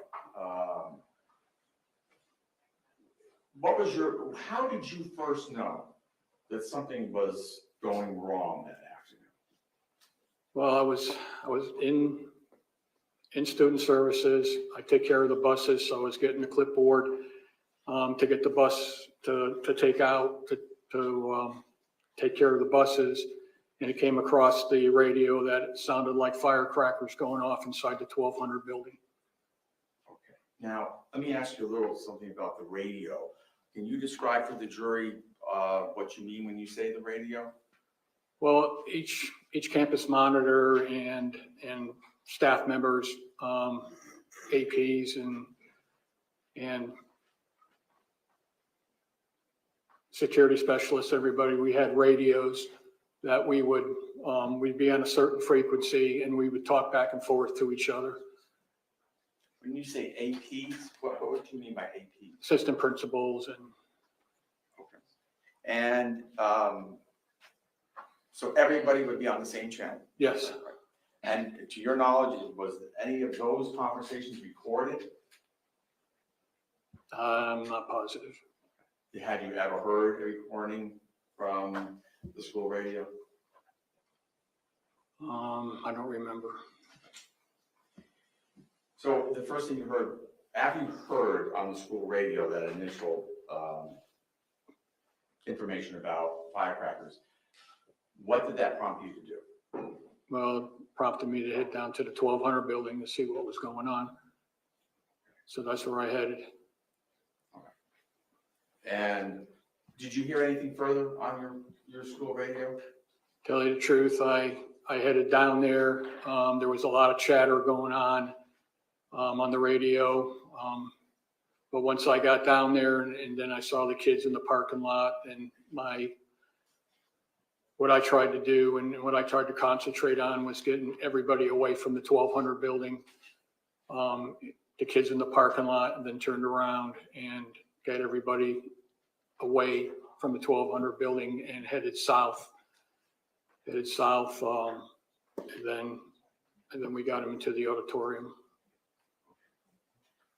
And what was the reason why you were trying to get everyone away from the 1200 building? There was gunfire. The kids we talked about that were in the parking lot, did you see them go into the parking lot or were they already there? They were already there. After you attempted to yell at them or to get them to move. Did they move or did they remain where they were? I do believe they moved. And can you just describe in better detail, like, what were they doing in the parking lot? They were crouched down behind some of the cars and looking at me, you know, like, what do we do? And they were scared to death.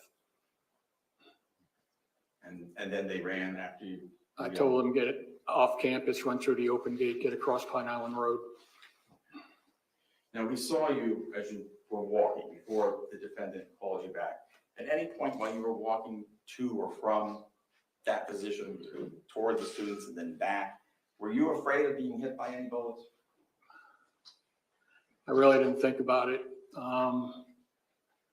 I was pretty sure that the shots were coming from inside the 1200 building, but I really didn't think about getting hit by it.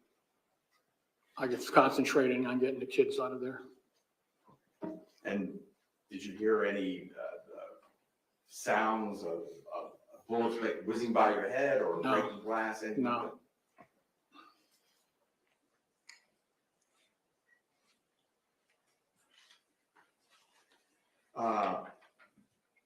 What happened, you could tell the jury what happened after you were in the 800 building, the auditorium, locked down with kids. What happened after that? Well, we got them all in there, then we got them down on the ground in front of the rows. I forget how many rows that we had to use. And then once we got them down and quiet, and I told them, take out your phones, please text your parents to let them know you're okay. So a lot of them were doing that. And then one in front of me said, "Coach." I said, "What?" He said, "There's somebody up in the glass enclosure," which was the glass enclosure on top in the back of the auditorium. So we didn't know who was up in that glass enclosure. So I went to the back of the auditorium, and luckily, when I got to the back, there were police coming in through the front red gates. So I brought some of them in. 3 of them came in, 2 male, 1 female. The 2 males went up into the glass enclosure, and there was 1 kid up there, and they brought him down. He was just hiding up there, but he also had an ROTC shirt on. I see. Have you heard anything earlier in the day about an ROTC shirt? No. Were you then evacuated out of the building? What's that? Were you then allowed to leave the building once the police arrived? No. Oh, They put a female officer in the back at the entrance to the auditorium, and then I stayed with the rest of the kids that were in there and kept them quiet, kept them down.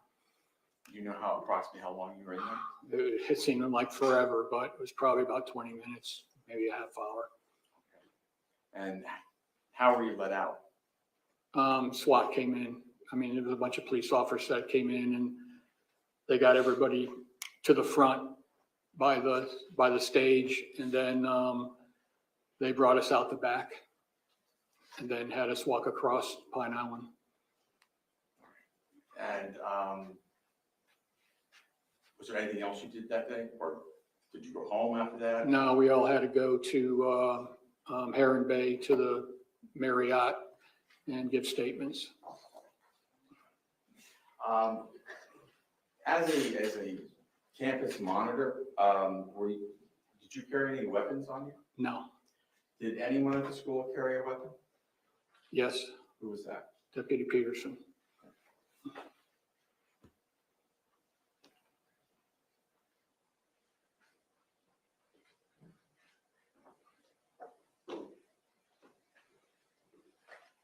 Thank you, Mr. Solly. We very much appreciate your coming in. Thank you. Cross-examination, go ahead. Thank you, Ron.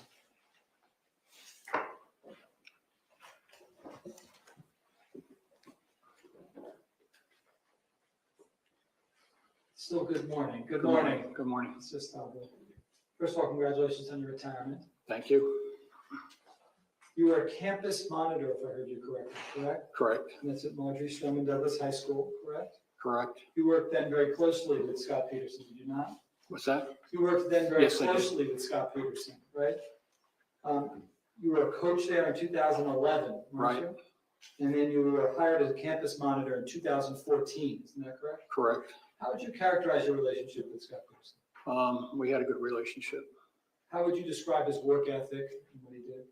He always was working hard. He always did his job. Is he professional? Yes, very professional. If you saw that there were kids fighting, would he get involved? Yes. Try to separate kids? Yes, You ever see him say, oh, I'm not getting involved, I'll stay over here? no,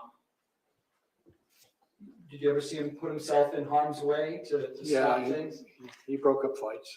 Yeah, Would he also then investigate other crimes that took place? yes, And there were kids who, if they were selling drugs, he would get involved and do that? yes, Would he do his job thoroughly and zealously and effectively? yes, And you never saw him cower in any way, being a coward, correct? no, It was just the opposite, correct? correct.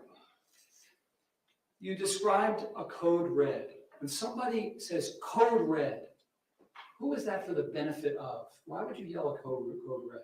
Well, you're trying to get all the students and staff and everybody away from whoever you think is on campus that's gonna cause a problem, that's gonna be shooting into rooms or shooting.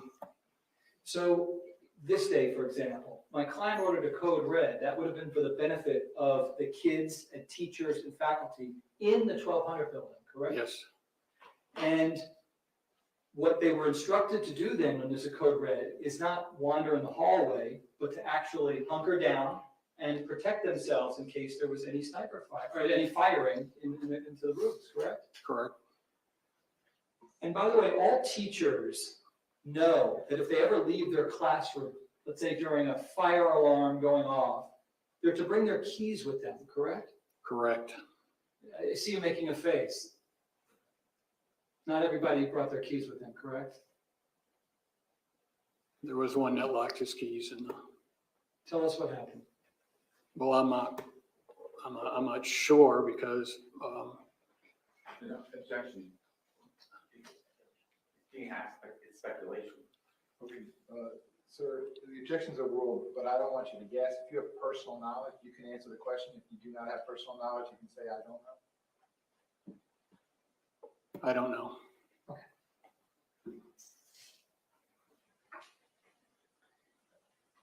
We saw on the video, if we can pull that up, can I ask you to pull up the video again?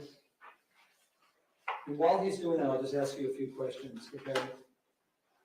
You learned initially that there were fireworks on campus somewhere, correct? That's how the call went out over the school radio, It correct? said it sounded like fireworks going off in the 1200 building. Got it. So it wasn't, there's an active shooter. No one said that over the phone, over the radio, No. correct? You all believed that we were dealing with someone who was possibly lighting off firecrackers, correct? Correct. Which in your many years of being there, that was something so extraordinarily unusual, right? Well, the whole time I was there, I don't ever remember anybody lighting off firecrackers, but then again, it was Valentine's Day, so. Right. You thought it might have had something to do with that, correct? Correct. You all set yet or no? Okay, great. I just want you to watch the video and I'm just gonna ask you some questions. If you don't mind, I'll tell you the positive a couple times. This, by the way, is the 100 building where my client works out of, correct? Correct. And would you see him occasionally having his radio being charged in his office? Yes. Because those radios, unless they're charged, they'll run out, correct? Correct. Right. This is, you see Scot Peterson, right? He's on his radio like this, that's him? Yes. Okay. And that's Mr. Greenleaf, Kelvin Greenleaf? Yes. Correct. And you see them running because the fire alarm went off, correct? Correct. Pause it for one moment. Just so the jurors know, the fire alarm is meant to be super loud, is it not? Yes. That's not a low thing. That is something to get everyone's attention. And certainly in the hallways here, it's extremely loud, correct? It's loud throughout the whole school. Got it. Okay, so let's keep going, and tell me when you see you. Is that you right there at the Yes, top of the that's me with the screen? clipboard. Okay, so stop right there, okay? You're aware that eventually Denise Reed, who's Denise Reed, by the way? Denise Reed was the assistant principal who was in Okay. charge that day. Okay, she was in charge, correct? Correct. And she is going to be coming up right behind you, correct? I do believe so, yes. All right, tell us when you see Denise Reed on the screen. Could those be her legs right there? Yes, it is. All right, stop. Stop. Okay, so about how much distance is there between you and her? For that, she's by the garbage can, correct? Yeah, I don't know, Just give me an estimate. 20 feet. Okay. Now, at this moment right here, at 2:24:40, because that's what it says at the top left, where would Mr. Peterson be in relation to where Denise Reed is at that point? I do believe he'd be out in front of where it says 9, somewhere in that area there. Wait, 9. Oh, so to the right of the screen. Can everybody see that? I have you circled, but the right. I on do the right of believe the they were around maybe in front of here somewhere. screen. Ooh, you know how to do that. Yeah, Okay. but I don't know. Good. All right. And so, are you good at estimating? I know you were uncomfortable a minute ago. Do you have an idea between where Denise Reed is, right there, where we see her by the garbage can, to the area that my client is at the bottom of the screen? Are you comfortable estimating? No, not really. Hold on, sir. Listen, are you objecting by his memory and not from the video? The question is how far the distance was between himself and another person who was there? Is that the question? No, we had done that already, and now where he circled, where he thought my client was located, between where Miss Reed is at the top by the garbage can, the estimation between there and, I can actually draw it.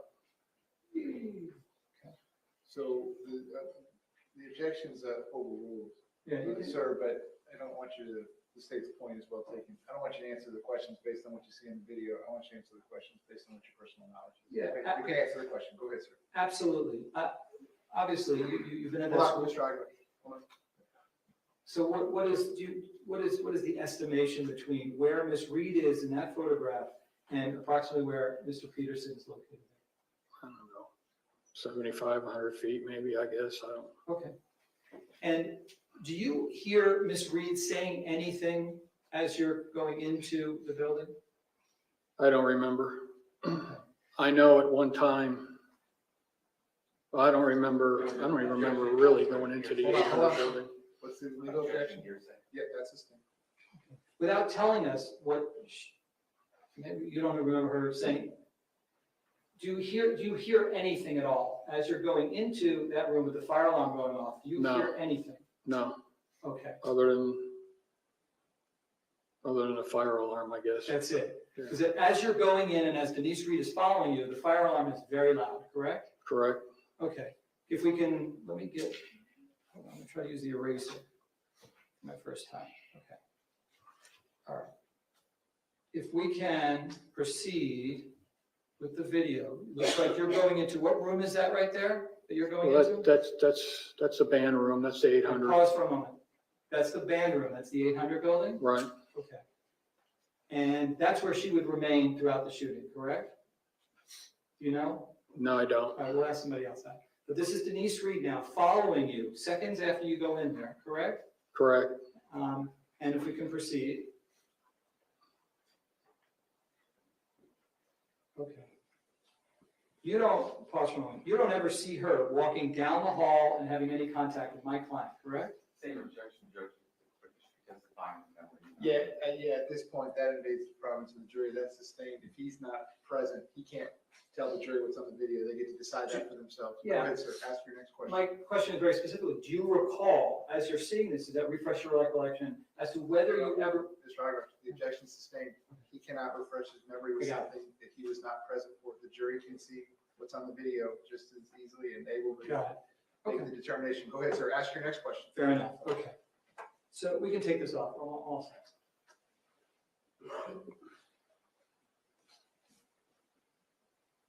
Now, when you headed towards the 1200 building,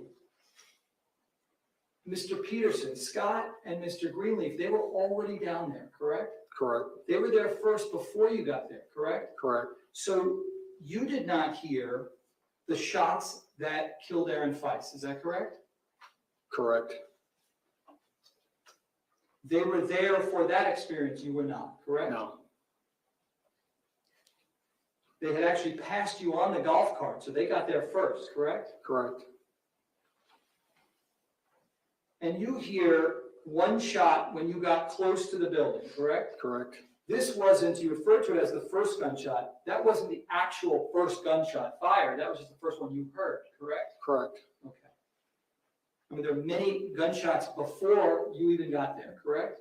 yes, Including the one when Aaron Feist was shot, correct? yes, And that would have been on the west side of the 1200 building, correct? correct.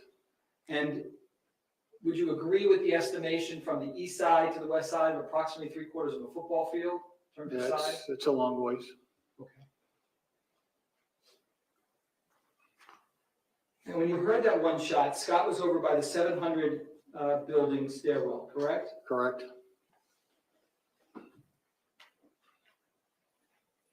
Was there or was there not any type of echo in that area? Well, it was loud coming out of the 1200 building. Okay. So, My question specifically was, and if you need to look at your deposition, you remember giving a deposition? Yes, I speech, did. Right? If you need to look at that to refresh your recollection, you let me know. Yeah, that's the same. Go ahead, sir, ask your next Do question. you recall whether there was a significant echo in that area? well, it was very loud coming out of the 1200 building. I understand that, and that goes to sound, how loud it was. But it's, something could be loud, you agree, and not necessarily echo, correct? Council testifying. Yeah, can I do a quick sidebar, please?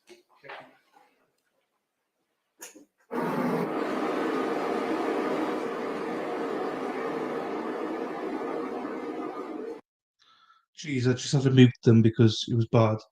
Oh, hang on.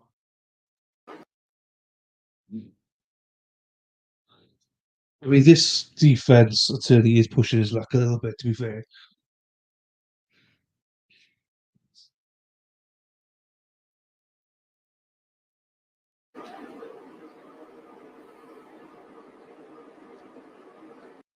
Oh, for fuck's sakes.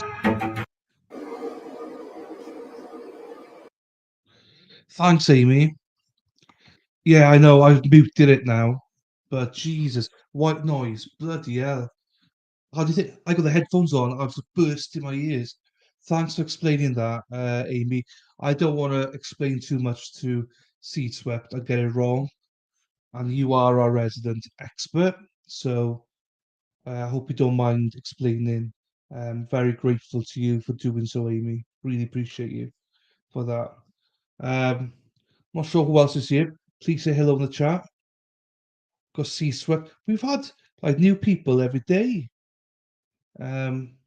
Thankfully, we gained like Kim and Sea Swept from the Zachary Anderson. Hopefully, Sea Swept, you stick around a bit longer and join us on our trials. Oh, here we go. They're back.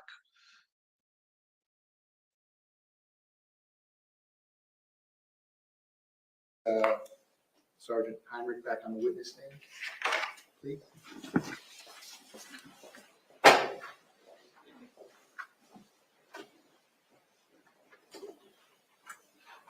Oh, wow. I've never seen this before. Oh, And Jesus. once I have the sergeant back on the witness stand, you can bring the. No, I don't remember. What's that? It was just loud coming out of the building. I don't remember it going down the hallway. Facebook Mad World. I was standing in front.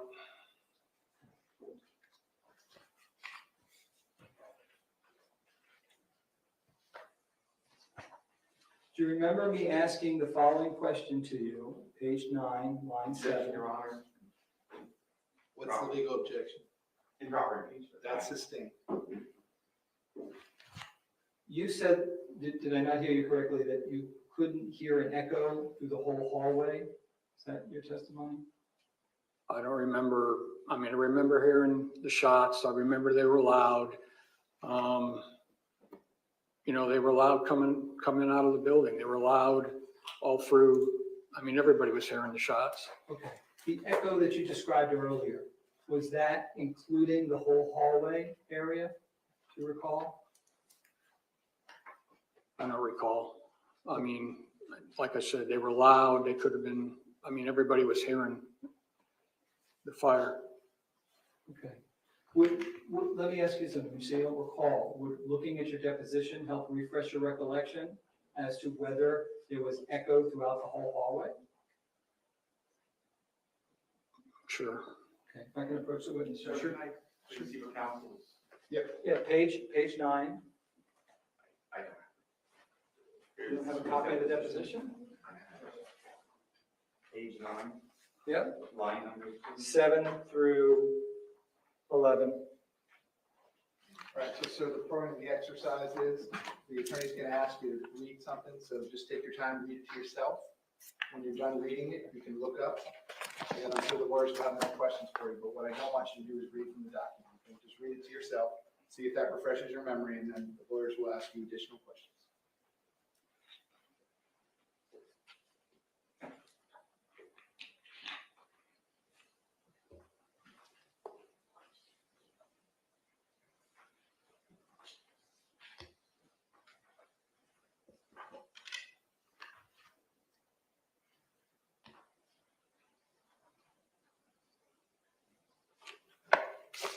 Okay.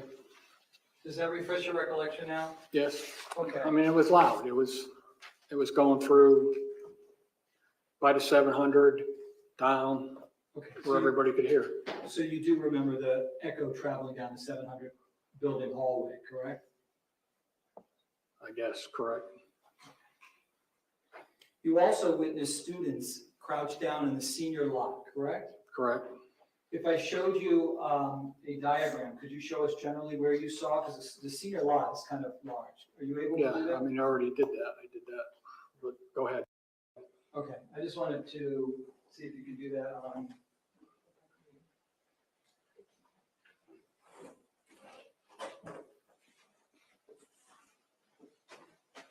Could you might have to stand up. Just, if this is the 1200 building, and this is the 700 building, can you show us where the students were located? Right in here. Over in here? Right in here on the north side. Okay. And then here's the open gate. And I'm just yelling at them, get through the open gate and get out of there. Got it. Those students, they were crouched down in a position of cover, weren't they? Yes, And they seemed scared to you, correct? correct, And did it appear to you that they had also heard gunshots? correct. And you wanted them to get out of the way because you were concerned for their safety, correct? Correct. Yeah, I wanted everybody away from the 1200 building. Got it. Because, again, you didn't know if the shots were contained within the building or whether they were coming out somewhere, correct? Correct. I mean, it could, You also, at the time, didn't know how many shooters there were on campus. Nobody told you at that moment, correct? no, we didn't know. So there could have been multiple shooters from different directions, different areas on campus, correct? Correct.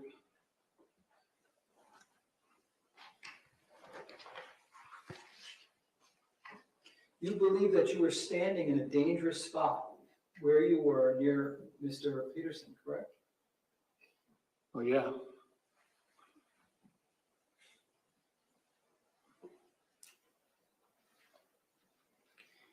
Even though you believed that you thought that shots were emanating from the 1200 building, you never turned to my client in real time, and I'm not blaming you for this, but that just didn't occur. You never turned to him and said, I think that there's shots in the 1200 building, correct? Correct. Again, council is testifying. No, that one's overruled, so you can answer that question. Go ahead. Correct. You never, correct, you never conveyed that to my client, correct? Correct. You did see my client as he was there in a position of cover. You saw him talking on his BSO radio, correct? Yeah, he was talking on both radios, I do believe, when I was standing there. And when you say both, you know that he has what, a BSO police BSO. radio, and he also on the other side has a school radio, correct? Correct. And he's, in that moment, he's talking on both, correct? I do believe so, yes. You didn't see him just standing there doing No. nothing, correct? No, You saw him with his gun out, correct? correct, You also heard him trying to get everything shut down so nobody could come on campus, correct? I heard him trying to say shut down, Holmberg, shut down. You also saw him looking all the way west, did you not? Yes, So west of the 1200 building, you saw him looking in that direction, correct? well, I know he was on the radio. I was concentrating on, once I saw the kids in the parking lot, then I saw the kids out from the 700 building. I concentrated on getting them out of there. And when you were interviewed by FDLE, you told FDLE that there was an echo in that area, correct? Give me the legal objection. Referencing an improper impeachment. Well, no, the witness is here. Go ahead, sir. That's overruled. You can answer the question. I'd have to go back and look at it, but like I said, it was loud, so it was traveling.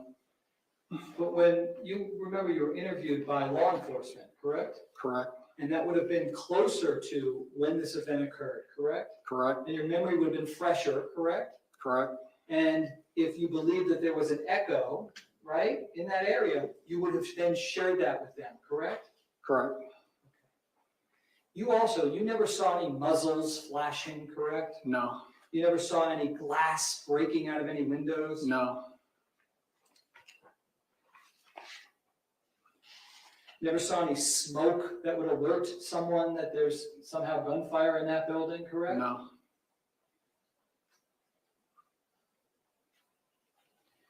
Based upon what you saw, you had a lot of opportunity to see my client. You believed he was doing everything he could that day.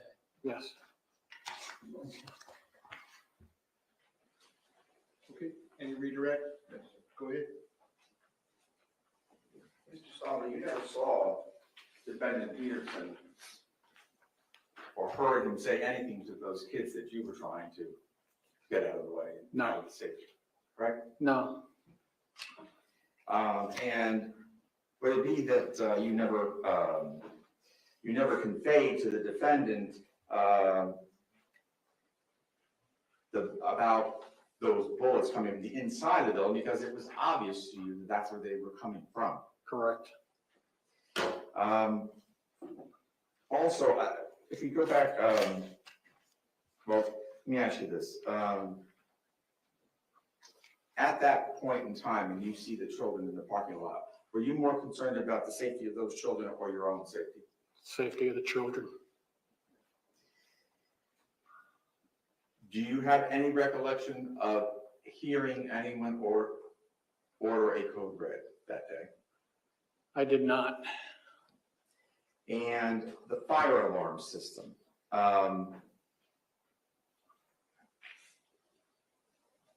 if you know, would the fire alarm be louder in the classrooms or louder outside in the hallways? It would be louder in the classroom, in the building. Thank you. Based on that, any recross? No, Your Honor. Okay, state, is the witness excused? Yes, sir. Sir, you may step down. Thank you very much. Thank While you. he's doing that, state, you may call your next witness. Your Honor, this time to say we call him Kyle Beaumont.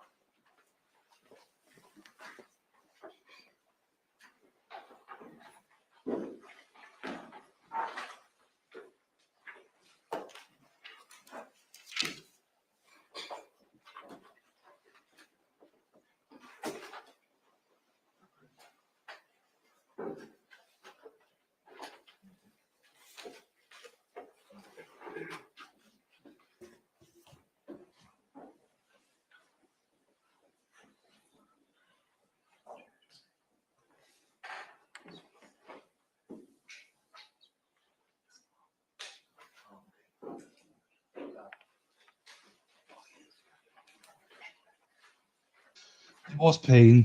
There was pain. You're right, Amy. The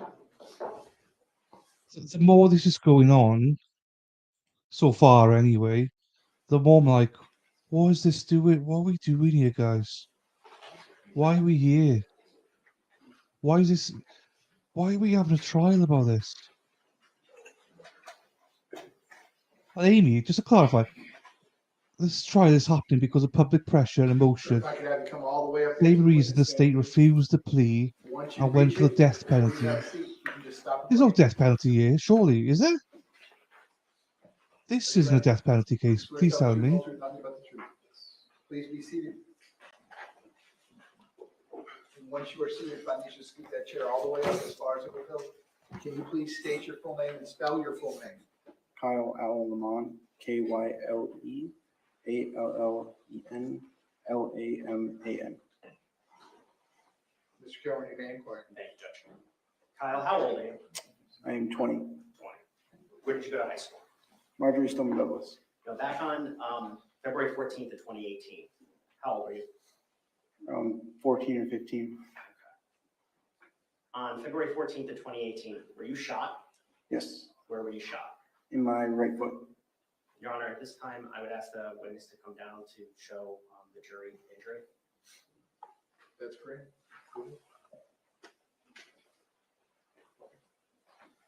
Just right here. Kyle, if you would please take off your right shoe and your right sock. And lift up your pants.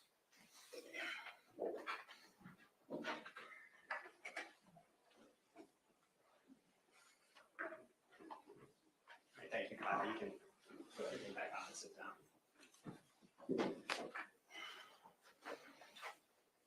Cool. I'm with you now. Sorry, I misread it. Sorry.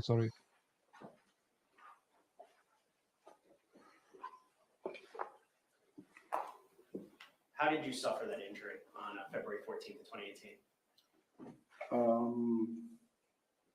It was on the third floor of the building, on the 1200 building. Was this during fourth period? Yes. And what class were you in? Personalization, but it was study hall. Now, earlier in that day, was there a fire alarm that went off at MSD? Yes. Was that a standard, normal fire alarm? Yeah. Okay. And now, during a fire alarm, what were you taught as a student at MSD to do? We were told to go into the hallway to extract out of the exit doors and leave the building. Okay. And earlier in the day, is that exactly what you did? Yeah.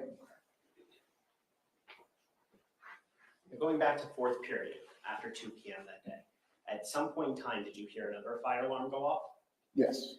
Did you think that was strange that there were 2 fire alarms in one day? Not necessarily, because culinary was always burning stuff. So culinary. Yeah. Building 5, I think so. always burning stuff. Always, it's usually popcorn or something like that. And it was pretty regular to get like a fire alarm. Okay. Now, when you heard that second fire alarm, so the one around 2:20, what did you do? Just like normally went out of the classroom as a class, then proceeded to go into the hallway, but it was just strange that no one was like, usually it's like quick, everyone just goes to the exit, but weren't moving.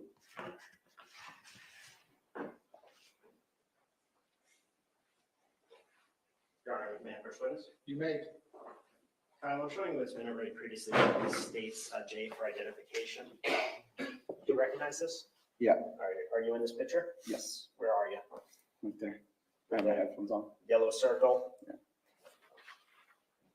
All right, this time the state will request to move state's J into state's 10. Any objection? None. Without objection, states J for identification will now be in evidence. That is state's exhibit 10.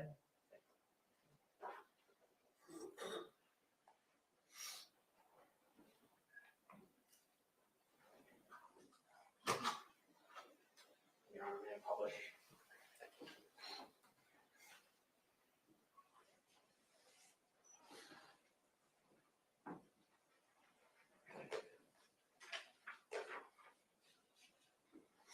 Is that you, Kyle? Yep. What do you have wearing on your head, on your ears? Headphones. Were you listening to music? Believe so, yeah. In study hall, were you permitted to listen to music? Yeah, you could. Did you have those headphones on while you weren't in study hall that day? Yeah. I usually like to wear my headphones like throughout going to classes or doing anything. It just keeps me calm. Now, at some point in time, when you're in this hallway, did you hear loud noises? No. At some point in time, did you eventually hear gunshots? No, the fire alarm was so loud it can really, and everyone talking, and even before that, it can be nothing strange. Okay, so what strange did happen that day?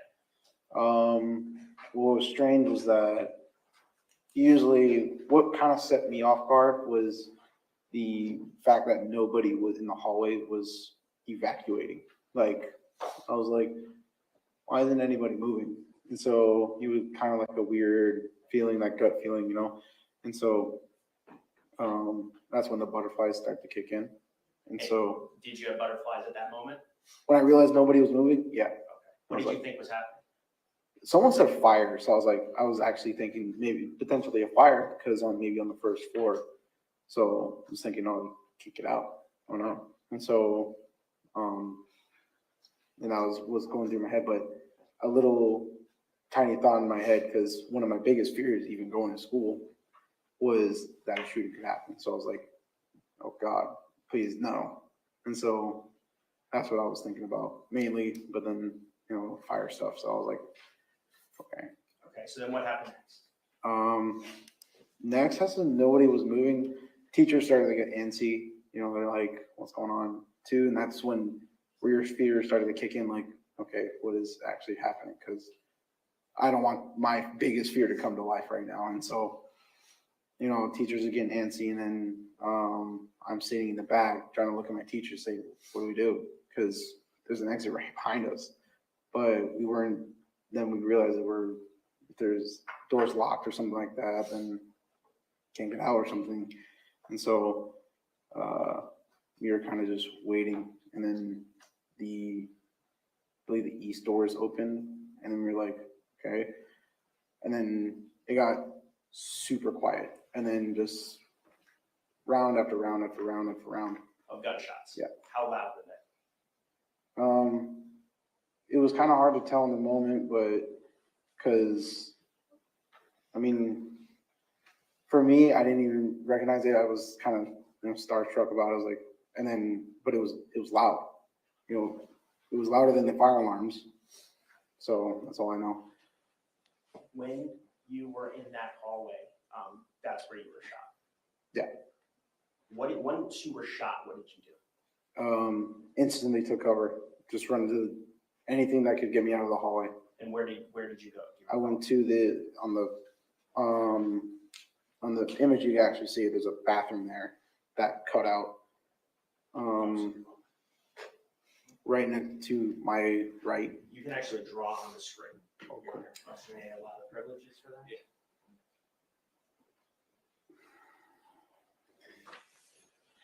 So.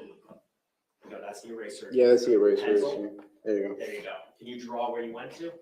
I went to this location, or either, yeah, I believe it was this one. Okay. And is that the bathroom? Yes. Okay, and are the bathroom doors locked? The bathroom doors were locked. Okay. So were you shot when you got in it to that alcove? I was already hit, Okay. and I moved in there. When you were in that, we'll just call it an alcove. When you were in the alcove, were there other kids in there with you? Yes. Okay. Was Joaquin Oliver in there with you? Me personally, I didn't know Joaquin, and I didn't know him, but I found out that it was. And then one of my friends that was with me, his name is my good buddy, Martin Tyler, and he was there with me. Okay. So it was the three of you in that alcove? Yes. Okay. How long would you estimate, complete estimate, of how long you stayed in that alcove? For me, it felt like 30 minutes, but in reality, I think it was like maybe like a minute or two. What were you thinking when you were in that alcove? Oh, I'm gonna die. Because I looked down at I was so looking down at my foot.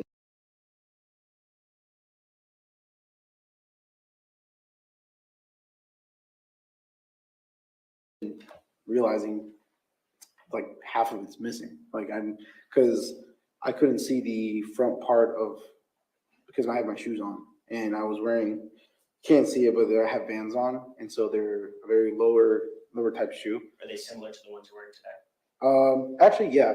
And so they kind of look like the shoes I'm wearing today. But pools of blood. And it felt like, have you ever walked into a puddle of shoes? It's just like that, but very warm. And so that's what it felt like. And You said then, puddle of shoes, I think you meant. oh, puddle of water, sorry. So like, if you ever walk into a puddle of water and your shoes are all soaked and you're like, oh, man, your socks are all wet. Imagine that, but just instead of cold, it's warm. And all red. And I was just thinking, I don't know if I'm gonna be able to walk, like, or run, matter of fact. So I was kind of like, I feel like I was just gonna die there and be stuck. So At some point in time, well, when you were in that alcove, because you can't see the video, what position were you in? So if you look over here in this little area, this is where Tyler was. He was sitting on that wall. I was right in front of him. So I was to the right of that, right in front of that, where the door is. And then Joaquin was where the door is on the wall. So that's how we were laid out. Tyler was right here. I was right in front of Tyler. And then he was on the wall. Were you standing? Were you I was crouching? standing. I was standing the whole time. And in the video, I think you could see me peek the corners as well, just trying to see where the shooter's at. Okay, actually, at this time, good point, good segue. Your Honor, I would like to show what's already been in evidence as states F3 of state 6, and we'd ask to take Please that. have to go. Yes. Court Deputy Unit, TV.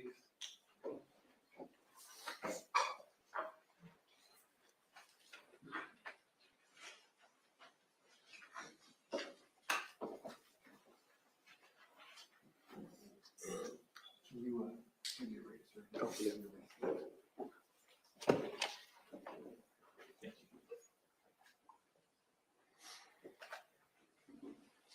All set? Okay, thank you. And what is being played right now, State? The video that's already in as states F3 of state 6, it's a video inside the school. Which of the 13 in the composite? states in Oh, F3? I'm sorry. This is F3 of state 6. Got it. Okay, go ahead. Tyler, can you just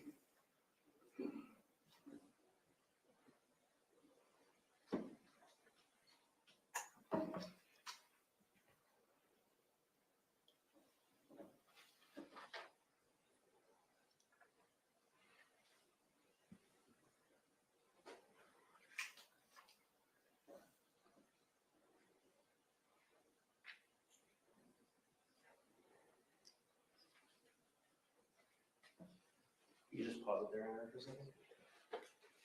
Do you recall why you're walking kind of back and forth? No idea. Okay. But I didn't even remember that until now. I just realized that it was like, because I don't know if you can see, I'm on my phone, so I wasn't even paying attention. Got it.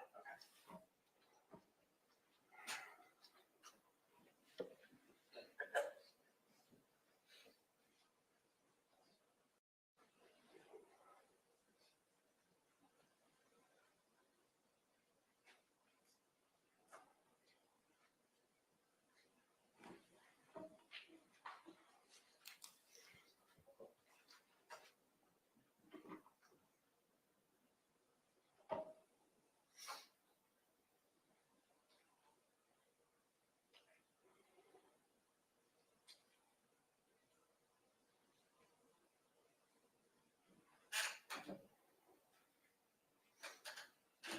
Pause it there. At this point in time, do you realize what's going on?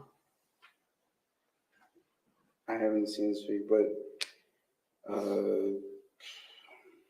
fear.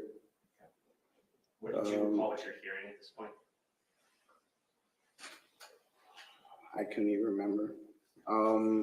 But mainly just like, I don't know. I can't remember. Okay, fair enough.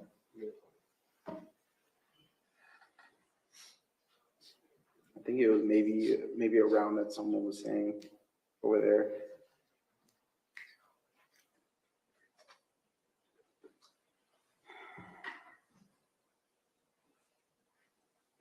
Can you pause for a second?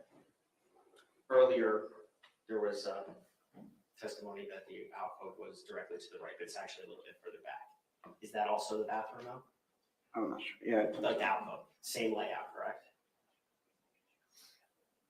Is that yes, Kyle? I'm sorry. Yes. Okay, you can apply.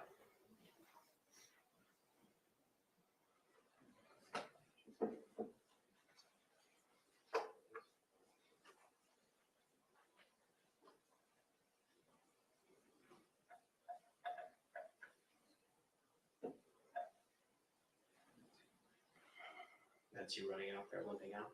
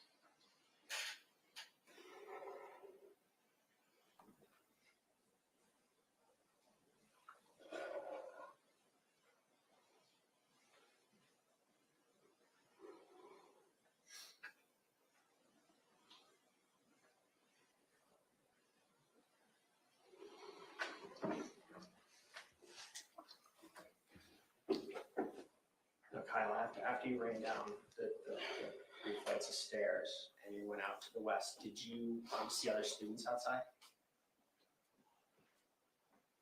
Yeah. Did you see any adults outside? I'm sorry, I haven't seen the full video before, so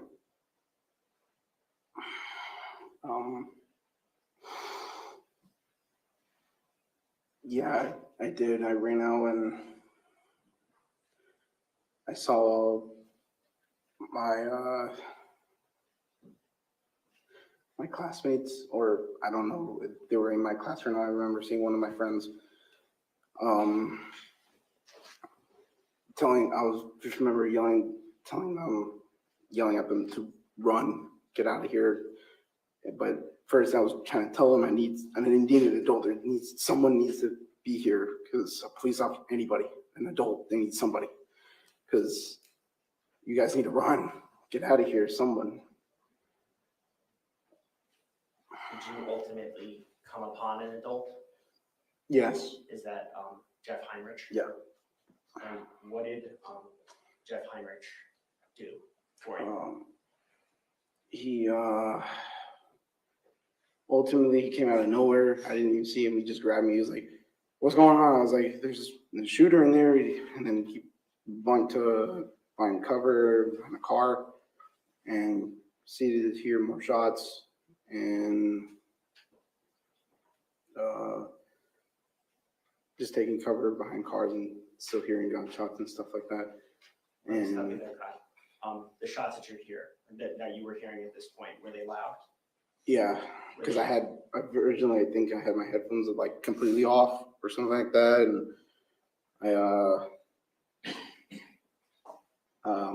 they were just started getting very loud and louder. Once you were with Jeff Heinrich, do you recall where you went? We went more west towards the football field on the outside of the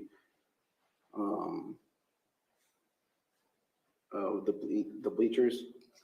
Were you able to still walk at this point in time? Yeah, but then I started to feel the pain, and it started to hurt more, and so I started more to like limp, I guess. But then Jeff tried to get me over the fence, but I couldn't do it. And so, because there's an officer on the other side he was talking to, and then we just decided to run more west towards the other school, and then we went to the locker room for the baseball team. And in the locker room, did you receive treatment from Jeff Heinrich? Yes, I got a tourniquet, and I believe there's someone else there. I don't know his name. but then ultimately, did the ambulance come for you? Yeah, they were very fast. Now, about your injuries, do you recall how many surgeries you've had on your right foot, ankle? I can't really count them. More than 5 though, or like 4 or something like that.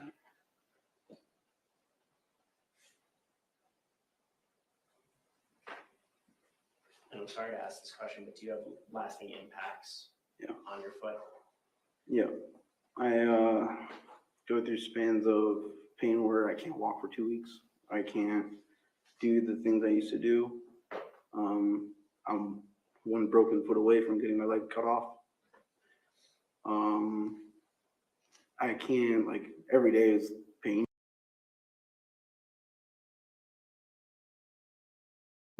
And so whether it's walking, going up the stairs, just standing still, it hurts. So it's very hard for me to, like, walk for very long distances without having my foot really looking like a football, or like it just feels like very sharp needles and that are just kind of like going up.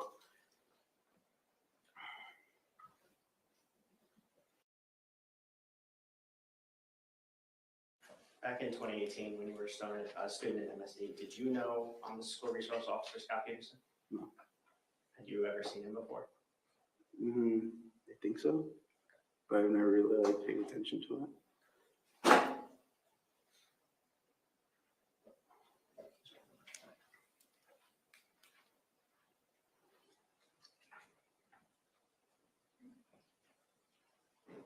Nothing further for Kyle.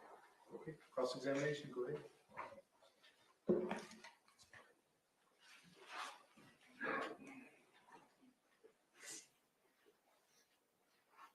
Kyle, it's nice to see you again. I promise to chat here very quickly. I'm sorry again. Okay.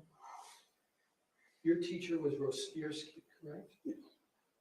And you were on the 3rd floor of the 1200 building, correct? Yes. And I want to know first if you heard any of the shots that went on the 1st floor, went off on the 1st floor before the fire alarm went off. No. You didn't hear any of those, correct? No. The fire alarm was super loud, correct? Yeah. And everything seemed normal, did it not, when you all exited onto the 3rd floor? Yes. When you looked over at your friends as you're coming out of the classroom, did it look like anybody thought that there was an active shooter in the building? No. It looks like on the video, everybody's kind of smiling and acting like normal, correct? Yes. And the first time that you heard any shots or knew that there was somebody shooting is when that person appears on the 3rd floor, correct? Believe so, I'm not sure. And ultimately, we see you run out, and then you encounter Sergeant Heinrich, correct? Yes. And you told him very clearly that there is an active shooter in the 1200 building, correct? Yes. And you told him that because you wanted to help, and hopefully he would get that information out, correct? Yes. That was your intention, correct? Yes. And ultimately, he had you take a position of cover behind a car, correct? Yes. And you did that because you were concerned that you might be hit with sniper fire, correct? Yes. Kyle, I do wish you the very best. Thank you. Okay, based on that, any redirect? State is the witness excused? Yes. All right, so you may step down. Thank you very much. Wow, that was tough. While he is doing that, ladies and gentlemen, looks like a good time for our lunch break, so we're going to take a lunch break. At this point, same admonition as always, please do not discuss the facts of the case, the evidence, the witnesses, or the testimony amongst yourselves or anyone else. Until we reach the end of the case, I'll tell you when that is. If you will leave the notepads in your chairs, they'll be waiting for you when you come back. I hope you have a nice lunch. We will see you at the jury room at 1:45 p.m. 1:45 p.m. at the jury room. Thank you. So now on a quarter break.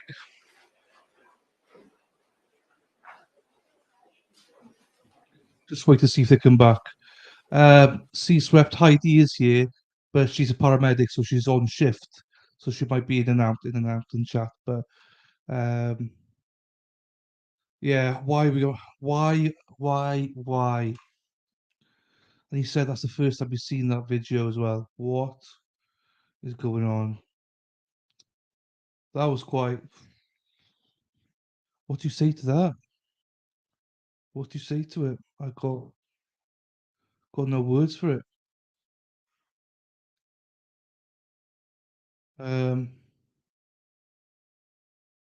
Yeah, I don't know what to say. I'm a loss for words. I'm just not often I'm lost for words, but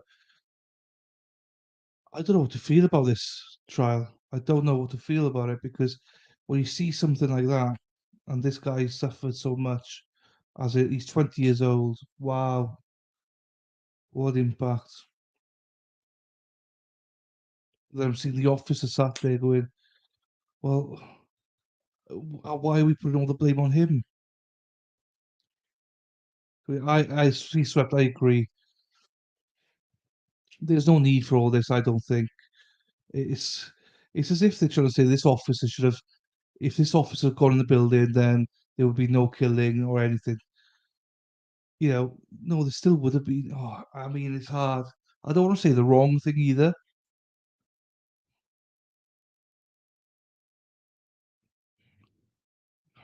I just don't think there should be a trial for this. You know, you need to learn from this, and you need to better provision, strategy, everything. But what's this going to do for it? I don't know. I generally don't know, guys. But I think it's definitely affected me more than I thought it would as a trial. Normally, I don't take much of a break, but I think I'm going to take a little bit of extra break today. I just gather my thoughts on all this a little bit. You just want to hug your loved ones, don't you? I know some of you said about your kids go to school and stuff, and Amy, I know you said your son Dylan, he's not at school today, and Jesus, imagine going as a parent, worrying every day if your kid's going to come back from school. And imagine him. He was like, my biggest fear is a shooter on campus.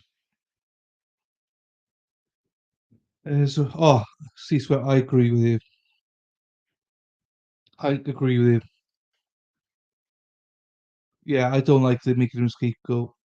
I wasn't sure at the time, but now I'm like, his life was completely ruined. He was calling the coward. That's ridiculous. That's ridiculous. The more and more I'm seeing this now, I'm like, this is ridiculous. He wasn't like. I want to ask him, will you supply the bulletproof vest? Why are you the only one with a gun? Why is he the only one that has that responsibility to go in the building? Why were there not more people with guns if that's the case?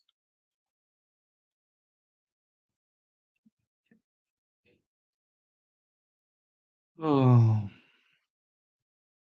you know, well, Kim, yeah, this is just and more. It's making me sad, but also angry. This guy went to work one day, same as every other day,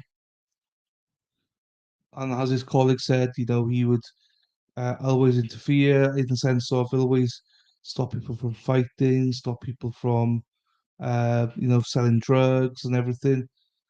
Comes in one day and there's gunshots, there's panic, there's everything,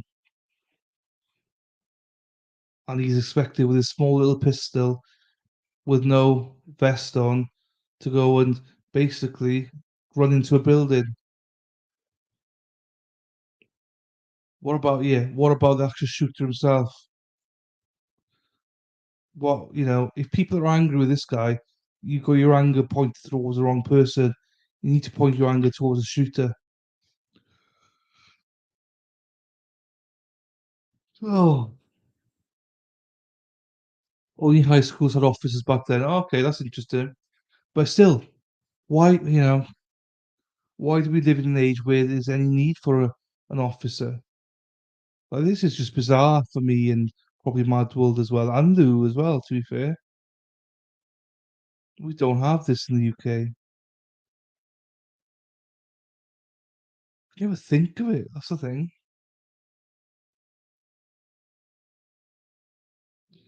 Anyway, right.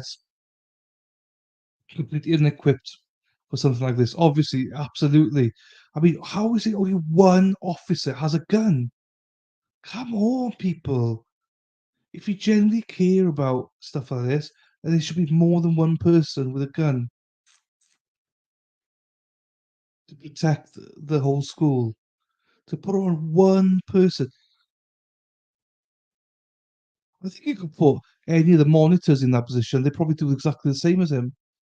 The main difference is he had the gun, they didn't. Yeah, it's close to home for you, Amy, I know. Right, I'm not sure what else to say. So I'm gonna make some dinner for myself and just refocus. It's been a long morning. 8 for you two. What time is it now? We've been on for 4 hours now, having a break, so I need a break now. So with that, please stay in. I'll be back in about an hour because they're back in an hour and about 5-10 minutes. So chat away if you want to, or go away, have lunch. But yeah, please come back after the break. Jesus, that makes sense why they got ARs. I mean, what's a small pistol gonna do? Anyway, that's enough of my crap for now. I'll update the hours after I come back. But yeah, I'm absolutely starving. So, right, see you in a bit, guys. Thank you.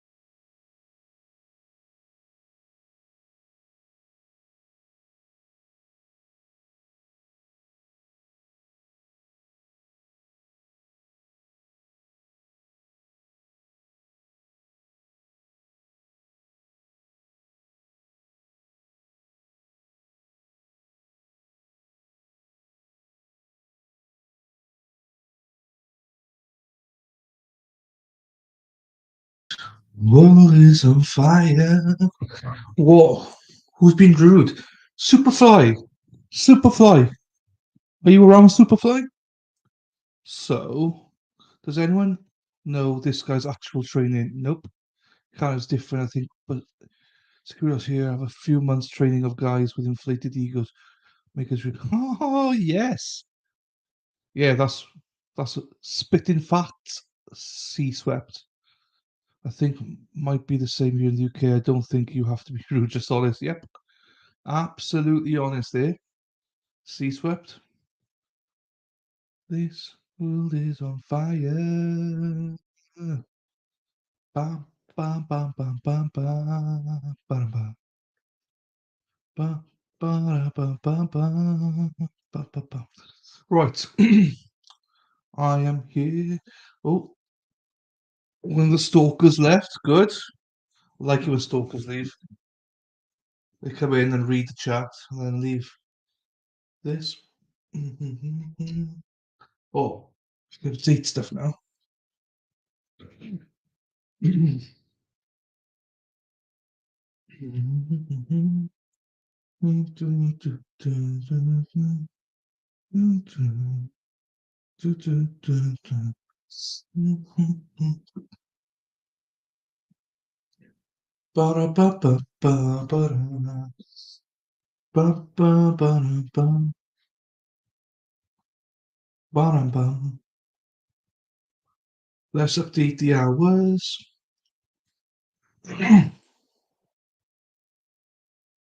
Let's update the hours.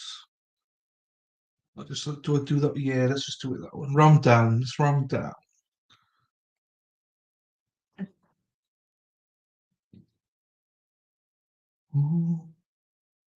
So if anyone's here wants to chat, just say hello in chat. Just update the hours here. Oh, look at that. Happy days. Happy days. Happy days are here again. Ba, ba, ba, ba, ba, ba, da. There's a show called Happy Days, isn't it? Happy Days. Da da days. Da da da da da. Oh. Da da da da da da da da. Oh, happy days. Da da da da da da da. Oh, happy days. Oh, happy days are here again. Da, da, da, da, da, da, da. Da, da, da, da, da, da, da. Oh, Amy's here. Hello, Amy. Right. So this 39, well, it was a little bit over 39 hours, but I just rounded it down because it's easier. So we have 280 hours to go. Whoop, whoop. But I think we're doing well because I don't think YouTube updates it for like a couple of days. So we're ahead of schedule. What's Amy saying? What's she saying? Sea swept. He was a Broward County officer who worked at the school. He should have had the same training. The problem was a disaster at the time. The government unseated the sheriff because he was so bad. Whoa, whoa, what's going on? What's going on? That's serious, though, isn't it? That is serious. Amy, I really appreciate the fact that you're updating us. You're a fountain of knowledge. I don't know what we'd do without you. We'd be lost here without you, I think, because you're teaching all of us so much at the minute. It's unbelievable. Well, you always do, to be fair, but especially in this case. Super glad that. And also, giving you a row, why did you say about covering this as well? I didn't know you wanted to cover it. Yeah, I mean, look, you've just said something here, which is key. He's been there for 22 years, which means he was probably trained 22 years ago to do the job. But I bet you he wasn't trained every year or any like refresher courses and stuff. But if there was, he was probably like, well, actually, it would surprise me if he was the one teaching it because he was, in charge of that campus. So he's probably doing inductions and stuff like that.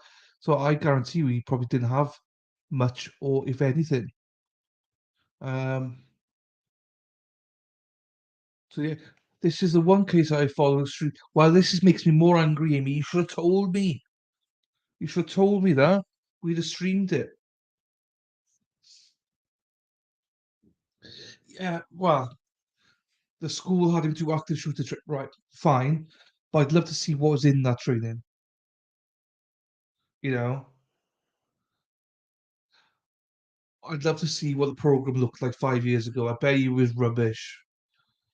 I bet you he was half asleep in it. Kim, I think that's unfortunately where we live at.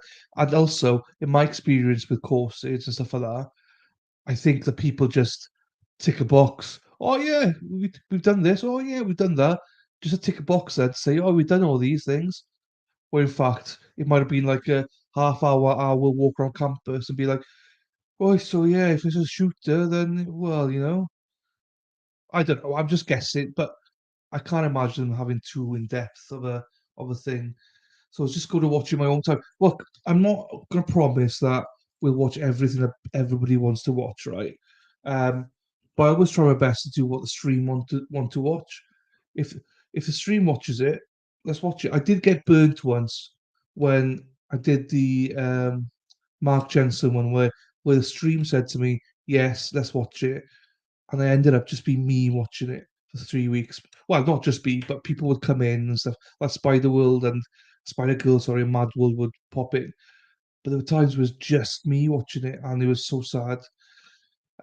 So I always try and choose my own trials, but I always up for suggestions. And if there's a couple trials we can't choose, we'll do a vote. So I'll always chuck it in. I'm not promising we always will watch it, but never be afraid to chuck a trial in. But it has to be on Law Network. That's the only stipulation. It has to be. Otherwise, we can't stream it. I don't get Court TV. Very good point. But I think the thing is, Kim, none of us really know. Do you know what I mean? I just go from experience working I worked in the university, right, at a director level, basically. Um, wasn't a director, but basically at that kind of level. And the amount of like we used to send students out to do stuff like health and safety, this risk assessment. But if I'm being completely honest with you, most of it was just tick box. It used to anger me. Before me, people used to do it and not even have any training, just tick that they'd had it. So it looks great when there's an audit, um, but it's meaningless. Do you know what I mean? I've got qualifications. But I don't have I've got loads of health and safety experience, um, qualifications, but half of them I don't even know. Chemicals and stuff like that, I'd be lost.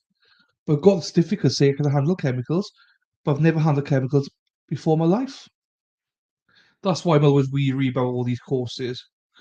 You're streaming this. I know it is heartbreaking, isn't it? Never thank me for streaming something. I thank you for being here. Otherwise, if you guys aren't here, I don't stream. Um, it's a sad case. I'm up and down on it. Do you know what I mean? Because there's no winners here.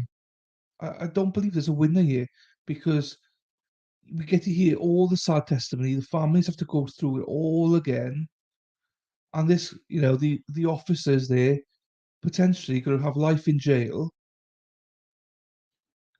for something they shouldn't have life in jail for. He's probably been through the ringer the last 5 years. He's been made a scapegoat for all this. So I feel for him. I don't care if he's a coward, but it's not been proven that yet. But I still feel for him. One man not knowing where the shooting's happening, but there's a zone maybe it could be, but no one actually knew where the shooting was going to happen, what floor he was on, nothing. So to blame this one guy for it, bog off. I don't like that. At the same time, I just do not like the fact that the families and the victims have to go through all this again. For what reason? So the state could get a dick out and be like, oh, look, mine's longer than yours. Do you know what I mean? Dick measuring contest. That's all this is for no reason. And also, what waste of taxpayers' money again? Waste of everyone's money, time, everything. Scott Peterson's a broken man. You can see it. No one could be harder on him than himself. Absolutely. Kim, I'm the same. I don't think he's a coward. Can you imagine running towards all that fun fire? I couldn't even listen to it. Agree, Kim. I agree with you, Kim. The thing is, Lefty said it yesterday. We'd all like to think that we could be Rambo and run in to the building and shoot and be the hero. But when it comes down to it, I imagine if you're a parent and your kid's in there and you had a gun, you'd run in. But apart from that, do you know what I mean? But you just do that for the kid. I bet you, and I don't mean this in a sickening way, but I bet you Scott Peterson at um some level wishes he had gone in.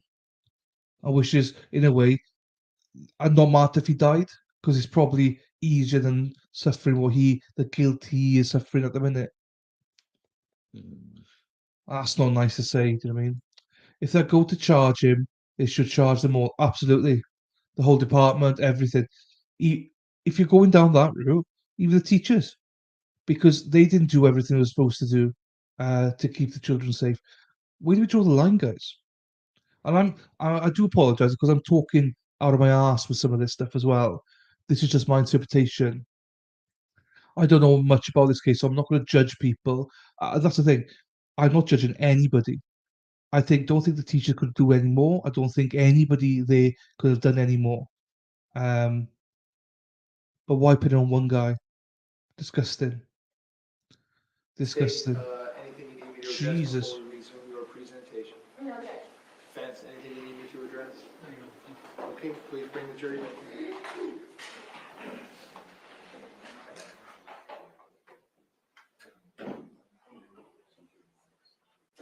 I agree with you. Yeah.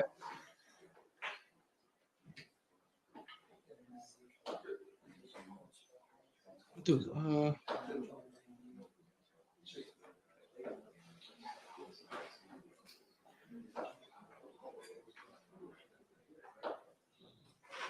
I saw the typo, and that was like, what typo, Kim? The fun fire. Yeah, no, I know what you meant. I think everyone knew what you meant, but yeah, there's always one person out there who'll pick it up.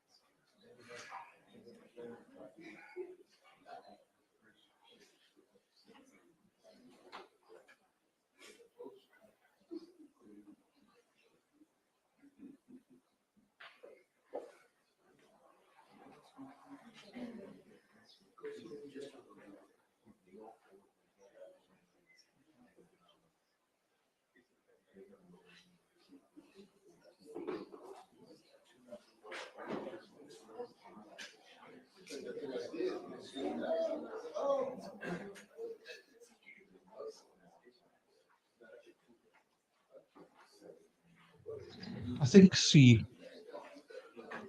The problem was why he's been punished is because he was the only one with a gun at the time. So all the other campus officers, none of them had a gun on them. That's why he's been punished. But I absolutely agree with you that everyone should be punished. But that's why he's been punished. He was literally the only person on campus apart from the shooter, with a handheld gun. No one else had a gun on them, which is not. It's not right. Jurors entering.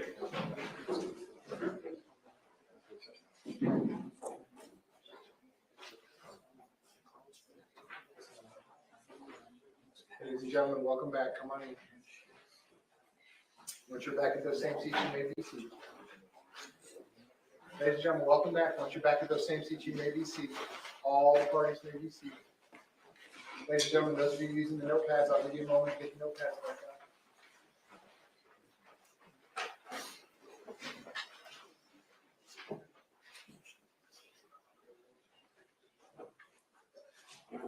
Okay, ladies and gentlemen, welcome back. I hope you have a nice lunch break. When we recess for the lunch break, we're in the middle of the stage presentation. We're going to resume at that point. State when you are ready, you may call your next witness. Judge, the state calls Eduardo Suarez.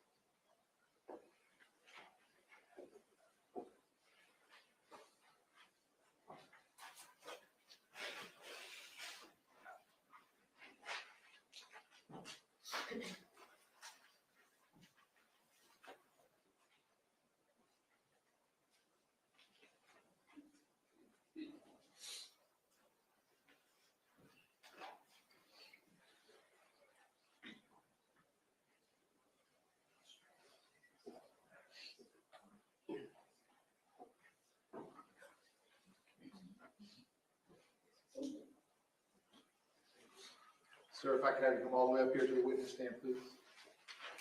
Once you reach it, before you have a seat, you can just stop and look at me. Raise your right hand. Swear to tell the truth, whole truth, nothing but the truth. Please be seated. And once you are seated, if I can get you to scoot that chair all the way up as far as it will go. Can you please state your full name and spell your full name? Eduardo Suarez. They call me Eddie. My name is Eduardo Suarez. Ms. Gomes, you may inquire. Thank you, Judge.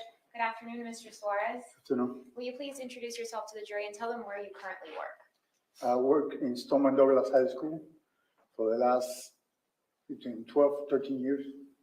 I'm the head of facilities. What does the head of facilities title encompass? What does that mean? I run all the maintenance in the entire school. Is that maintenance inside the buildings, Every- outside? Everything. And have you always held the title of maintaining both the inside and the outside of the school? No, Okay, give us a little bit of the background on what your experience is within the school systems. I used to be the repair person for like 5 or 6 years. And then I became the head. What's the difference between the two? The repair person, and I used to repair lights, unclogged toilets, paint, do whatever needs to be done. And do you have staff or faculty that works underneath you at the school? Yes, right now I got 16 employees. And I'd like to turn your attention now to February 2018. At that time, what was your title? Head facilities. At that time, did you have employees that worked for you? Yes, ma'am. Now, as part of your job on campus, do you get to know some of the faculty and the staff? Everybody. And in February of 2018, can you describe for us what your role was like on campus as far as it relates to your interactions with the teachers, but then also how that carried into the summertime and when you weren't on campus? In the summertime, we take all the furniture, we sweep floors, fix everything that is broken, and clean the entire school. Did any of the faculty members work with you during the summer times? Yes. Can you please tell us about that? Chris Hegson used to work with me in the summertime, and Mr. Fies. So specifically, February of 2018, I'm going to turn your attention to February 14th. Did you go to work that day? Yes, ma'am. Okay. Explain for us what you were doing in the beginning part of that day.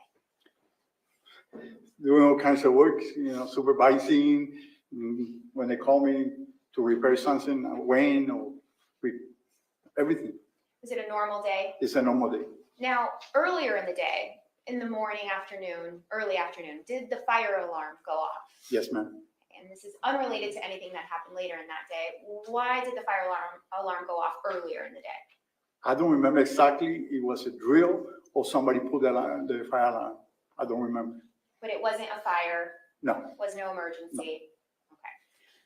So now fast forwarding to around 2 o'clock in the afternoon that day. Describe for us what happens. Around 2:10, 2:15, maybe, give and take. They called me to the front office because my assistant that comes at 2 o'clock was not there that day. And I went, I took care of the call. When I was coming back, I stopped in front of the cafeteria to tell my guys what to do for the night. And then that's when I heard a noise that sounds like firecrackers for a couple seconds. And then the fire alarm came out. When you first heard those noises that sounded like firecrackers, where were you in the school? Right in front of the cafeteria by building 2. Hi, Shelley. You've been missed. Where have you been? Where have you been, Shelley? I'm joking. Lovely to see you, Shell. All right, Mr. Suarez, I'm showing you what is already in evidence as states. 1, you have a screen in front of you. Are you able to see the image? Yes. Okay, I'm going to zoom in a bit on the relevant part of the campus for your testimony.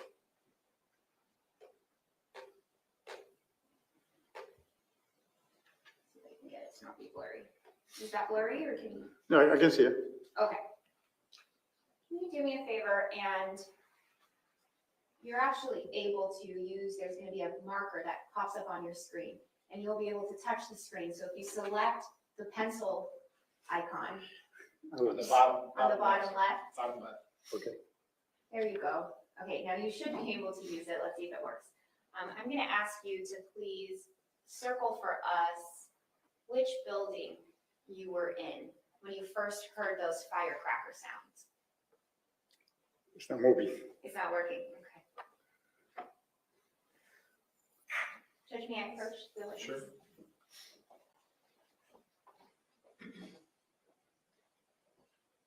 Let's see. There you go. Sorry. And what building is that? What building number? Building 2. Building 2. So from over in building 2, you were able to hear sounds. Yes. And what happens next? I instruct my employees to evacuate. Then I saw my supervisor, one of my supervisors, Mr. Rosario, driving with the golf cart across the courtyard. I got in my golf cart and I went right behind him. Which direction were you headed in? To between 700 and by the 1200 in that area. Why were you headed in that direction? I was following him. Is that the direction of where the sound was coming from? Yes. What, Give and take. I know it was far away. Okay. And can you show us the direction that you took using the marker?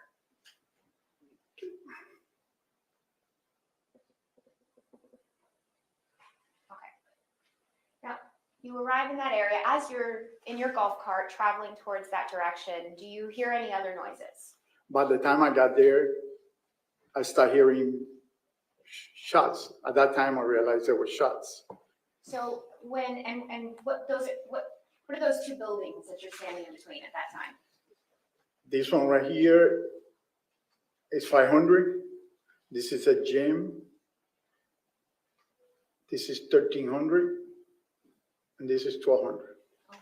So while you're standing, can you put an X in the area that you're standing when you first realize it's obvious that those are gunshots?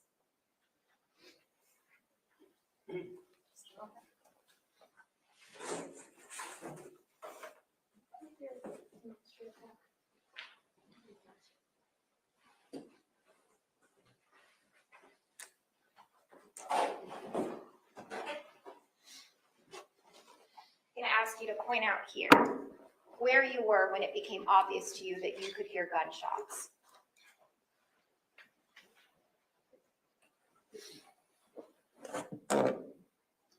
This building, almost right here. Right here? Yes. Okay, so while you were here, it became clear that those were gunshots. And which direction did you think those gunshots were coming from generally? I know you can't be specific, It generally. sounded from my back. Meaning which way? This way or this way? This way.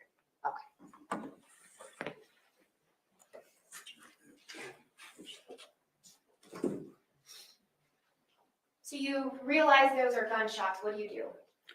And a bunch of kids that were coming toward me, like toward the 1200 building. And I stopped them and I started putting them in the first room that was available, room 504. That's a homemade room. And that's what I did. I stopped the kids. Why did you choose to stop the children? Why didn't you choose to just run away? It's my job as a father and a grandfather. When I see a kid that can get hurt, I try to help them. Did you put the children in the classroom? I instructed them to get in the classrooms. What happens next? Couple minutes, when all the kids that were inside, I drove back toward to my office because I saw a kid running. I tried to get him inside. He was so fast that he was faster than the golf cart. Then when I turned, I saw everybody was evacuating, leaving to West Glades, and I met Mr. Rosario there and a couple more APs and some of my employees and a few teachers and a bunch of kids. Did you all together take a route? Yes, by the canal. Can you describe that? We have to even break some trees, to go around the canal to West Glades. Were you eventually able to get to safety? Did law enforcement come? It was a chaos. A lot of people, there were maybe 600 or 700 kids. I'm not sure, but everybody was safe there.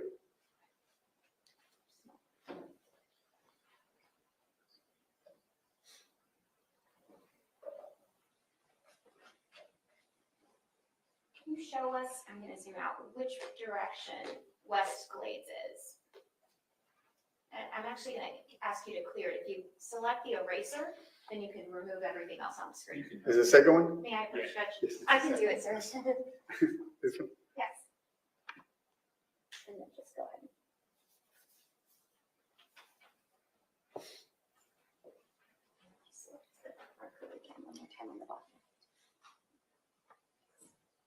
Can you show us the route that you took with those students towards West Glades and where West Glades is? I went this way, that way.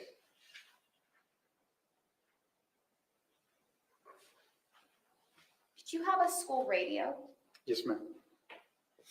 Do you recall hearing anything specific while the shooting is happening on the radio from Mr. Peterson? No, ma'am. Did you see Mr. Peterson? No, ma'am. I have nothing further, Judge. Okay, cross-examination, go ahead.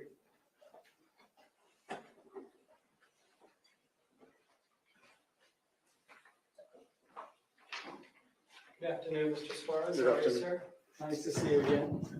You recall I had the chance to ask you questions in a deposition? Yes, ma'am. Yes, sir. Okay. If I understood you correctly, you said that you were the head custodian at Stoneman Douglas, correct? Correct. And you've served in that capacity for about 12 to 13 years, correct? Correct. And on the day of the atrocity at the school, you were the head custodian, correct? Yes. And you also knew Scot Peterson because you worked with him, correct? Yes, sir. And what was your relationship like? Like an employees, we say, hey, how you doing? And that's it. And did you ever see him break up fights? Yes, sir. Did he stand on the sidelines or did he jump right in? He jumped in. Okay, you didn't see any hesitation or anything like No, sir. that? And did you ever see him acting like a coward at any time? Objection. No, that's overruled. Go ahead, sir, you can answer the question. I never saw him, every time they call him, he went there. Got it. And you were in front of the cafeteria, if I heard correctly, when you heard the first sounds, Right. correct? And that's about 2 blocks from the 1200 building, correct? Give and take. And then the fire alarm goes off while you were driving in front of the cafeteria, correct? No, I was standing You were in front of, standing there, in front of the cafeteria. and the fire alarm goes off. Yes, Got it. And that was a loud alarm, I would imagine. Yes. Okay. Now, when you heard the sounds, I think you said that you initially thought they were firecrackers? Yes? right. And you couldn't tell precisely where those firecrackers were coming from, correct? No, sir. And you also couldn't tell whether they were from inside or outside a particular building, No, correct? sir. And you couldn't even narrow down, if you had to guess, you couldn't narrow down where they were coming from. No, sir. Describe for the jurors, as you described to me once before, like the area and why it would be difficult to know precisely where certain loud noises would be coming from.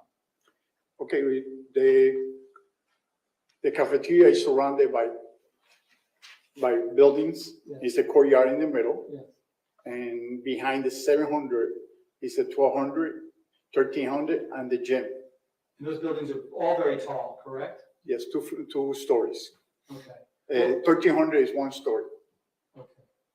Well, you're aware that the 1200 buildings. It's 3 story. Got it. They're all pretty big buildings, right? Okay. And did you experience, when you heard loud sounds, a very loud echo? No, sir.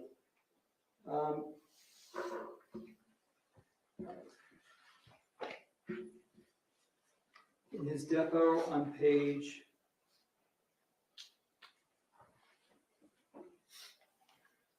number 9, line 6, and describe Objection, it. Your Honor, improper impeachment. Yeah, that's the thing. Go ahead, just ask the witness question. Do you remember when I asked you, and describe it to me? There's like a lot of, Yeah, that's the thing. Put the deposition down, just ask him a question. Did you ever say, did you ever tell me that there was a lot of echo in that area? Yes or no? Probably that I remember. I don't remember. It's a long time ago. Okay. But probably because it's a big area. Okay, great. Now, you were headed towards the 1200 building on your golf cart, correct? Towards building 5, 6, 7, 12, and 13. That's the area that I was following my supervisor. Got it. And you weren't going in that direction because that's where the sounds led you. It's just because your supervisor was going there. Correct. Mr. Rosario, correct? Correct. And then the next time you hear shots, you were merely 100 feet away from the 1200 building, correct? Between 100 and 120. Okay. You definitely got very close to that building, correct? Right. And when you hear those sounds, you're on the west side of the 1200 building, correct? Right. Let me show you a photo that's already in evidence as Defense Exhibit 1. Is this the west side of the 1200 building? Yes, sir. So you were very close to this area, correct? Right. And you knew that my client was on the opposite side, on the east side. I did not know because I don't know where he was. At the time, you did not know, No. correct? Got it. In fact, because you didn't know where he was, you then never had any communication with my client. Never. So while you thought, hey, I think the shots might be coming from the 1200 building, that was not something that you ever conveyed to my client in real time at that moment, correct? Is that Correct. And you did have a school radio, did you not? Right. Okay, and at no time do you then ever go on the school radio and say, hey, I'm hearing shots from inside the 1200 building, correct? So at that time it was a chaos. My job was to help the kids put them in the classroom. I was not trying to 100%. call nobody or nothing else. And forgive me if in any way that came across like I'm judging you, I'm not. I just want to know factually if that's what happened, right? Forgive me, All I right. didn't mean that, okay? But you you never announced over the school radio for anyone else to hear that information, No, correct? sir. You don't see any muzzle flashes from any guns, correct? No. There's no smoke coming out of the 1200 building to indicate that there's No, shots? my back was to the 200 building.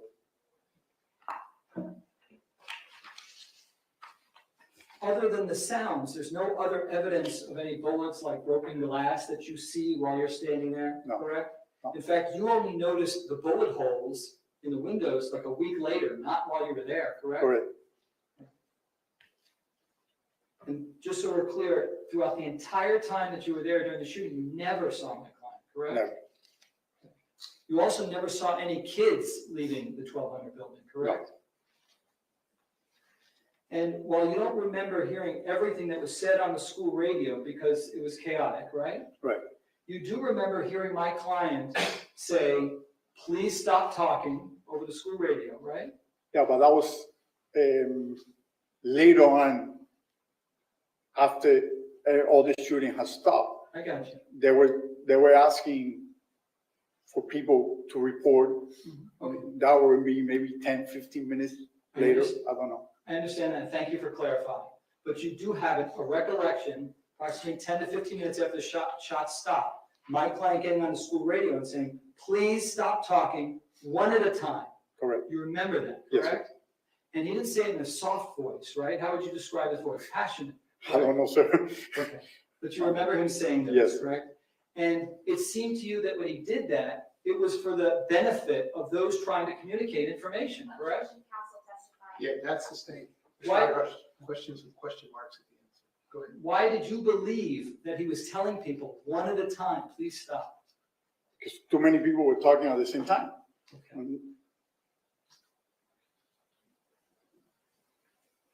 And one final question, sir. Have you ever had a chance to speak to my client about what he was going through during the shooting? No, sir. Well, it's overruled. The gentleman's already answered the question. Okay, thank you, sir. All the best. Based on that, I redirect.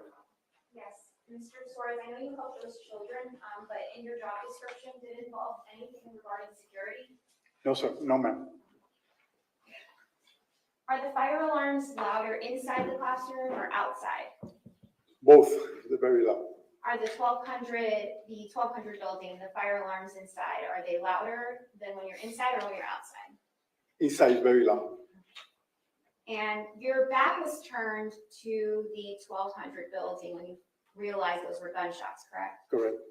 Even though your back was turned to the building, did you still know what direction those gunshots were coming from? Yes, ma'am. The building across from the 1200 building, and that's building 1300.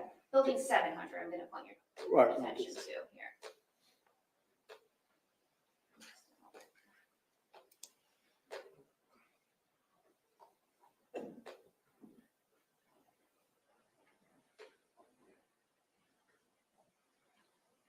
Can you please circle building 700? Can you circle it for me? Thank you. As part of your job, do you regularly paint the buildings? We paint the building. We blow the campus almost every day. And you maintain the building, make sure that it's up to date and that anything beautification that needs to happen? Right. Did you ever, when looking at the side, any side of building 700, notice any bullet holes? No, ma'am. On building 700? Never. Any deformities that would indicate that it had been shot at? No. I have nothing else, Judge. Based on that, any recalls? No, Your Honor. The state is the witness excused? Yes, yes, Judge. Sir, you may step down. Thank you. Very much. While he's doing that, state, you may call your next one. Yes, Your Honor, at this time, the state would call Anthony Borges. I still need to know what this attorney's called. She's smoking hot. So yeah, Lady Law's just gone lunch. This is the first witness after lunch. Seat swept. So Lady Law's an attorney, so she's probably busy bullshitting some client somewhere, and is normally just listening rather than watching the chat. I'm not seeing it, guys. So far, I'm just like, why are we here? Why are we on trial?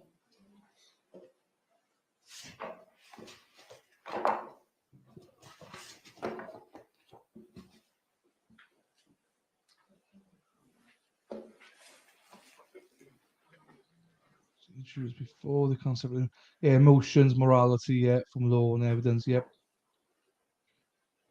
That's what's scary about this now. I think it's based on emotions. That's what the state have got is emotions. This is going to be another sad story. Do you know what I mean? Jeez, why put them through it? There she is. I knew she wouldn't. You're gonna have to come all the way up here to the witness She's stand. not a rude person, C-Script, so I knew Once you reach it, she wasn't before looking. you have a seat, you can just stop and look at it. She's our resident gilf, so Raise your right hand. good person to get to Swear know. tell the truth, whole truth, nothing but the truth. So please be seated. Once you're seated, if I can get you to scoot that chair all the way up as far as it will go. Can you please state your full name and spell your full name? Anthony Borges, ANTHONYBORGES. Mr. Kilroy, you may inquire. Thanks, Judge. Anthony, how old are you? 20 now. Where did you go to high school? Marjory, Stoneman, Douglas. Back on February 14th of 2018, how old were you? 15 years old. On that day, when you were 15 years old, were you shot? Repeat that? Were you shot? Were you shot with a gun? 5 times. 5 times. Where were you shot? On my left leg, that was my first shot. And then 2 more on my lower. Can you just speak up a little bit, Anthony? I'm sorry. Yeah. I got 3 shots on one left leg and then 2 more on my body. Your Honor, I'm going to ask the witness to step down to show his wounds. Sure, you may. Anthony, if you could please show for the jury the injuries to your legs. You can face them.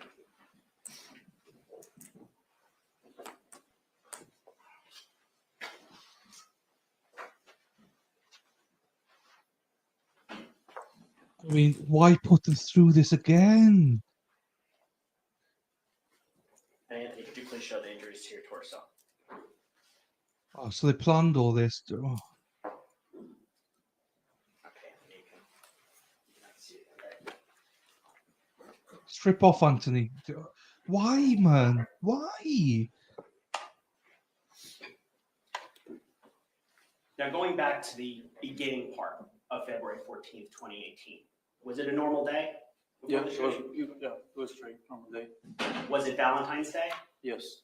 Did you have plans for Valentine's Day after school? I had a plan with my ex-girlfriend, Nicole. With your ex-girlfriend, but girlfriend at the time? I had a teddy bear and everything. I had a plan to see her after school. Okay, so you had, the teddy bear was a gift for her? Yes. Okay. Now, where were you during 4th period? Study hall. Study hall. What building were you in? 12. The 12 building, the 1200 building. What floor were you on? 3rd floor. 3rd floor. Do you recall what class you were in? What's the number? Yes. The the class? number, No, I don't remember that. Okay. It was study hall though. Yeah, it was study hall. Okay. Now, during study hall, were you allowed to wear headphones? Yeah, pretty much you can do anything, homework, music, whatever you want. Okay. That day, were you wearing headphones? Yes, correct. Now, at some point in time during the 4th period, did the fire alarm go off? Yes. Okay. Before the fire alarm went off, did you hear any sort of unusual noises that you didn't typically hear on a normal school day? There was a weird, like a whistle sound, but I didn't pay attention that much, but it was like kind of weird. Like a whistle sound? Yeah. Okay. Did you have any idea what that sound was? No. Okay. Now, after the fire alarm went off, did you leave the classroom that you were in? Yes. To go to the hallway? Yeah, everybody went outside the hallway.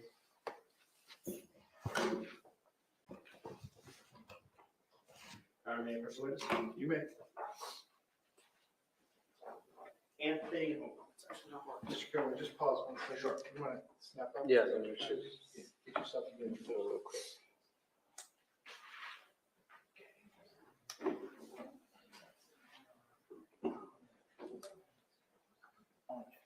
You all set? Yes. Okay, go ahead, sir. Your Honor, may I approach witness? You may. Anthony, I'm showing you what's been previously marked for identification as States K. You recognize this? Yes, me. Do Can you speak up a little bit louder? Yes, that's me. You see yourself in this picture? Yes. Okay, what are you wearing? Nike hoodie with a Adidas black pants, and it was a Nike white shoes. Okay, you guys speak up a little bit louder. What kind of shoes? Nike shoes. Okay.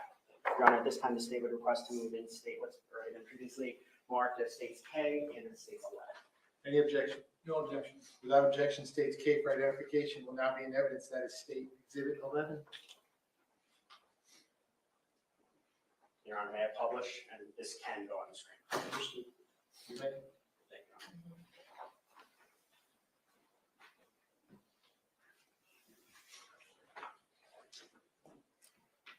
Is that you, Anthony? Yes, correct. Okay. The black thing kind of around your neck, what is that?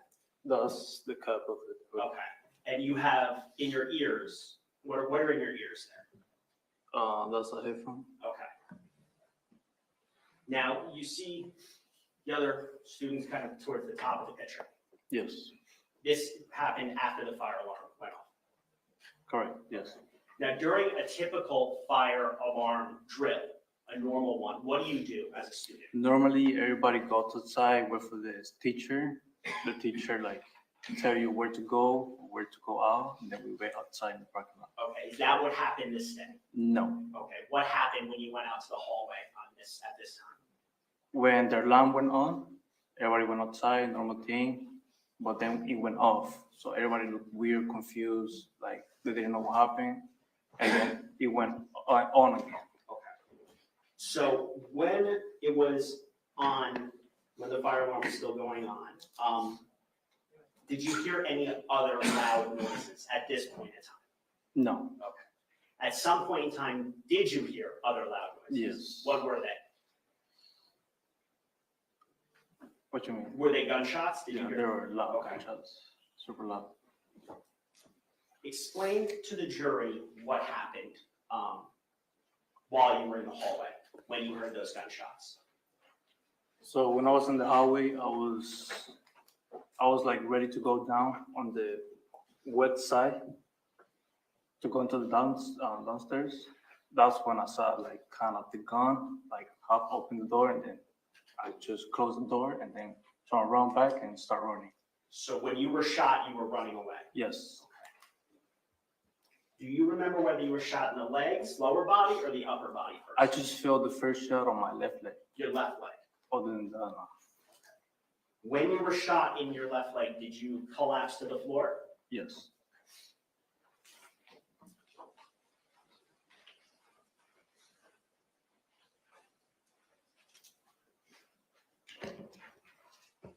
Your Honor, may I approach the witness? You may.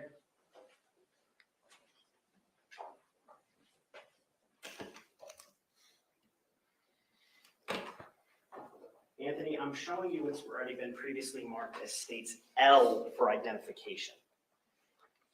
Do you recognize this? Yes, me and the middle down. Okay, so is this a true and accurate depiction of what happened that afternoon on the third floor in the hallway after you were shot? Yes, correct. Your Honor, at this time, the state would request to move in what's already been previously marked for identification, states L in as states 12. Any objection? No objection. Without objection, states L for identification will now be in evidence. That is States Exhibit 12. May I publish, Your Honor, or with the TVs off? Whichever unit your TVs are off. Yeah. You need them all off. Trigger. We're going to be hearing some stuff. Just in case you want to mute yourselves. Just bear with us. Absolutely.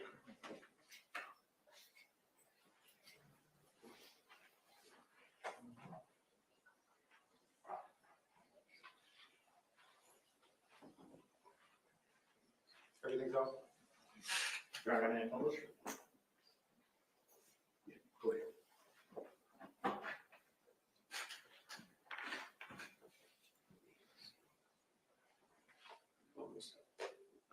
Anthony, do you recognize the middle of the picture? Yes, Who is that? What is that? that's me. That's you is that you on the floor? Yes. Do you see the police officers there? Yes. And at what time, in the top left-hand corner, what time was this screen capture taken? Do you see it, do you see where it says 30257? Yeah, 257.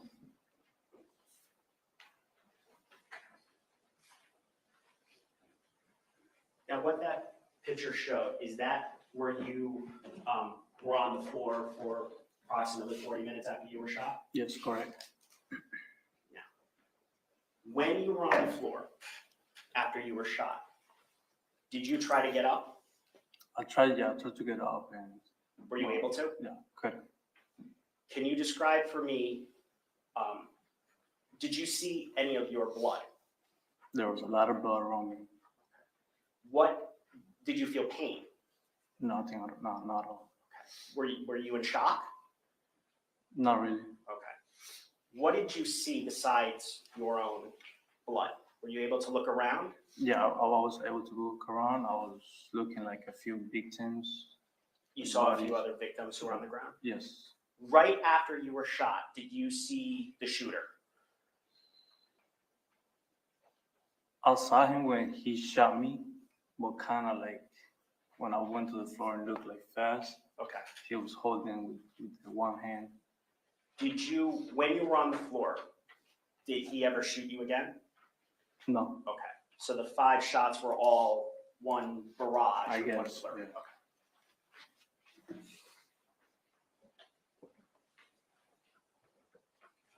At any point in time, do you remember losing consciousness? No, not at all.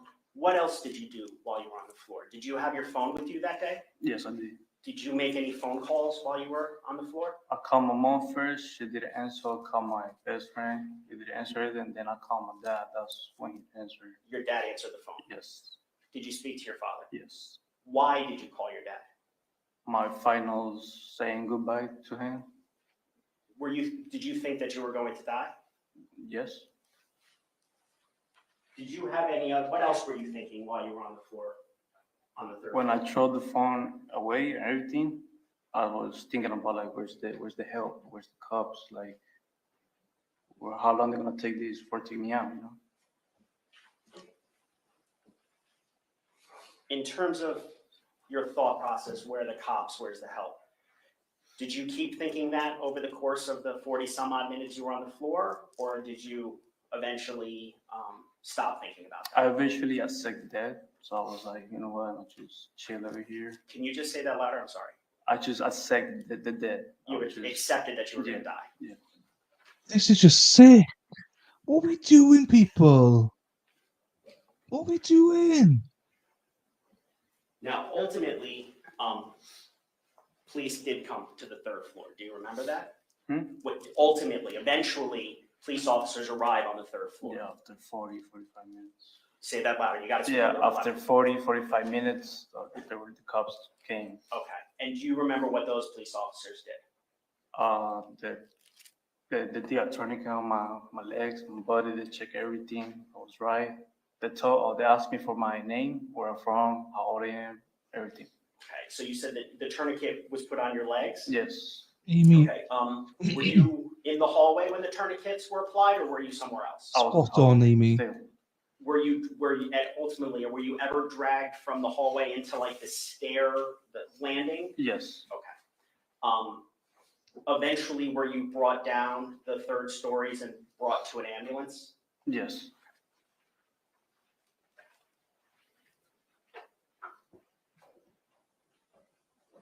Did you know who the school resource officer was at Marjory Stoneman Douglas back on that day? No, I did not. Had you ever seen a uniformed officer with a gun on campus before? Yes, yes. When you were thinking on the 3rd floor before the officers arrived, were you thinking specifically about that officer? You got to say Yes, yes, I did. And what were you thinking? I was thinking like, there's no way like this could have happened to me or anyone, you know? If I'm an officer, I have a gun, I will automatically just go inside and like save anyone. Now, in terms of your injuries, we obviously saw them, but approximately how many surgeries have you had? 14, 13 surgeries. 13 or 14 surgeries? Okay. Now, previous to February 14th, 2018, did you play any sports? Yeah, I did play soccer. That was my whole career. So that was what your dream was to play soccer? Yeah, I Oh, was no, literally there don't. to be professional. I was going to Brazil and play. So let's slow down there, just because you spoke kind of fast there. Yeah. You went to Marjory Stoneman Douglas to play soccer? Yes. Okay. And your hope was to go to Brazil to play at some professional level? Yes, correct. These injuries, did they prevent that from ever occurring? For sure, yes. Now, these injuries, do you still, do they still hurt at times? They do still hurt sometimes. Not too bad like before. Which, the legs or the upper body? My legs. It's just nothing. Like, My left leg. your left leg still bothers you? Nothing to do with this Is that case. the one that you've had the most surgeries on? Yes. And as part of your injuries, did you have to wear like a colostomy bag? I did. Yeah. Oh, why? Why embarrass him like this? Why? Sorry, I'll mute. Just fucking pissed off right now with this. This is ridiculous. Now, going back to when you were on the floor, you stated earlier that you could see other victims. Yes. Do you recall how many you could see? About 2 bodies. Do you recall what they were wearing? There was a girl in front of me wearing a pink shirt, and there was a guy wearing like a military, one of those RTC things. I know, So Gil. was the, It is to the person evoke wearing the pink sympathy, shirt, but were they come closer to you on. where you were? Yeah. And the person wearing the military ROTC farther away? Farther away. Putting all the blame on Did this you see guy. them moving at all? On the officer, for no. fuck's sakes. Did you think that they were deceased? Well, I tried to talk to them, but then no response, nothing. You could get life, yeah? You tried to talk to them. At any point in time after you were shot, did you yell for help? I did, yeah. What did you yell? Help, help. Did And Spanish too, ayuda. In Spanish and in English? Yes. Okay. For how long did you yell help? About 3-4 minutes. Okay. Why did you stop after 4 minutes? That's when I realized that nobody gonna come inside and help Were you the only person in the hallway at that point in time who? you. Alive, yeah. Alive, yes. Mhm.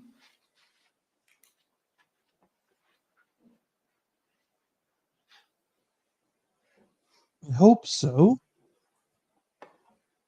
And they're going for the sympathy vote, but this is a man's life. He suffered enough, for fuck's sakes. What Now, are we when you doing? Shame on the were prosecution shot, team. Shame. did you hear the gunshots? No, I did, yeah. Super loud. You gotta speak up, Anthony. Yeah, I did. Super loud. They were super loud. Yes. After you were shot, after you were on the floor, did you continue to hear shots? No, I couldn't hear after like a few loud bangs and shit. Are you familiar with previous to February 14th of 2018, were you familiar with the sounds of guns? Where I used to live in Venezuela, so that was a normal thing to hear over there. So in Venezuela, it was normal to Yeah, hear yeah. gunshots. Yes. So did you instantly or immediately know that that was a gunshot? I did, yeah.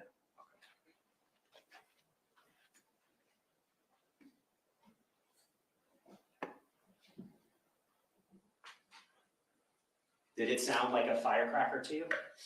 No. No. Have you heard firecrackers before? Yeah. Was this louder? Super loud.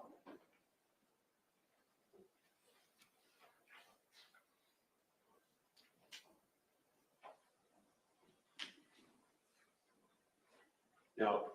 Going back to the injuries just very briefly. The pain in your left leg, the other things, are these injuries after consulting with medical professionals that you're going to be dealing with the rest of your life? Pretty much, yeah.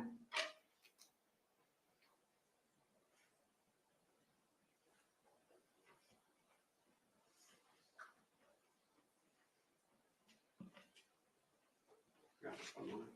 Yes, sir. I have nothing further for Anthony at this time. Okay, cross-examination. Go ahead.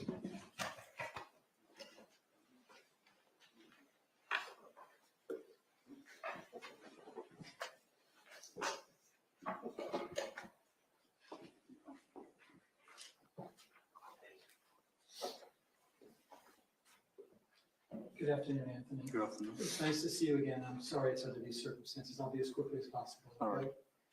I think I heard you say that you were in the 1200 building, correct? Correct. And that was on the third floor that you were on, Correct. And if I remember from our discussion, you heard a teacher talking about final exams, right? Correct. And that's when the fire alarm went off, Correct. correct? And the teacher told everyone to go outside of the classroom for the drill, right? You guys thought it was a drill? Yes, fire drill. for You sure. didn't think it was real, correct? And before you go outside of your classroom for what you thought was a drill, you never heard what sounded like any gunfire to you, correct?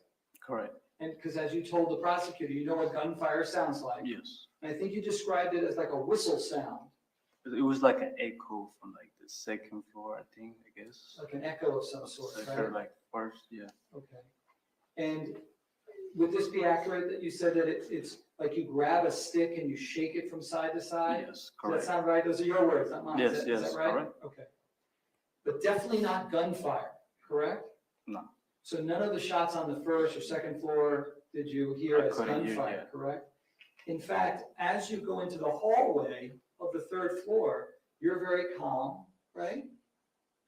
I'm sorry, I have to maybe Yes, say yes yes, or no, because yes. the court reporter can Yes. write down a nod. Okay. And the other kids that were with you are flooding the hallway there on the third floor, and they're very calm too, correct? Yes. It didn't look like they had heard any shots either, correct? Yes. Everyone seemed to be normal, right?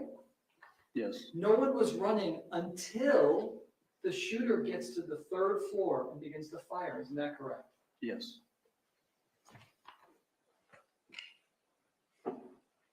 And I think you just said that after you were shot, you never heard any additional gunfire, correct? Correct. So that means that you never then heard the 2 minutes of gunfire out of the teacher's lounge that was on the same floor, correct? I'm an objection on it, so counsel testifying. Yeah, that's sustained. So you definitely never heard any additional gunfire after you were shot, correct? I mean, how could I hear if the sound was too loud and my ear was I just, understand I think I was bleeding by my ears.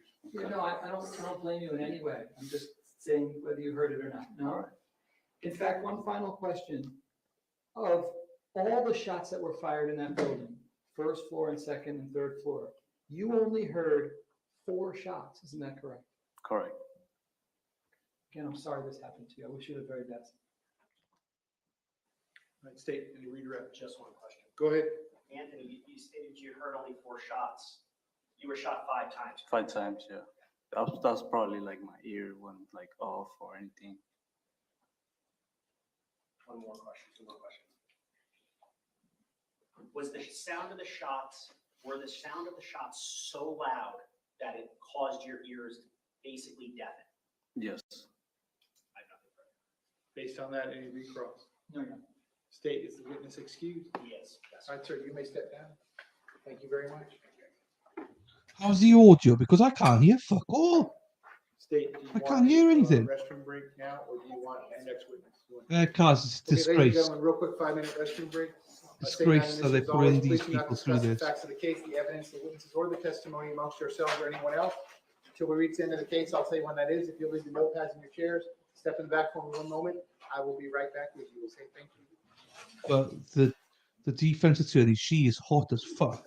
But that's the only good thing they've done. This should never be a trial. This is like bloody Travis Rudolph 2.0. Should never be a bloody trial. You know, they put like this kid who's just went off, Outside the presence of the jury, everyone can be seated. Real quick 5-minute restroom break. We'll be in recess. 20 years old, just had to strip in front of everyone. Oh, Spot. I can't hear the court. I'll do that now because I can't even hear the bloody things. It's so faint. It just went just now, mid-stream. they just made this kid, he's not a kid, he's a man now, but strip his trousers, everything down to show the bullets, the wounds and stuff.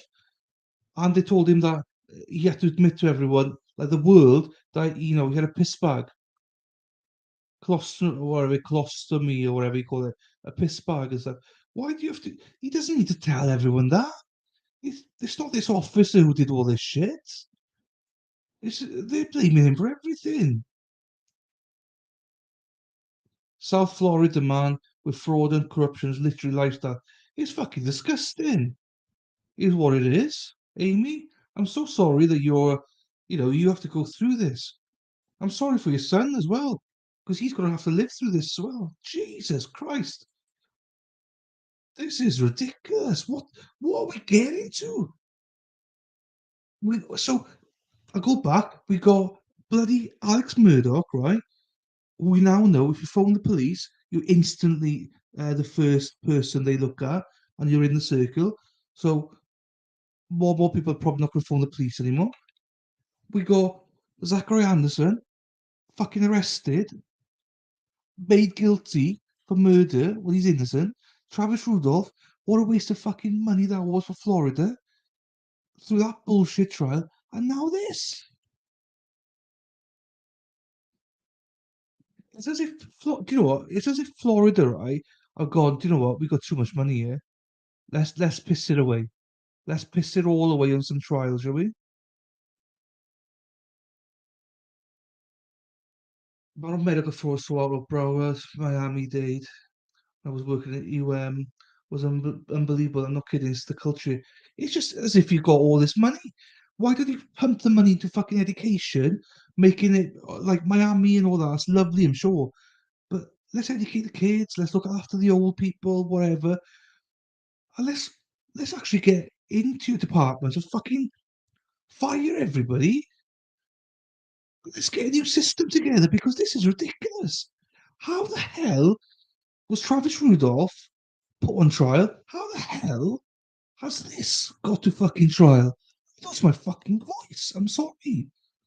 I don't believe it. Oops. They added another disgrace to this first disgrace. Well done.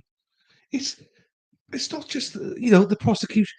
They're putting the victims through it all and the families. They probably riled up the families to be like, it's his fault, it's his fault. They could have been alive if it wasn't for this guy. Bollocks! One guy would not make a difference to this. It's a sham. It's like this guy's been dragged through.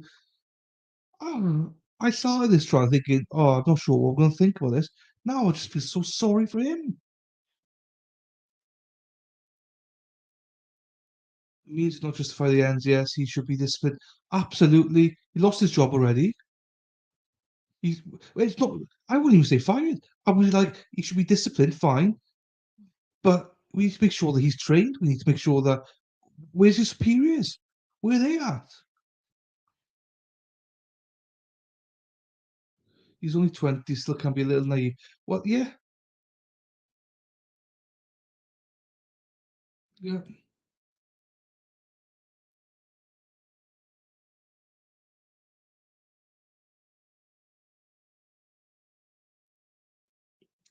Trues. Oh, yeah. No, that's true. That's true. Yeah, you're right. No, that was the defense. I think defense not gonna. The defense cannot question these guys.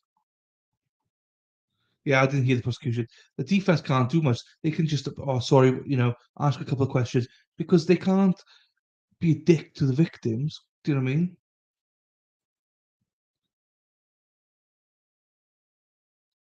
I love going on a rant, but my rants tend to lose viewers. That's the only problem.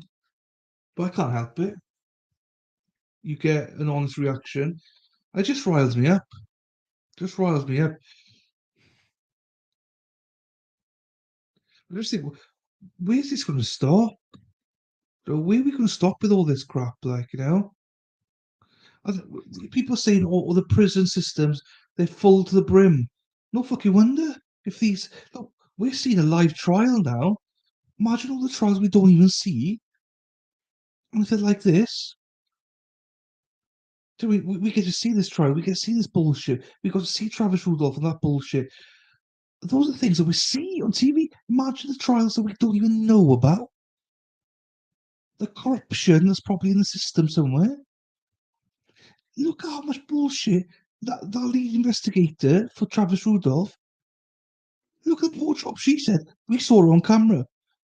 Look at other trials that we don't even see. Pay this bent prosecutors, bent bloody lead investigators. Do you know what I mean? How many other people are in jail or in prison, innocent?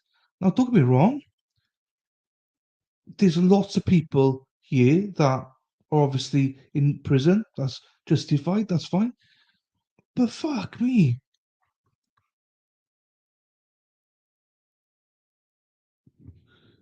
Yeah, I don't know. I don't know, Lou. I don't know about that. I'm not sure. But, they've got to ask the questions. Do you know what I mean? So, and also you talk about the love of my life, Nicole Muller. So I'm biased. Feel more like vengeance and justice. Yes, Mad World, it does.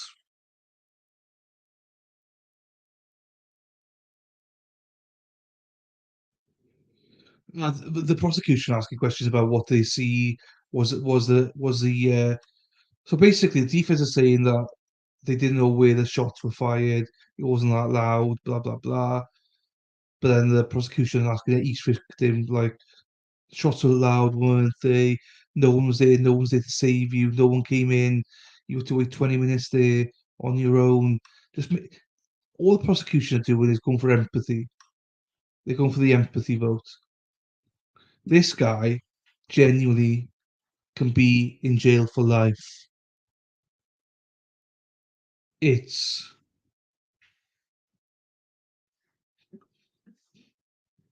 just, and even if he's a coward, fuck it up. Does being a coward deserve a life in jail?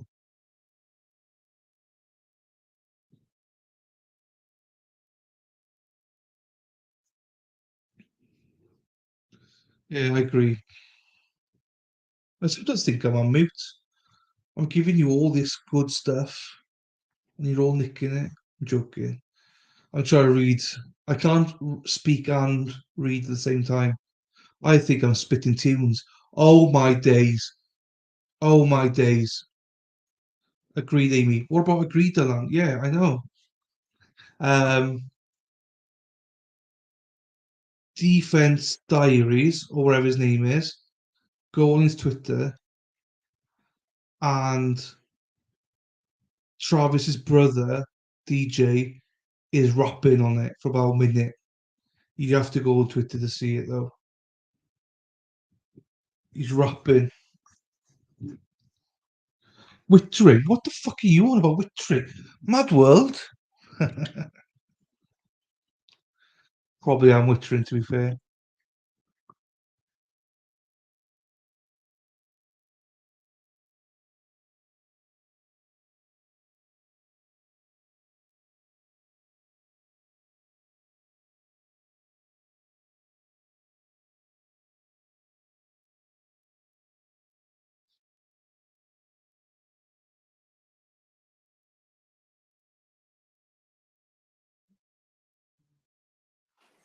Yeah, as soon as I get Mr. Igor from Stoneman back, to go back and. Because I'm Wittering on, I'm going to shut up now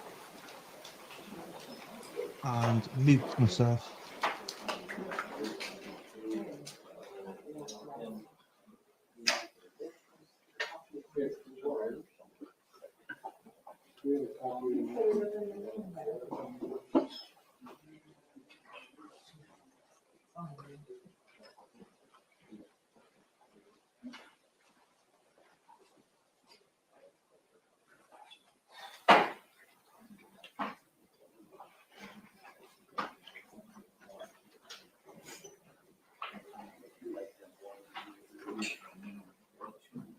No, I'm Mad World. I'm pouting now.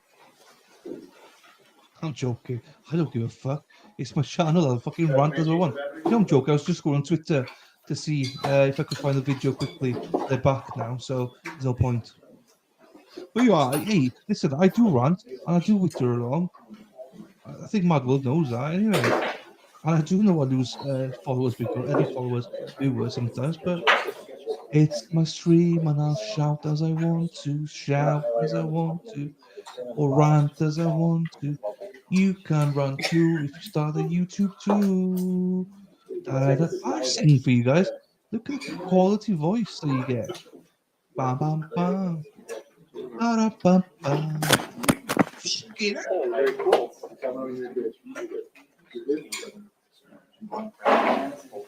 All right, I'm gonna go back on the record. State versus Scot Peterson. Okay, the volume's back to me as well. 66 CF. Oh, C-Swift. I Comes continue to have every Ms. day Gomes, and I run. Mr. Kilgore, Mr. Klinger present for the state. I continue to have Mr. Igosh present with Mr. Peterson, who likewise is present. We are outside the presence of the jury.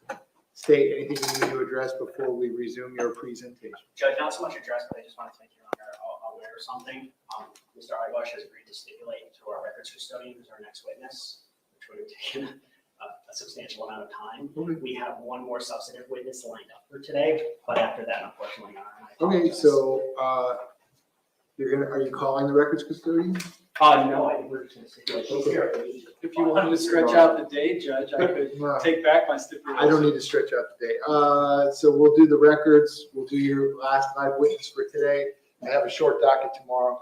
I was gonna ask the jurors to return at 9:15 with hopes that we can start at 9:30. Does that work for the state? It does, Your Honor. Does that work for you? Yes, Your Honor. And just to give Your Honor. You go. Okay. Short day today then? Right. Tomorrow, Mr. Igosh asked if he could put one witness on, who's going on vacation for the rest of the summer. State has no objection. Okay. I told him after lunch, Tomorrow. yes. That's fine. Okay, not a problem. And this is the stipulation when you're ready on. Yeah, do you want to do this in front of the jury or do you want to do it now? Sure. I just want to let you know that I spoke to Ms. Fox and she said since there's 8 different packages, we're making it a composite, so they'd all be in one folder. And these are, and that state's exhibit right now. That'd be M for identification, and Yes. what is it?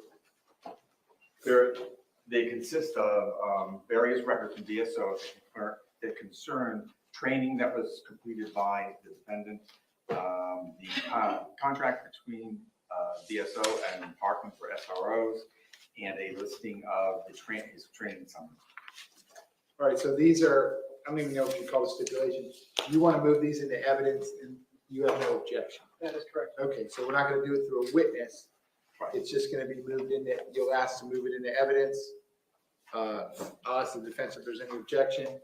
There being none, it'll come into evidence. I guess that'll be state's exhibit number 13, the composite exhibit. How many different packets of information? 8. Sir. 8. Okay. And then I'm going to ask the state, when they come back in, then I'll ask you to proceed. You can do that, and then I'll say you may call your next witness. And then you're telling me that'll be the last witness today, correct? Thank you. Yes, Your Honor. Understood. Okay, please bring the jury.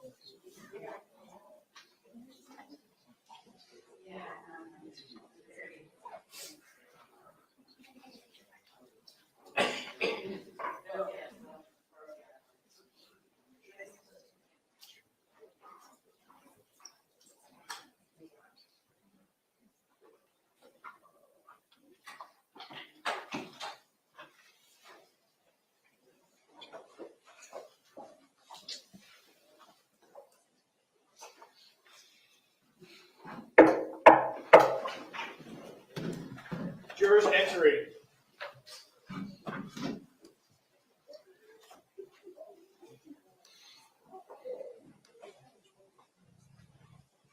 Ladies and gentlemen, welcome back. Come on in. Once you're back at those same seats, you may be seated.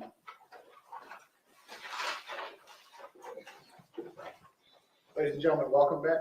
Once you're back at those same seats, you may be seated. All the parties may be seated. Ladies and gentlemen, those of you using the notepads, I'll give you a moment to get the notepads back on. Luna, hello. I just set up the trial for tomorrow for 9 o'clock Eastern, because they'll be live from about 1:15 to 1/2. Okay, ladies and gentlemen, when we took our restroom break, we were in the middle of the state's presentation. We're going to resume at that point. The state, when you are ready, you No. may proceed. Last witness, Carolyn. Well, Your Honor, at this time, there's been a stipulation between the defense and the state to enter state and into evidence. And as a composite of 8 different documents. defense, no objection. No Be objection. well, Luna. Without objection, state's Luna. for identification will now be in evidence. That is State's Exhibit 13, a composite exhibit of 8 separate, I guess we'll call them business records. Yes, sir. Okay, very good. Thanks. State, when you're ready, you may call your next witness. Yes, Judge. Now the state calls Captain Nicholas Mazzei.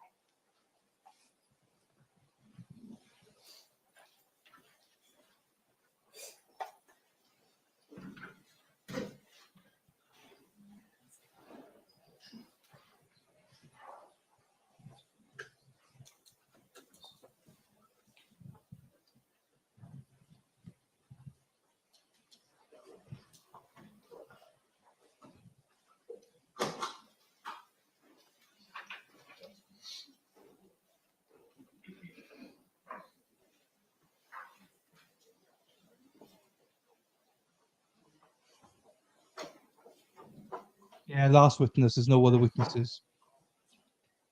So this will be the last one of the day.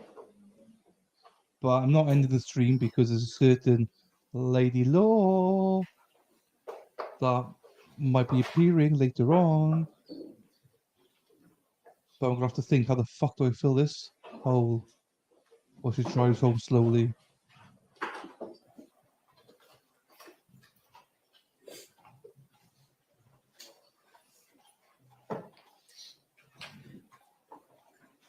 Sir, if I could have you come all the way up here to the witness stand. Of the day.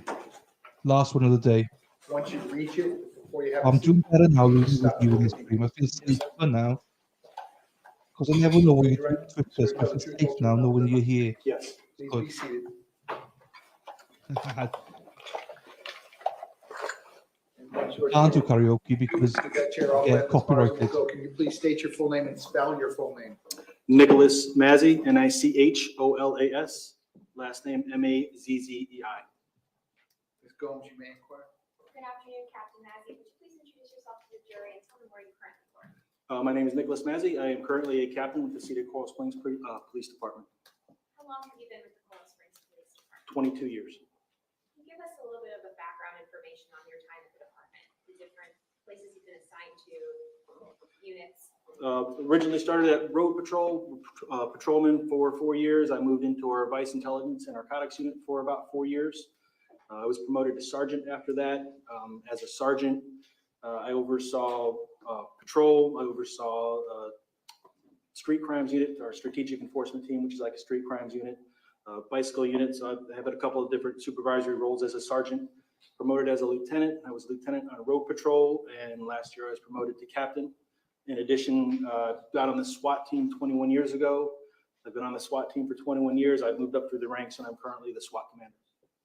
Can you explain for the jury the structure of the SWAT team so they understand what it means to be SWAT commander? So as the SWAT commander, I am tasked with being in charge overall of the entire SWAT team, making tactical decisions on call outs.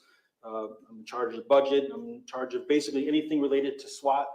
Underneath me, I have an executive officer who takes care of trainings, making sure we're getting the proper training, documenting our training.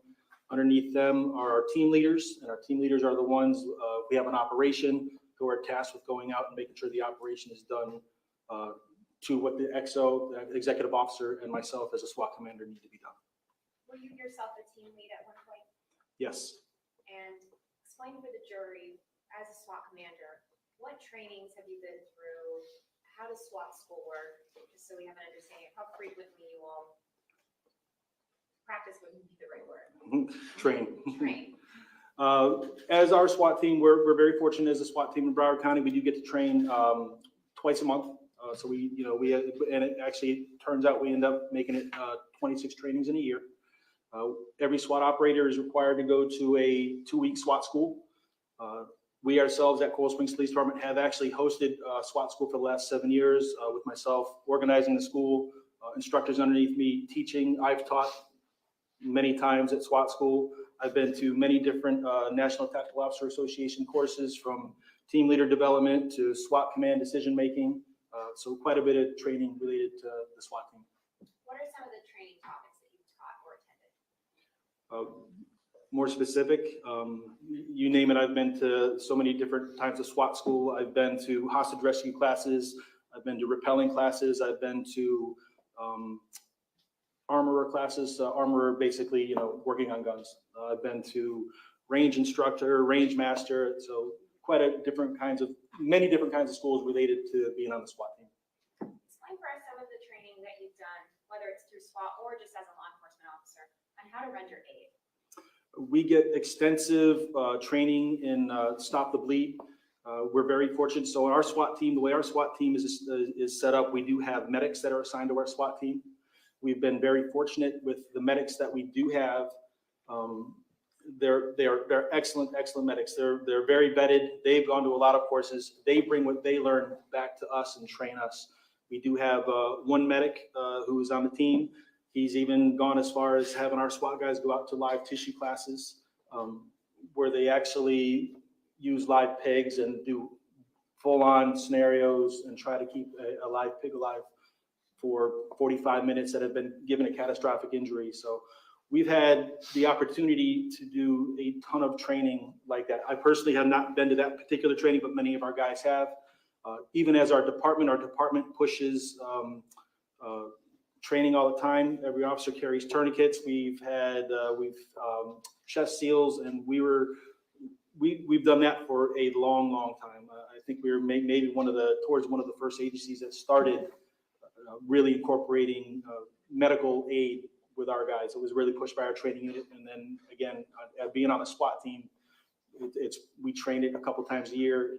We train it. We go up to Camp Landing. We've trained it. We've been to a couple classes up there where we've got it from the military guys. So we've got a lot of medical training.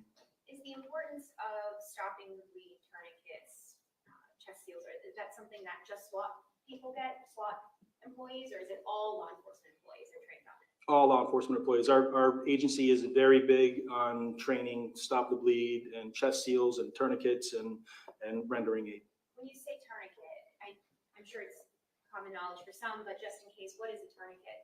A tourniquet is basically it's a strap. When somebody has a catastrophic injury, it's a tourniquet. It goes around a leg. It is strapped down tight, and then you basically twist it until it basically stops somebody from bleeding.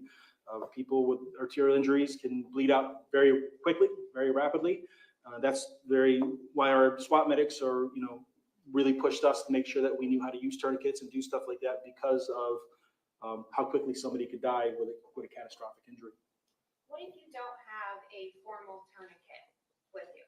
Are law enforcement officers trained on what to do if there isn't a tourniquet? There are some measures that you could do. There are stopgap measures in which you basically use even before you get a tourniquet on, and basically that, for instance, if somebody had a catastrophic leg injury, you might put your knee right on top of the femoral artery, in their groin to stop the bleeding until you can get someone either to you with a tourniquet. You can make a makeshift tourniquet if you can find something, a belt, something that could work. But the important thing is you need something that will help you really tighten down that tourniquet. Just pressure alone isn't going to do it. You definitely need someone to get a tourniquet to you. Captain, can you explain to us? Well, are you familiar with the acronym POE? Priority of life. POL, priorities of life? I'm sorry. Yes. Yes, thank you, POL. Yes. Priority of life. Can you explain to members of the jury what is priority of life? So priority life is basically a matrix that police officers use to establish the importance of life on a given police call. And it basically breaks it down into 4 groups, from the most important person on a police call to the least important. The most important person would be hostages, if there are any. The second most important person would be innocent civilians or people in the area. The third most important people are police officers. And then finally, and they do get a spot on the list, is the suspect or bad guy, because all life is valuable. They are considered on a priority of life. And basically what it does is it establishes a matrix for the decision-making process for police officers, supervisors, tactical leaders, on what risks they're willing to take based on who they're dealing with and that priority of life. Basically, the most important to the least important when making decisions. When entering an active shooter situation, are you taking into account the priority of life? Absolutely. I'd like to turn your attention to February of 2018. What was your title or rank at that time? At that time, I was a sergeant in the strategic enforcement team, SAT. At around 2 o'clock in the afternoon that day, where were you? At 2 o'clock, I was on the second floor of the City of Coral Springs Police Department building. We were having a meeting with our special operations component and our captain. So all the special operations component were in a meeting on the second floor. Explain to the members of the jury what happened while you're in the meeting. We were fairly well into the meeting, and over the radio, I believe I heard Sergeant Reed say something about we're getting reports of an active shooter at Douglas. Our dispatch got on the air and said, yes, we are getting reports of an active shooter. Our phones are blowing up, were the exact words that were used on that radio transmission. And at that point, it was run downstairs, get in our cars, and head up towards Douglas. If you recall, approximately how long did it take you to get to the school campus? I am not quite sure of the exact time. I believe it was around 2:25 or so when Sergeant Reed made his transmission. And I believe that I was at the school at like 2:31-ish, 2:32. When you were on your way to the school, explain for the jury what's going through your mind. What is your understanding of what you're about to do? My feeling is I'm going up. I know that I'm heading towards an active shooter event based on the transmissions that were being put over. You still don't necessarily believe that it's real, clearly, because it's a major event. But I'm preparing myself mentally about what I need to do when I get there. When you arrived on the school campus, where did you park? I came up Holmberg Road. I came up Pine Island Road. I had made a left onto Holmberg Road, so I was heading west, and I went into the second entrance to the school.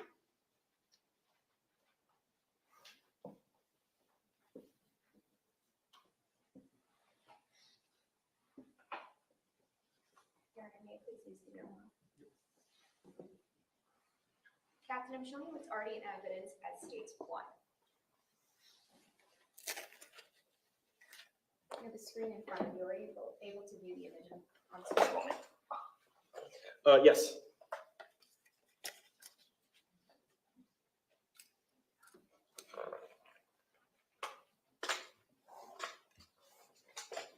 Your Honor, may I have the editing feature turned on? Yeah.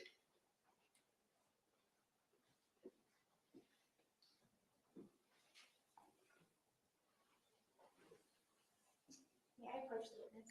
Yeah, actually, you Oh, can see if you can erase it from the previous witness. Excellent, thank you. There you go.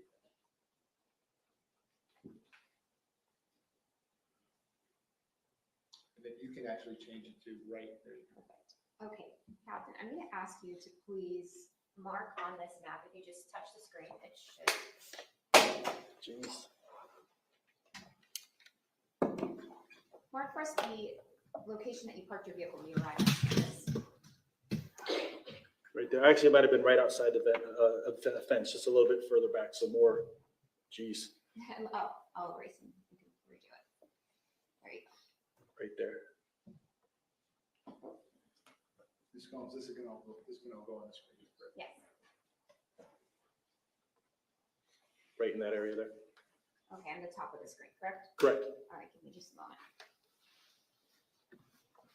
Okay, so you parked your vehicle off of Holmberg Road, and what did you do next? Immediately grabbed my rifle. The way my vehicle was set up, I have a rifle that sits right over my head in a rifle rack. grabbed my rifle, pulled it down, racked around, and ran up towards the school.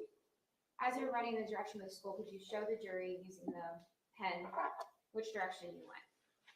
I went from here and I ran this way.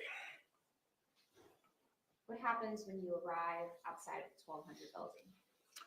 So as I'm approaching, as I'm making that run, I catch up with Detective Monzone, Sergeant Monzone at the time. He works for me. I got to him, said, let's go, and we ran up towards the school building, and we could see Aaron Feist laying dead right outside the west doors.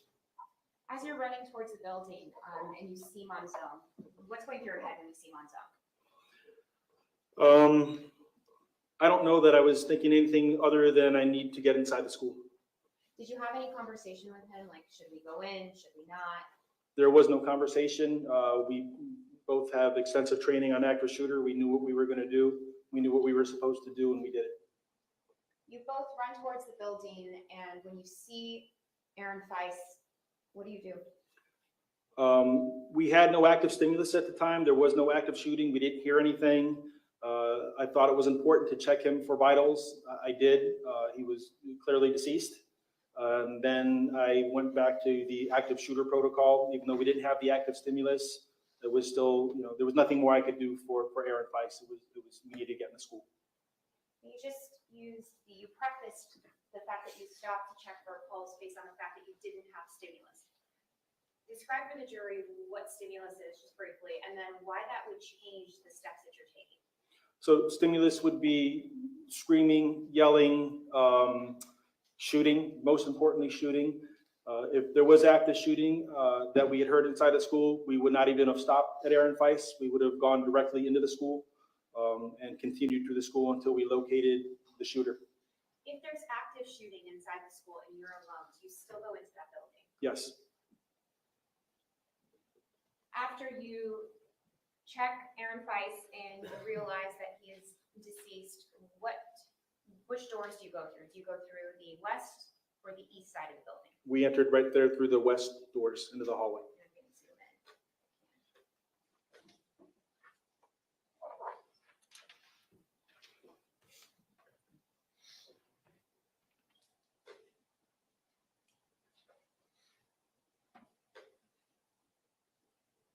Now, before you go into that building, you said you reverted back to active shooter. Why did you do that? There was nothing that we could do for Aaron Feist at the time. And I knew that there were people that had been shot and were dying inside the school. I fully believed that there was still a shooter inside the school, and I felt that it was important to get in there. When you entered the school, explain to us what you do next. What's the order of steps you take? So we breached the door. We didn't have to breach it, but it was unlocked. The door opens up. We make entry into the school, and you're really quiet. It was kind of smoky filled. There were rifle rounds on the ground. You could smell burnt gunpowder from rifle rounds going off, and we made entry into the school. Was it clearly visible just upon looking into the hallway that something had gone awry? Yes, that and the fact that Chris Hickson was right in front of me as I made entry in there, and he had clearly been shot several times. He was still alive when I got to him.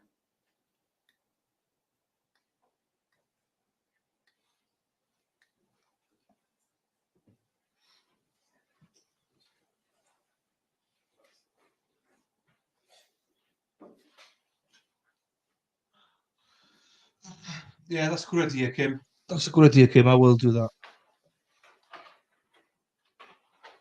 Some people from the group might come in to listen for it. This film to the TV's gonna have to go off. Yes. Or the TV's gonna have to go off. TV's off. TV's off. And for the court's reference, I'm now playing what is already in evidence as states 6F10.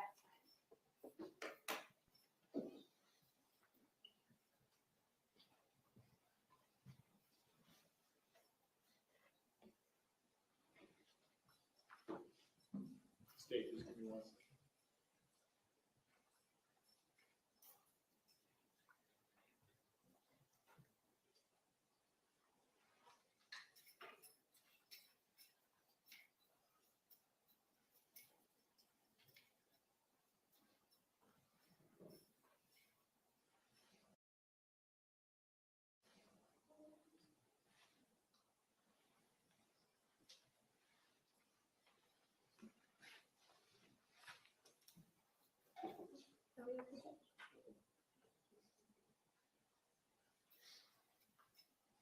Court deputy, we got him?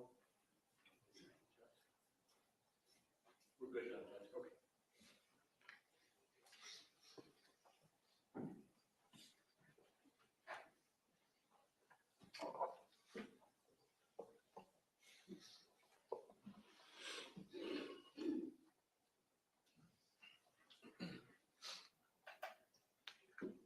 Aaron, can you go back in the house?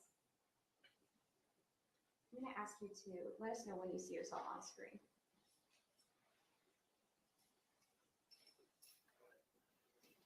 That's me. And that's Scott Myers right behind me, pointing at the third floor windows. Who is Scott Myers? He is currently Captain Myers. At the time, he was Sergeant Myers. He's a police officer at the City of Coral Springs Police Department.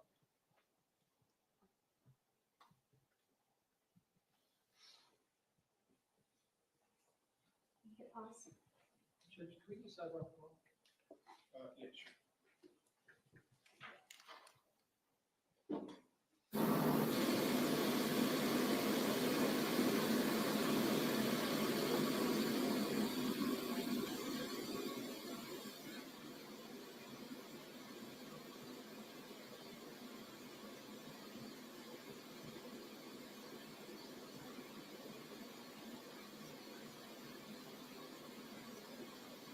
He went to McDonald's and he was sitting with the brother of one of his victims. He had killed his sister, and he asked for a lift and stuff. It was quite. Ugh. Anyway, after this, now Kim suggested, and Kim's in charge. We're gonna watch the Solomon Anderson interview. It's a couple of hours long on the Good Logic. I've never watched Good Logic before. So we'll watch that. And hopefully some people might come in from the group. Kim, do you think? If they might not have seen it or they fancy supporting or something. We'll see. We'll see.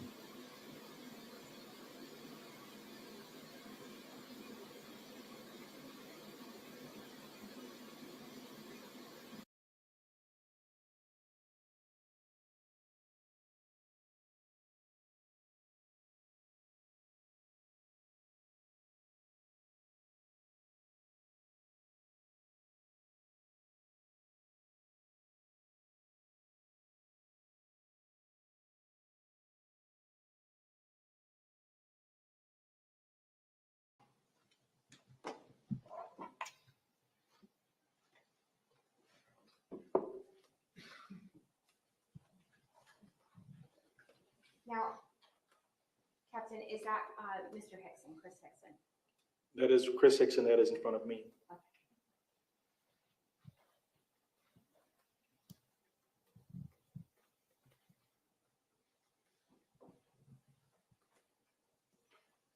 At this point, is it your understanding that you are to believe that there's still an active shooter inside the building as you're operating through that building? Yes, I tried to get information from Chris Hickson, but he wasn't able to talk. He could not provide any information to me. And at this point, I believe that there's still an active killer shooter inside the school.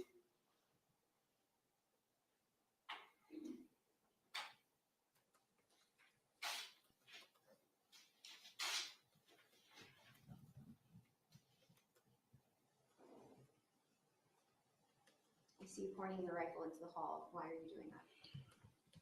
So I believe, again, there was still an active killer in the school. Again, not having any stimulus, that evacuating Chris Hickson in that position is not necessarily an active shooter protocol.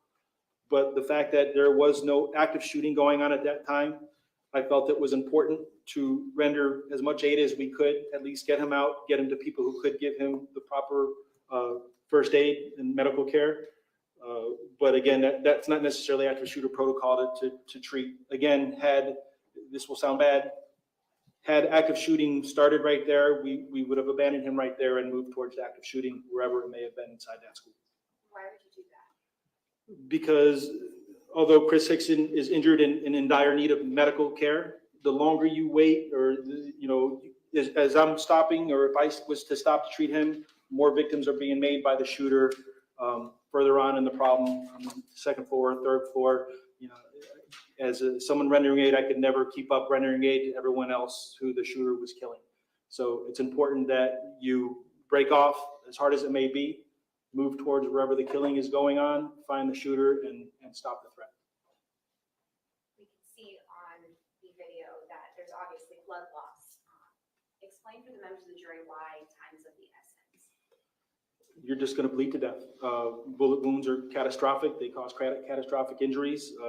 The rendering of treatment in a situation like this most likely is going to come all from police officers, and because you've got to stop the bleeding. You can't live if you don't have blood in you. You don't have anything to circulate. So stopping the bleeding is the most important thing that needs to happen in that situation. Based on your training and experience, is it a matter of seconds or minutes what can determine how much blood loss is fatal? Just from training that we've had, a femoral bleed, I believe you can die within 2 minutes. Depending on where you're hit in the chest or body, you hit an aorta, you don't have very long to live. After you removed Mr. Hickson from the building, what did you do next? So Gil Monzone, he and Brian Wilkins ended up taking Chris Hickson out of the building, took a golf cart, evacuated Chris Hickson away. Myself and Scott Myers were in the school at the time. At this time, it was just him and I that were inside the school, just basically covering down the hallway and waiting for the next stimulus to prompt us. We were ready to start moving through, but we were waiting to basically hear gunshots. I was fully convinced we were going to get in a gunshot or a gunfight in that school. You're on the first floor, you don't hear any gunshots, so where do you maneuver to next?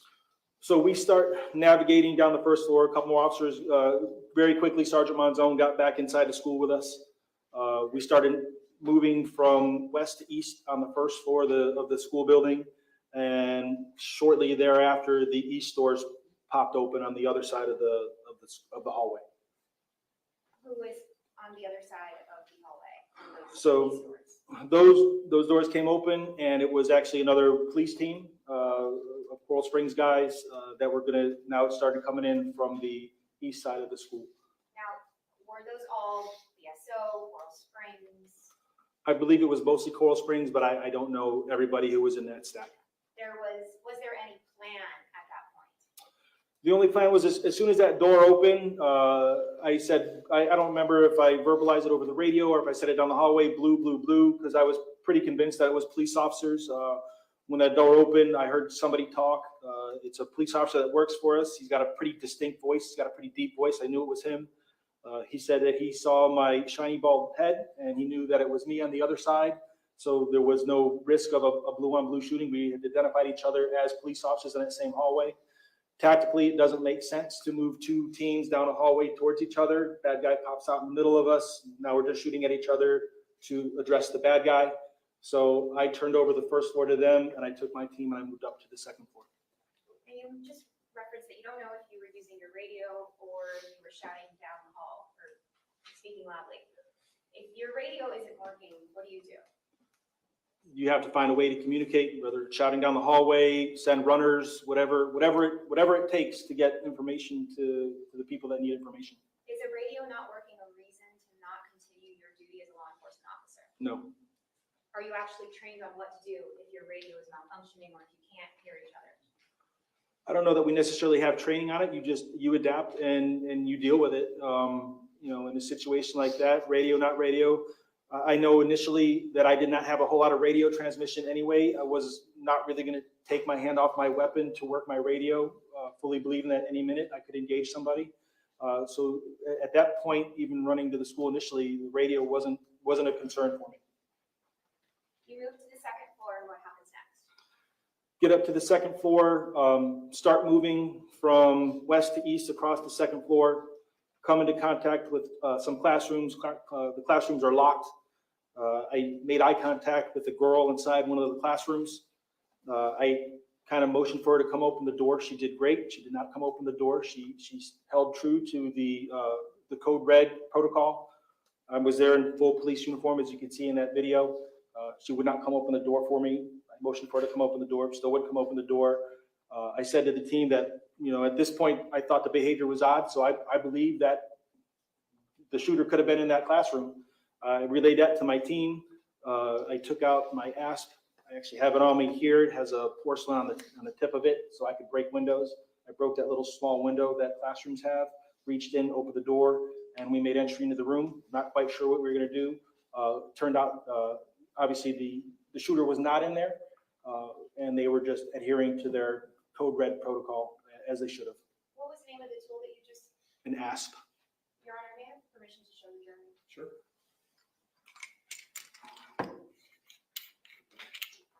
This is the porcelain tip here. I don't know if you want to touch it, see it. This is also an expandable baton. You can break windows with it. It expands to, I don't know, about this long. But this is porcelain here used to break window in an emergency situation, somebody trapped in a car, whatever it may be. But it'll break windows, and I use it to break multiple windows that day at Douglas.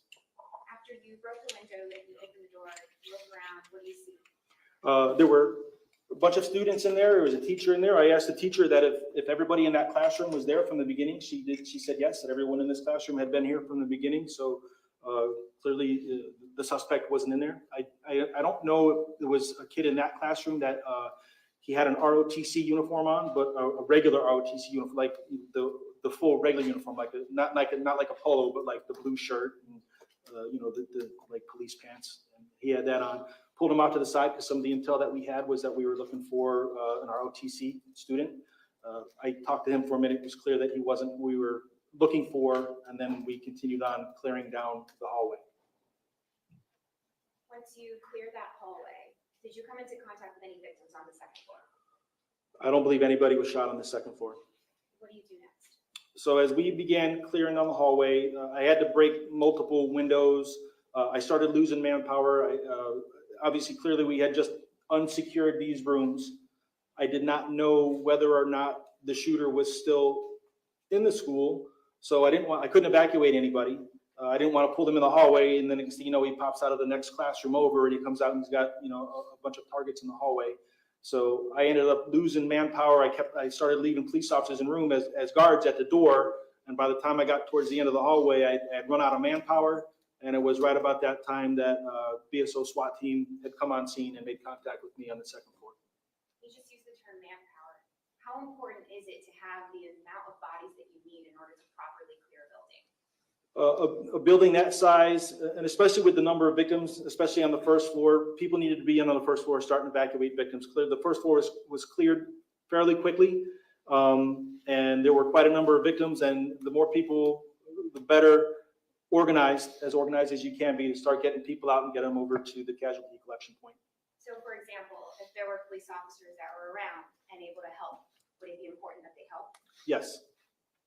When you get to, do you go to the third floor? I made it to the third floor, but not on the initial clear. I made it to the third floor. So we had finished the second floor. The sheriff's office kind of took over clearing the third floor with the assistance of some of our CSPD SWAT guys. Once that was determined that the shooter was no longer in the school, I went back down to the first floor. We had intelligence that perhaps the shooter was on the third floor and that he was dead. I kind of wanted to see for myself, so I did go back in, and that's how I ended up on the third floor, but it was not the shooter, it was Mr. Wang.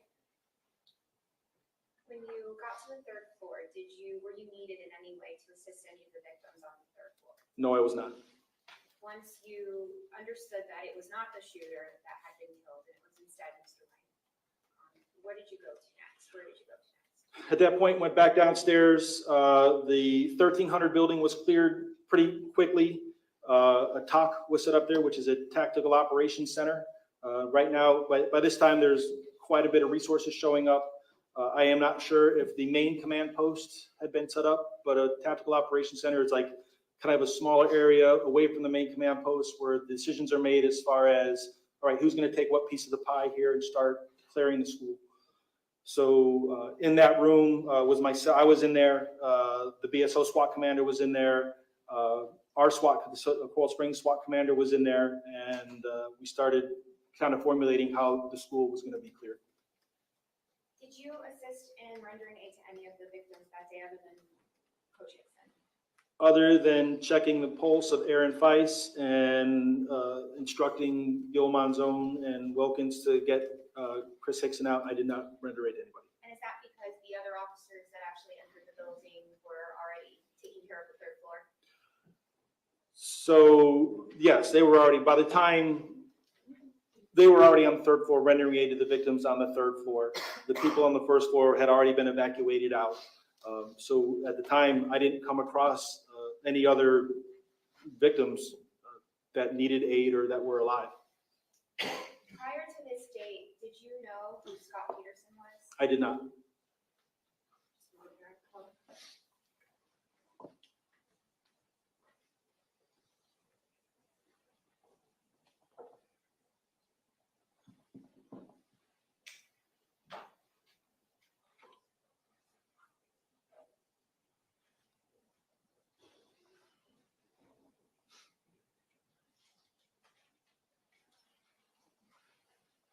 Judge, I have nothing further to this witness.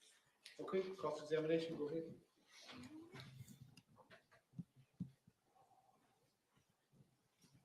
Good afternoon, Counsel. Sir? First of all, thank you for your, was it 22 years of service? Yes. I'm extremely grateful. Thank you. Thank you. You're with Coral Springs Police Department, correct? That is correct. That is a completely different agency than BSO, Broward Sheriff's Office, correct? That is correct. You guys have different 911 centers, correct? That is correct. And when any students, for example, made cellular calls from the 1200 building, those calls went to Coral Springs, correct? I do not know where all the 911 calls went. Okay. The information that would have come in to Coral Springs doesn't automatically get shared with BSO, correct? I am not sure at the time how the dispatch centers worked or interoperated with each other. Okay. Are you familiar with a concept called patching Yes. radios? Yes, I am. Okay, tell us how that happens. How does that get initiated? How does that work? Well, I'm not technical as far as how patching. I know that when we ask our dispatch to patch channels together, they can patch channels together. Like if they want to patch, two of our channels together, so we operate on a couple of different channels. Say, for instance, we have our Coral Springs main channel, and then we have our Coral Springs patrol TAC channel. They can patch those together. I know they can patch interagency as well. It just requires that agency to ask for the patch and then to make the patch. Okay. And it doesn't take that long to do a patch, correct? I couldn't tell you exactly. Again, not my dispatch is my area of expertise, but no. Got it. But the idea also is that when you patch radios, then you're sharing the information, correct? Correct. You're not operating separately. You're now hearing all the same real-time intelligence, correct? That is correct. Okay. Now, you arrived at the school, and it's a 45-acre school, correct? Correct. Well, I don't know the size, but I know it's a big campus. It's huge. Yes. Right? So you wouldn't have just gotten lucky to go to the 1200 building, correct? Objection, counsel testified. Now, that's overruled. Go ahead, sir, you can answer that question. Repeat the question, I'm sorry. You didn't just get lucky and just go into the 1200 building. You had some real-time intelligence, didn't you? Yes, I did. Okay. Now, how did that intelligence come to you? How did you learn to go to the 1200 building and not the other 45 acres?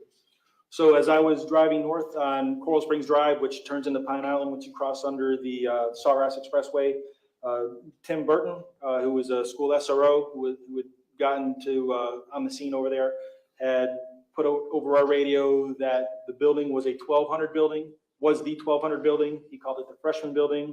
And one of the biggest pieces of intel he gave it was the third-story building on the north side of the campus. And that's where he directed us to. Okay.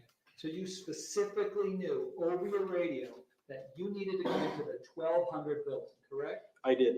And Tim Burton is a Coral Springs police officer, is he not? He is.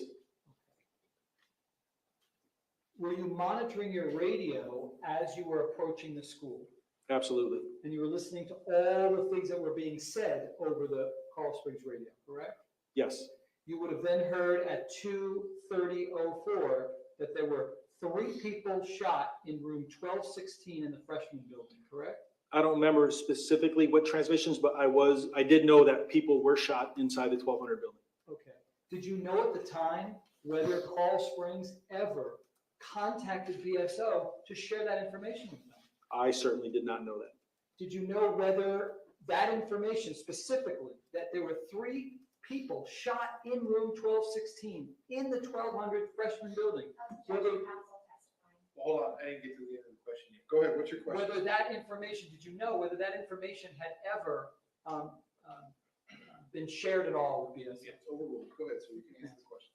I have no idea if that was shared or not. Did you think, though, as an experienced officer, that that likely would have been done? At that point, I was not thinking about whether or not we were sharing information with BSO. Okay. Now, you arrived at about you said 2:31, 2:32, correct? I believe so. And while you didn't know it, the shooter was already gone, correct? Missed him by 4 minutes and 52 seconds, I believe. Got it. And did you know that there was just one shooter or multiple shooters? I did not know. Okay. And tell the jurors about the +1 rule. What are you supposed to think when you get to a scene if you're not sure how many shooters are there? We should always consider that there's more than one perpetrator on anything, whether you're clearing a car, clearing a house. If you find one person, just assume that there's another person. So you can assume that there might be somebody else. You just don't want to get complacent. And it was your words, I think I heard you on direct, you said that the Coral Springs Police Department's phones were blowing up, right? That was a transmission made by a dispatcher to Sergeant Reed. Indicating that there were tons of calls coming into Coral Springs Police Department, correct? Yes. Now, when you went into the building, it was to the west end of the 1200 building, correct? That is correct. Can I show you this photograph and you tell me whether this fairly and accurately depicts the side of the building that you went in on?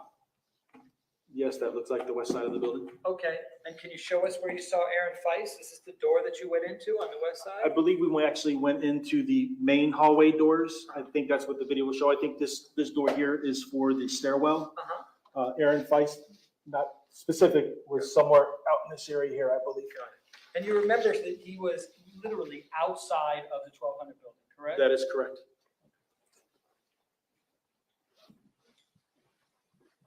Did you know at the time when you went into the west side of the 1200 building where my client was actually positioned? No, I had no clue.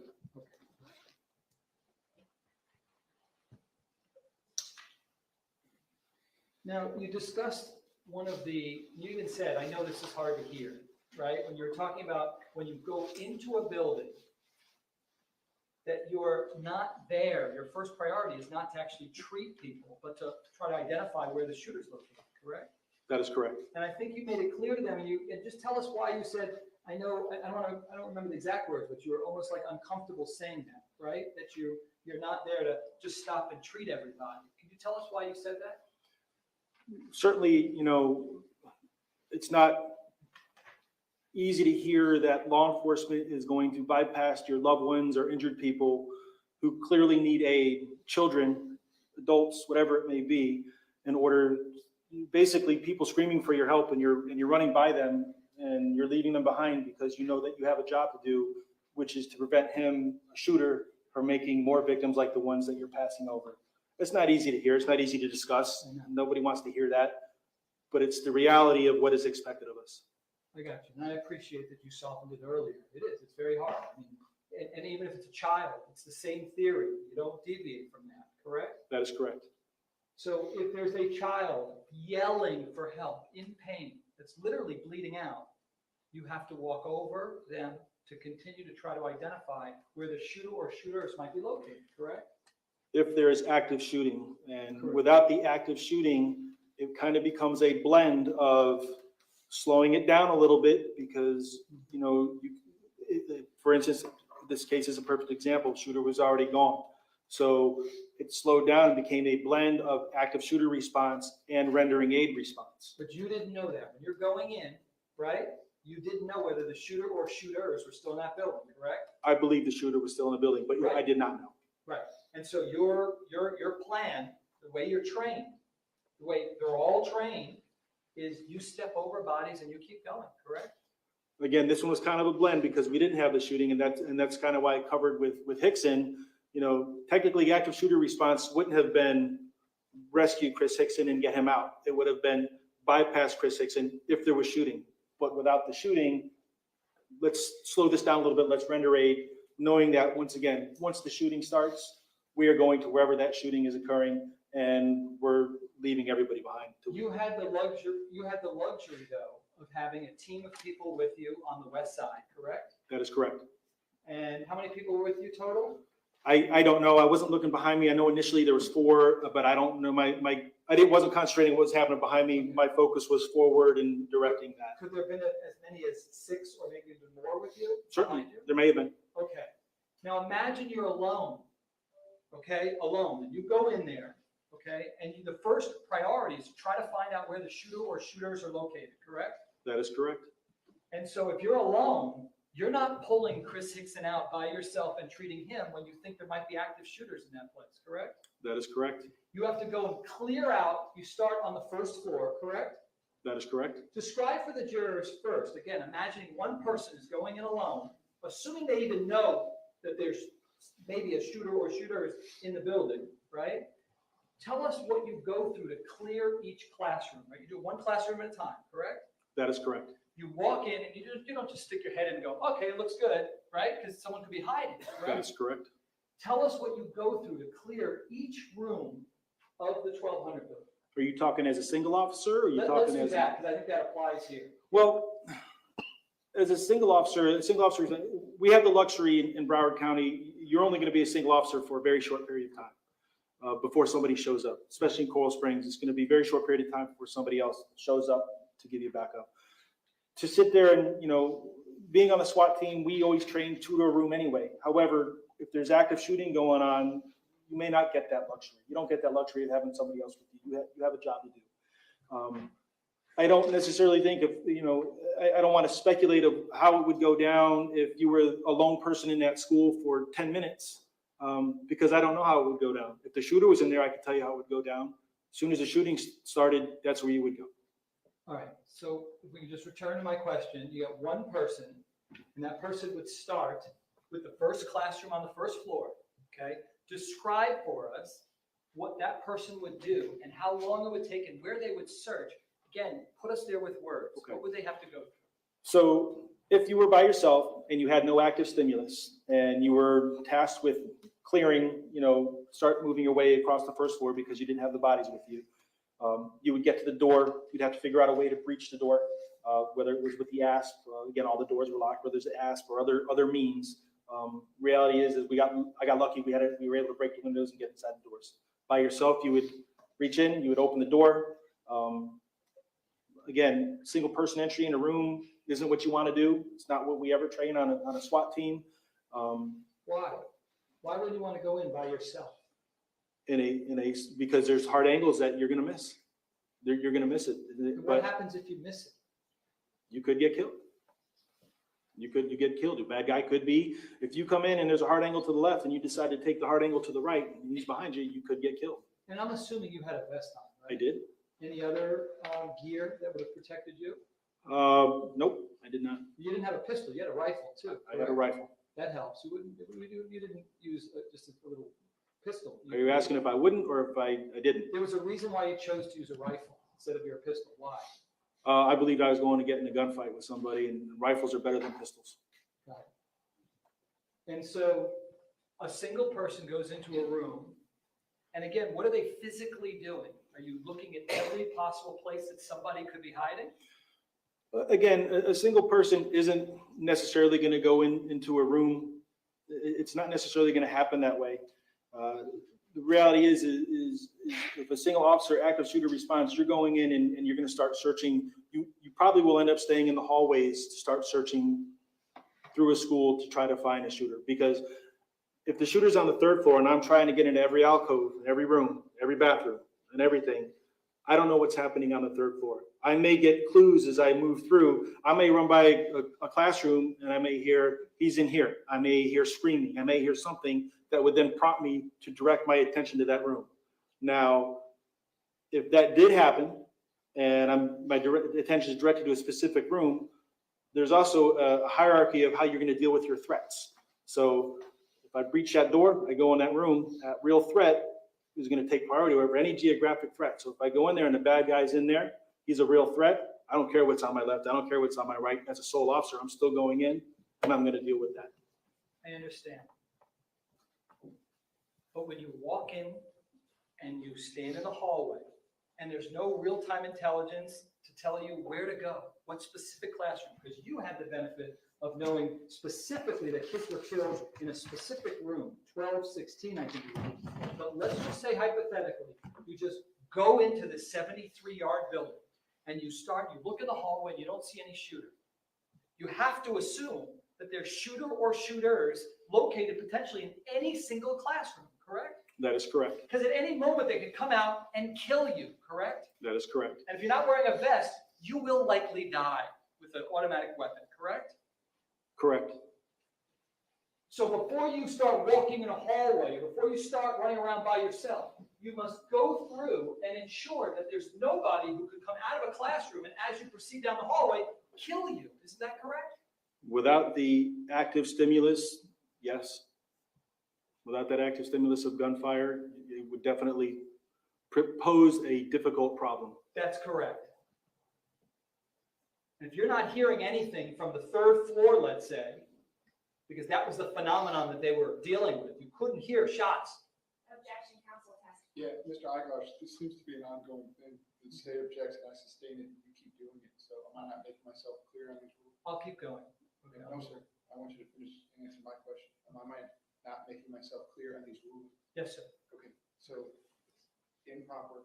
You make statements in front of the jury. You are not the witness. You are the lawyer. Ask the witness a question that ends in a question mark. Go ahead, sir. Did you know whether the students on the third floor could hear the shots on the first or second floor? I don't know. Okay. So if somebody cannot hear any shots on the second or third floor as they go through the first floor, they've got to clear the first floor thinking that there might be shooter or shooters on the first floor. Isn't that correct? Correct. And then they've got to move to the second floor and clear every classroom. And assuming it's one person, they've got to go through and do it by themselves. Correct? I don't want to speculate what it would be for, again, what might have been if only a single officer showed up, because I don't know what might have happened if a single officer showed up and only was there by himself and had to clear that entire structure by themselves. That would take an inordinate amount of time for somebody to, first of all, it could never be safely done because every room you go into, you're exposing yourself to an angle. So I don't want to speculate what a single officer would do trying to clear that building without hearing gunshots to draw them anywhere. Right. So when you say an inordinate amount of time, what do you estimate it would take one person to be able to clear the first floor alone? Let's start there. You know? Objection, speculation. Yeah, that's a statement. How long did it take you, with the team of people you had, to clear the first floor? I did not clear the first floor. I partially cleared the first floor, then we moved up to the second floor. All right.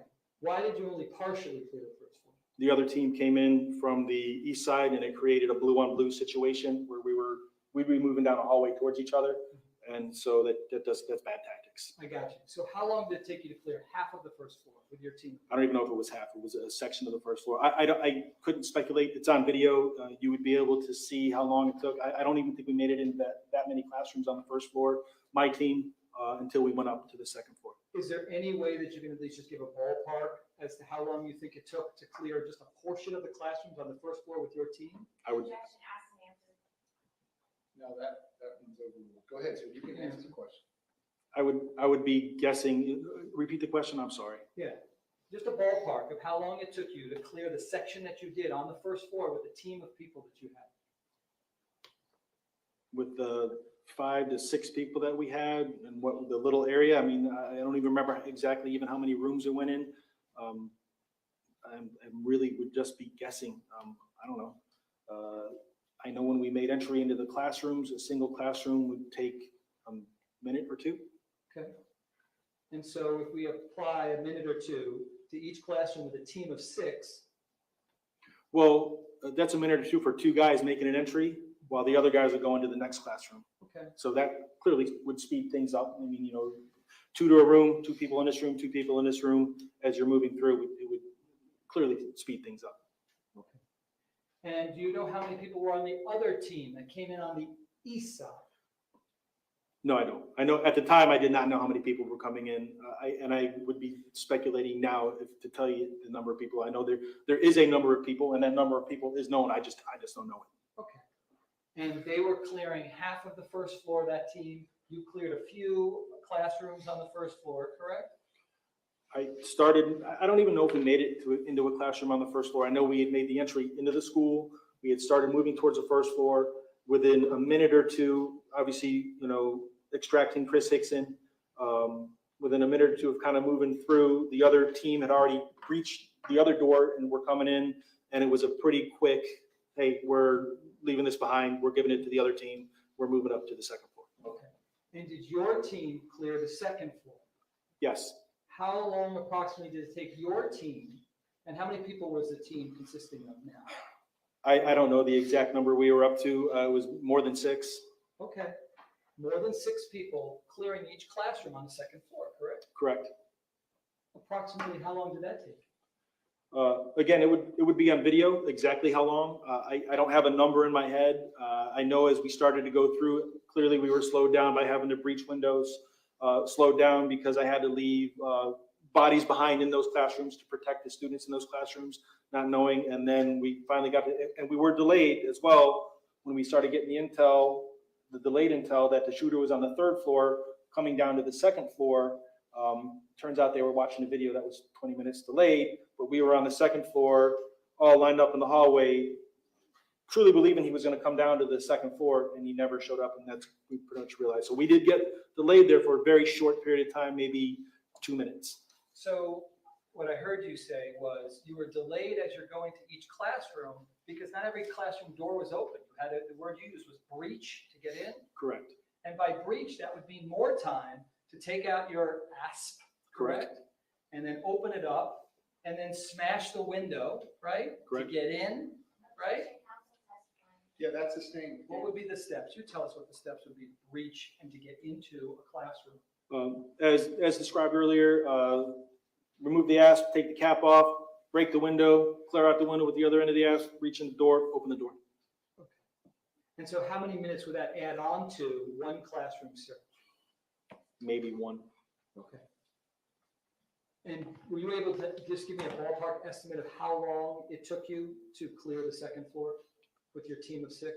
I really don't have a concept of time for moving through. I do know couldn't even tell you the exact number of rooms that I went into. Obviously high stress, a lot going on. Clearly the whole thing's on video. The video will tell you every room I went in. It will tell you how long I spent in every room. I can tell you that it would take 2 minutes for 2 guys to go in, clear a room, make contact, maybe quickly debrief a teacher, maybe see if anyone is injured and move on to the next one. Okay. And then you do that on the 3rd floor as well, correct? I never made it to the 3rd floor except for what I described earlier. Okay. Just a final question for you. Did you ever see my client at all while you were there? I did. You did or did not? I did. When did you see him? As described, when we were the Tactical Operations Center, the TOC was set up in that 1300 building, was in there again with the BSO SWAT commander, the Coral Springs SWAT commander, other BSO guys, other Coral Springs guys formulating the plan. Officer Peterson did come in there. I don't remember the exact conversation. It had more to do with the layout of the school and drawing a map of the school. I'm glad you brought that up because I didn't know that you were there for that. You were there when he was actually drawing out and trying to be of service as to the layout of the school, correct? Yes, that's the thing. Did you see my client draw anything? I don't know if he drew it or if he was describing it to the BSO SWAT commander. He might have drawn it. It would have made more sense for him to draw it than to try to describe it. So I imagine that he drew it, but I don't remember specifically. Did it appear that he was being of service to fellow officers? He was certainly trying to give intelligence at that time, yes. Okay, sir, I thank you. Thank you for your service. Thank you. Okay, based on that, redirect. Go ahead. When you finally saw Scot Peterson, approximately how long after the shooter had left the building was this? I don't know what time it was. It was after we had cleared the 1200 building. Rescue operations had already been initiated. There were already people being brought out. I had already gone up to the 3rd floor and seen Mr. Wang. I'd already come back downstairs. We had already cleared the 1300 building, and that's why the TOC was set up there. I couldn't give you an exact time frame, but it was a significant amount of time. So it was after all of the rescue had already taken place that Mr. Peterson left his position and went into a room full of cops, and that's where you saw him? That is where I saw him. Does the +1 rule alleviate you of your duty to run into the direction of shots being fired? It does not. I want it to be crystal clear to the members of the jury because you keep explaining the difference of when there's stimulus and when there isn't. Do you slowly go alcove to alcove, room to room, floor by floor, if there's active stimulus? No, you do not. You run direct to threat. So would you be going alcove to alcove, room to room, if there's active stimulus? Or would you be skipping past some of those steps, just like you skipped past Chris Hickson, and heading directly towards the sound of gunfire? You would run past everybody towards towards gunfire, and again, it's just direct to threat, so there's not more victims being made. So in that entire hypothetical that you just did with the defense attorney about how you cleared the first floor and how you would clear and how long it would take, was that all under the hypothetical of if there's no stimulus? Yes.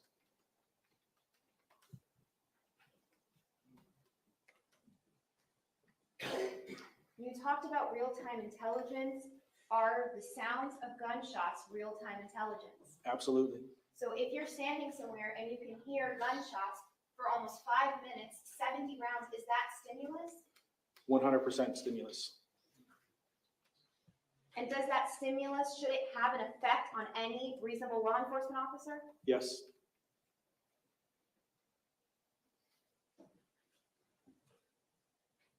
You were asked about whether you might get shot. Is the fear of getting shot a reason not to enter inside that building? It is definitely not a reason not to enter that building. I have nothing else. Based on that, you recross? No, Your Honor. State, is the witness excused? Yes, Judge. So you may step down. Thank you very much. Thank you, Your Honor. State, that's the last witness for today. Yes, Your Honor. All right, ladies and gentlemen, again, going back to that first answer, and what I told you, sometimes it won't be quite 9 to 5, if that schedule is fluid. Just based on some scheduling issues, we're going to pause in the state's presentation at this point. So with the same admonition as always, that please do not discuss the facts of the case, the evidence. I think the main difference is, though, look at that guy. Captain, he's like Rambo. He's SWAT. That's what their job is, day in, day out. They run into buildings, shoot everyone out, whatever. That other guy is an officer, a campus officer, dealing with people stealing bloody lollipops. Or, selling cigarettes or something. He's never had a gunfight. There's a huge difference here. 9:15 tomorrow, and the one juror that does have an issue regarding the employer, I am working on that.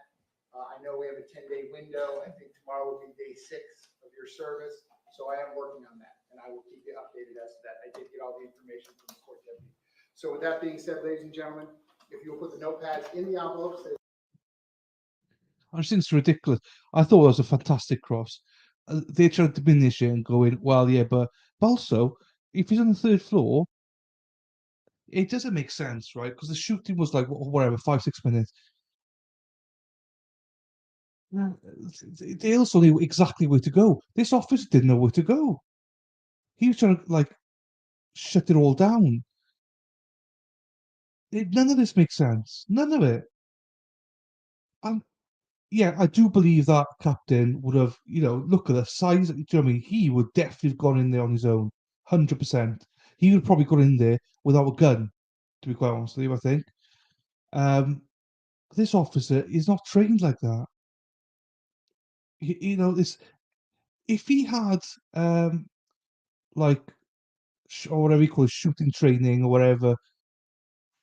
Hang on, they're speaking. I will do everything in my power with as much respect after this court, not to deviate from the rules that the court has set up. Not my rules. The rules of trial practice and procedure. I'm still being completely sincere in this way.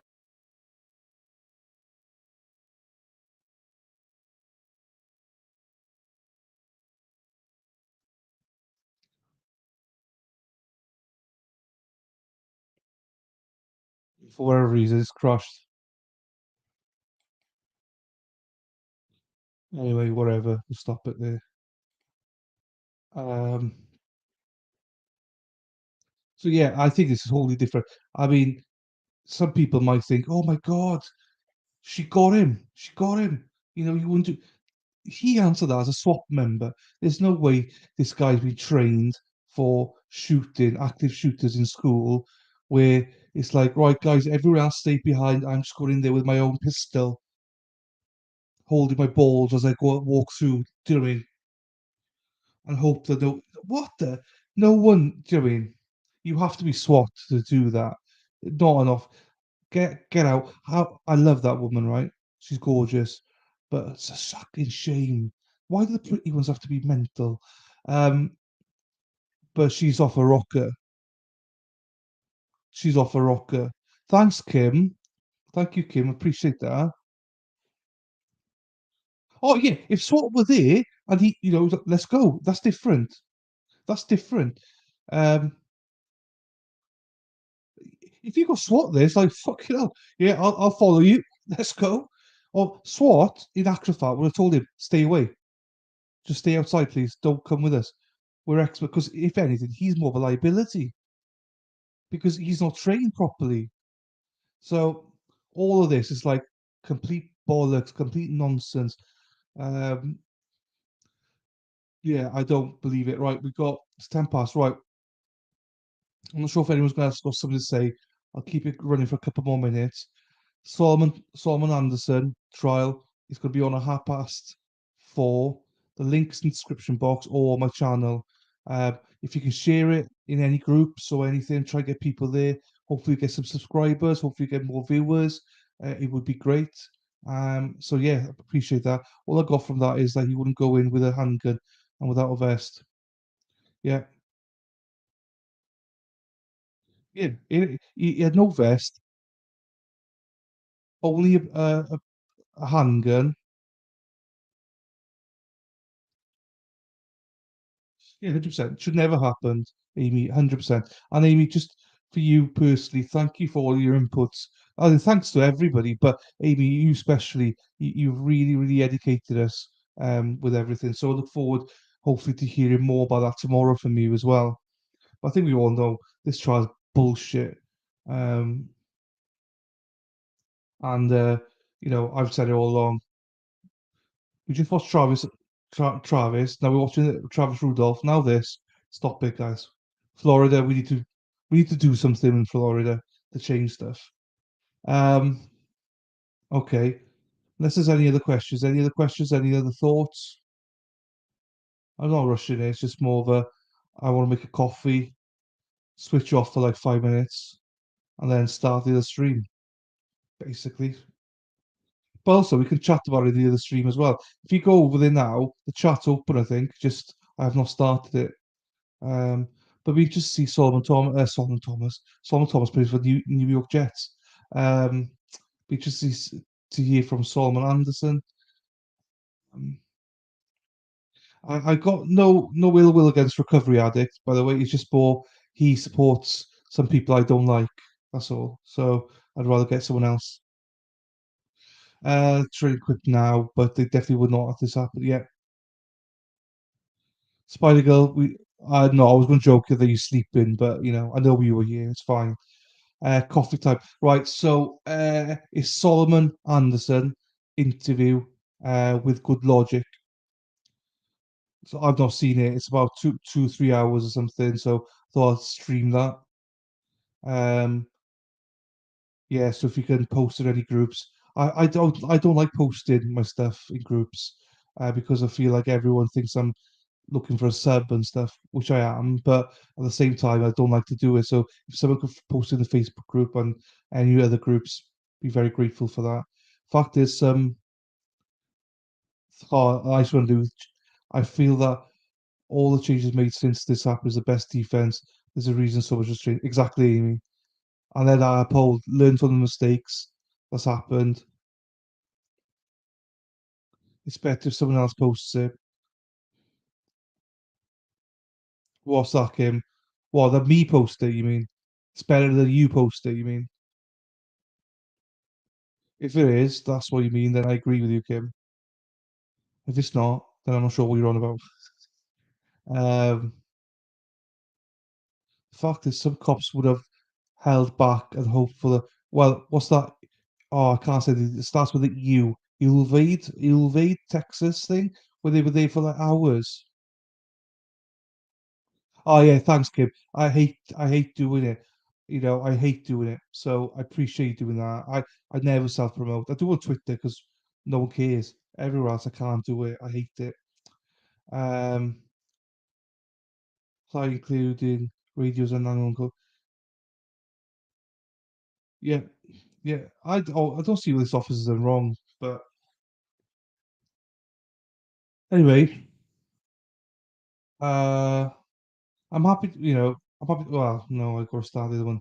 Um, right. So tomorrow, I've set the stream up for 9 a.m. Eastern, but we're not. It's not starting till about between 1/4 past and 9:30. But I'll set it up ready just in case somebody wants to be here for a quick chat. Or that's all I do when I come here early. Or Uvalde, Uvalde. Uvalde. Oh, thank you, Kim. That's fantastic of you. I can't say these names. I feel insulted. I insult people. Uh, Uvalde, yeah. Well, what the fuck happened there? Hours they were in the corridor. There were tons of them. That's a sham. This guy is only him.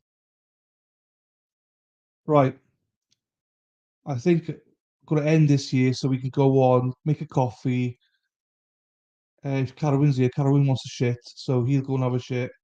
Anyone else needs to make coffee, tea, get some snacks. Hopefully you do join me back in the Solomon one. It's the links in this description box, and also my channel is there. So as I say, feel free to post it everywhere, and also please feel free to join us, especially if you've not seen Solomon Anderson speak before and stuff like that. So um, you're in for a treat.